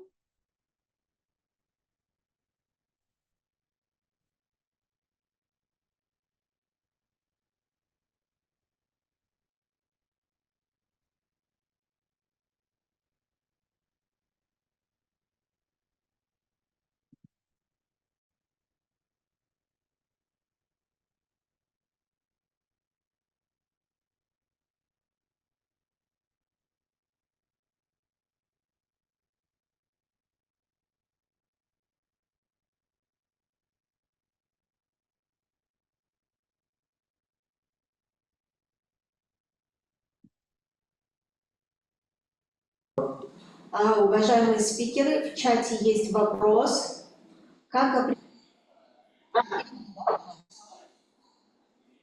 So I will try to answer to this question first, if it's possible, because it's quite an important one. The line is very fine because and depends on how you define it in your regulation and guidelines. For example, if you allow, like it's in my case, you allow the artificial intelligence to be used in creating assignments, in working, and in activities by the students, even in exams or something like that. But you define to which level. So, for example, it's still correct to use artificial intelligence to improve the language, the grammar. It's correct to improve the code, to make it a more clean code. It's correct to create another example of a video of the content which you have, or not. We limit it usually to 20% the use of artificial intelligence in our students' assignment. But they need to be transparent and comment on what they are doing. So, for example, you will give to a student an exercise where they can use even to write a text, and they will use spelling and grammar or translation tools to use it. They need to acknowledge this. They need to say, this text was translated with default from this resource, because this resource is only in German. And I wanted to be able to have it in Romanian in much more easier. And this is the quote from there, translated by the machine. Or I wanted to use, and it created a literature research. So I gave them 5 books and asked to do a summary of these 5 books. This is the summary. I comment as a student. And then I create knowledge or information out of it. That's only the starting point. So from our perspective, depending on how it's defined, it's not considered cheating if you are transparent about how you are using it and you critically comment what the tool have done and the results which are coming from the tool, from the student perspective. If it is in research, it's a bit more different. Something which I will say tomorrow quite often is don't feed your innovative results of data into any AI tool, because it might be used against you. Because a lot of the plagiarist machines are now working together with major AI tools to get the data from them. So it might be synthetic data which you created by feeding that question into the machine, and then it's going to be, that's it. You have it, and you need to, it will be cheating, because all the plagiarists checking it will discover that it's not true. Gabriela, if you want to add something. Regarding the new question or this one? No. You can go into the new question. Because it's very interesting. It is a question in English from Academic of Public Administration under the President of the Kyrgyz Republic. How do you put the question of application of AI for exactly humanities, for example, in history, archaeology, and ethnology? Well, I'm not working in humanities, but I read a lot of how the AI, and I'm not talking about generative AI, the classical, the traditional AI is used, for example, to understand old manuscript, to decipher I don't know, sites, archaeological sites, and so on. And I think it will help us to have a broader view of what history has become.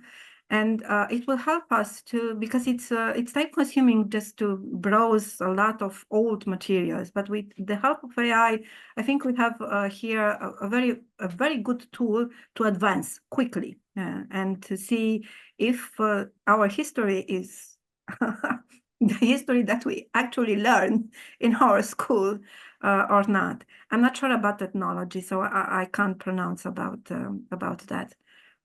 But I think we have a point here. Yeah, so quite a lot of, so I will be able to share this also from my experience in the digital culture project, which you've seen and heard, which is, I will put it here in the chat so you will be able to have it. But for example, you can use AI to create 3D models.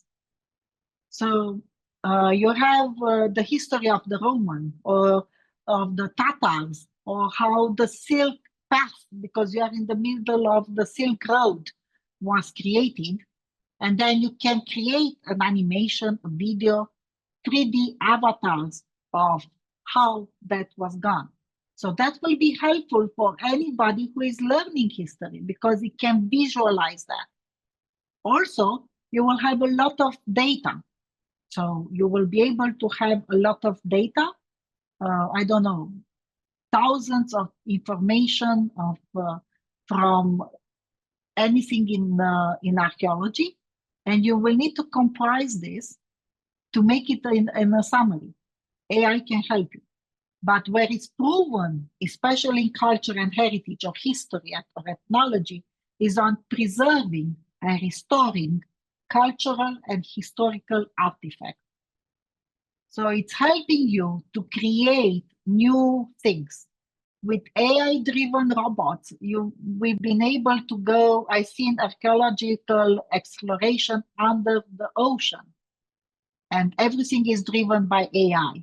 With their AI-driven robots, go under the ocean, until you get the signal up, it's way too late. And they understand how to dig to extract an artifact, an historical artifact from deep oceans, for example, or underground, or anywhere else. So there are huge levels of how you can show it and give it as examples and so on. Also, you have a lot of ancient texts. Imagine that now we understand hieroglyphs, more or less, not sure. But with the use of AI, you give only the sentence or the alphabet translation of hieroglyphs, and it can translate all the text, and very easy. Let's see any other question. AI substitute university school teachers in the future? I don't think so. Probably not in my lifetime, but it will certainly improve how AI is doing a lot of things, because it's how it's working. But it's not in my lifetime. I don't see as a substitute. If you can help us with the other translations or other questions.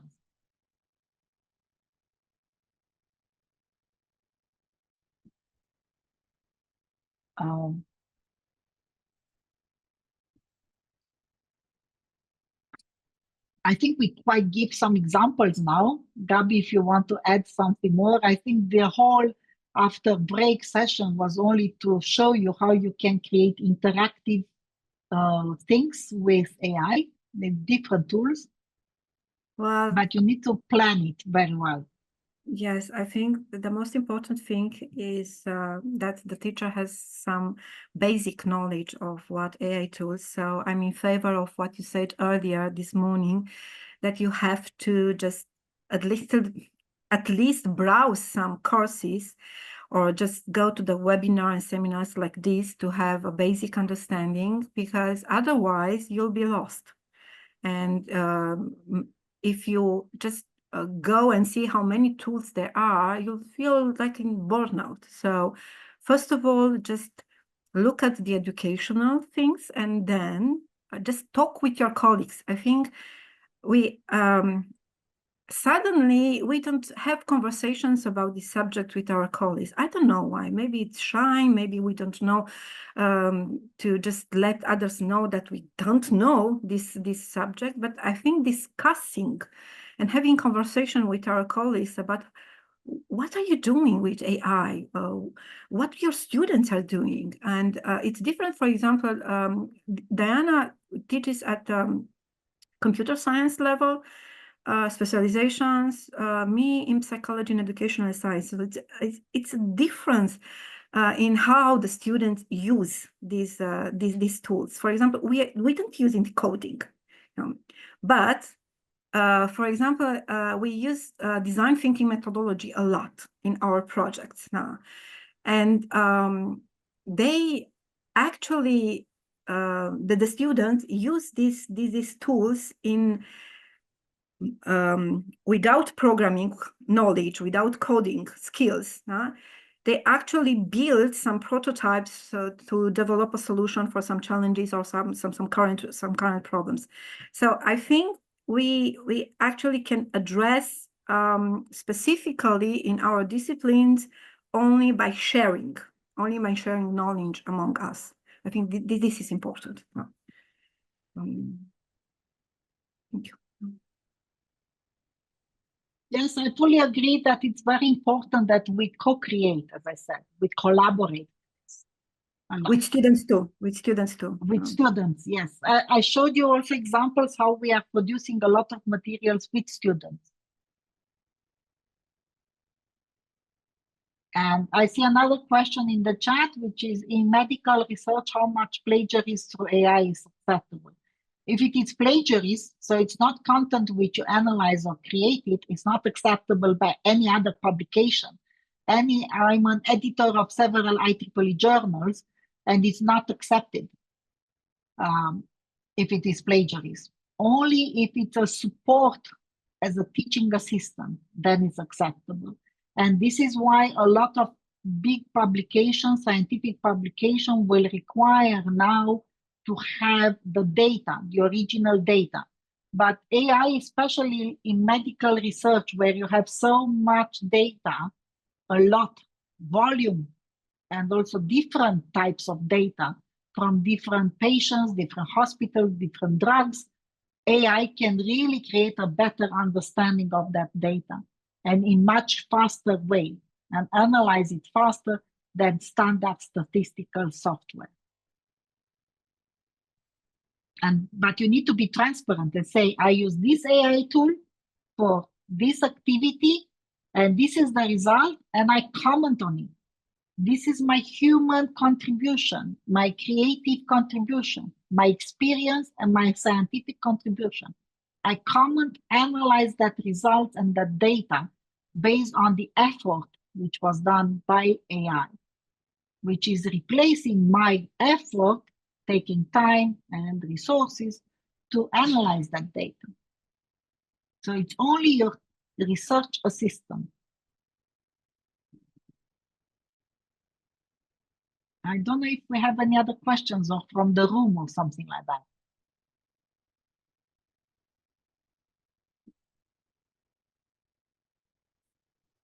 Can I answer to these questions, Gulia? Yes. What about your personal experience in using AI as part of assessment? Well, it was a tragedy. Because as Diana mentioned before, just use open books. So after a semester that I let my students use AI, and we talk a lot about how to use it, how to just show me their thinking, and because I evaluate not only the product, but the process in itself.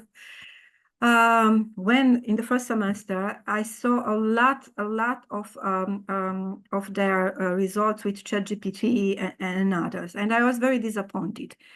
And the second semester, I just tell my students from the beginning, you know what? We'll use a lot of AI during the semester, but the final exams will be oral with pen and paper. No.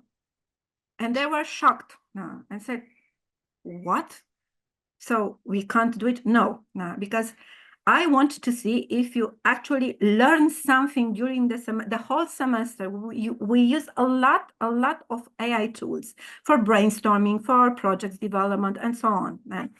But until the end, we just switch, and it was better. And they have to present oral in groups, some projects, and they used AI for creating things and so on, but was much better to just tell me how they use it, but oral, really. So I'm not quite in a position now to say that I, in the future, will use some kind of hybrid assessment.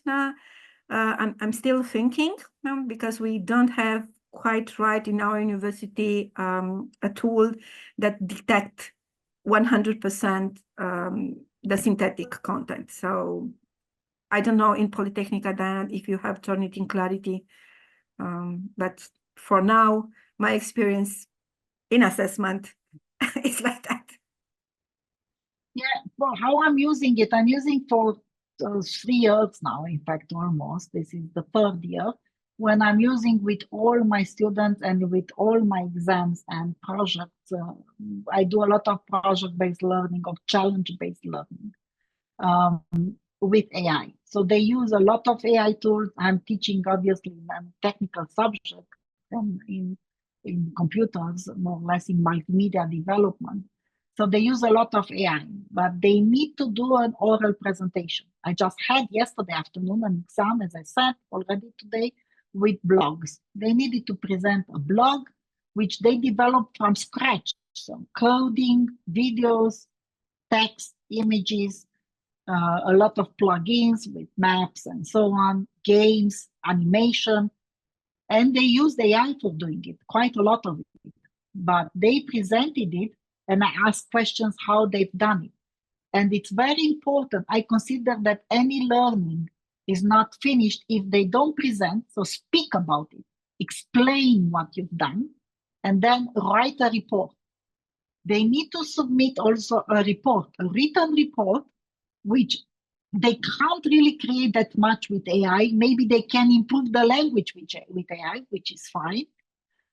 In my perspective, and also based on our university regulation, they can improve the language with AI, but they need to explain in details the steps of what they've been doing and how they achieved it. What was the question or the prompt or the tool for that, and how they adapt it, how they change it, and how they multiply it. For example, my students nowadays, based on the report and on the survey, they use 16 different tools on average to produce that activity. So 16 different tools, which they learn how to use and how to mash up together to be able to produce that. That's already a good competence in my perspective. Do you think that the super AI will appear? Again, not in my lifetime. As I said about super intelligence, we don't even have the meaning of, how to say, algorithmic, mathematical algorithms to be able to create a super intelligence. Why? Because we don't even understand properly the human brain. Neuroscience is advancing quite a lot with the support of AI, but we are far from understanding how the human brain works and why we take some decision and how much of this is existing, where it is existing, how these neural networks, which are millions in our head, imagine that to be able to simulate one single human brain, it will take space probably of half of a Europe of neural networks. So, because we have really millions of connections which are completely created ad hoc in the momentum in our brains. That's the only thing which the cognitive science is telling us at this moment. So I don't think in my lifetime.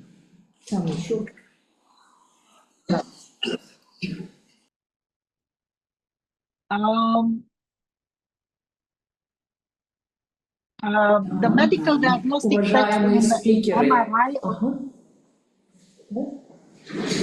Уважаемые спикеры, я хотела бы от лица всех участников семинара выразить огромную благодарность за сегодняшний такой продуктивный, такой интересный день. Я думаю, вопросы у нас не закончатся, потому что участники забыли, что у нас есть еще целый завтрашний день для вопросов. И позвольте выразить вам огромную благодарность за сегодняшние сессии. Они были чрезвычайно полезными и интересными. И я очень надеюсь, что завтрашняя наша встреча будет не менее продуктивной. Позвольте мне пригласить всех на завтрашние сессии. Я думаю, что у наших спикеров будет возможность ответить еще на дополнительные вопросы. Большое спасибо всем за участие. Thank you very much for having us.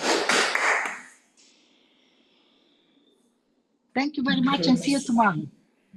Спасибо. Thank you. Bye. Спасибо вам тоже Bye. за организацию. Спасибо. До свидания. Спасибо. До свидания. Спасибо, до свидания. Спасибо, до свидания.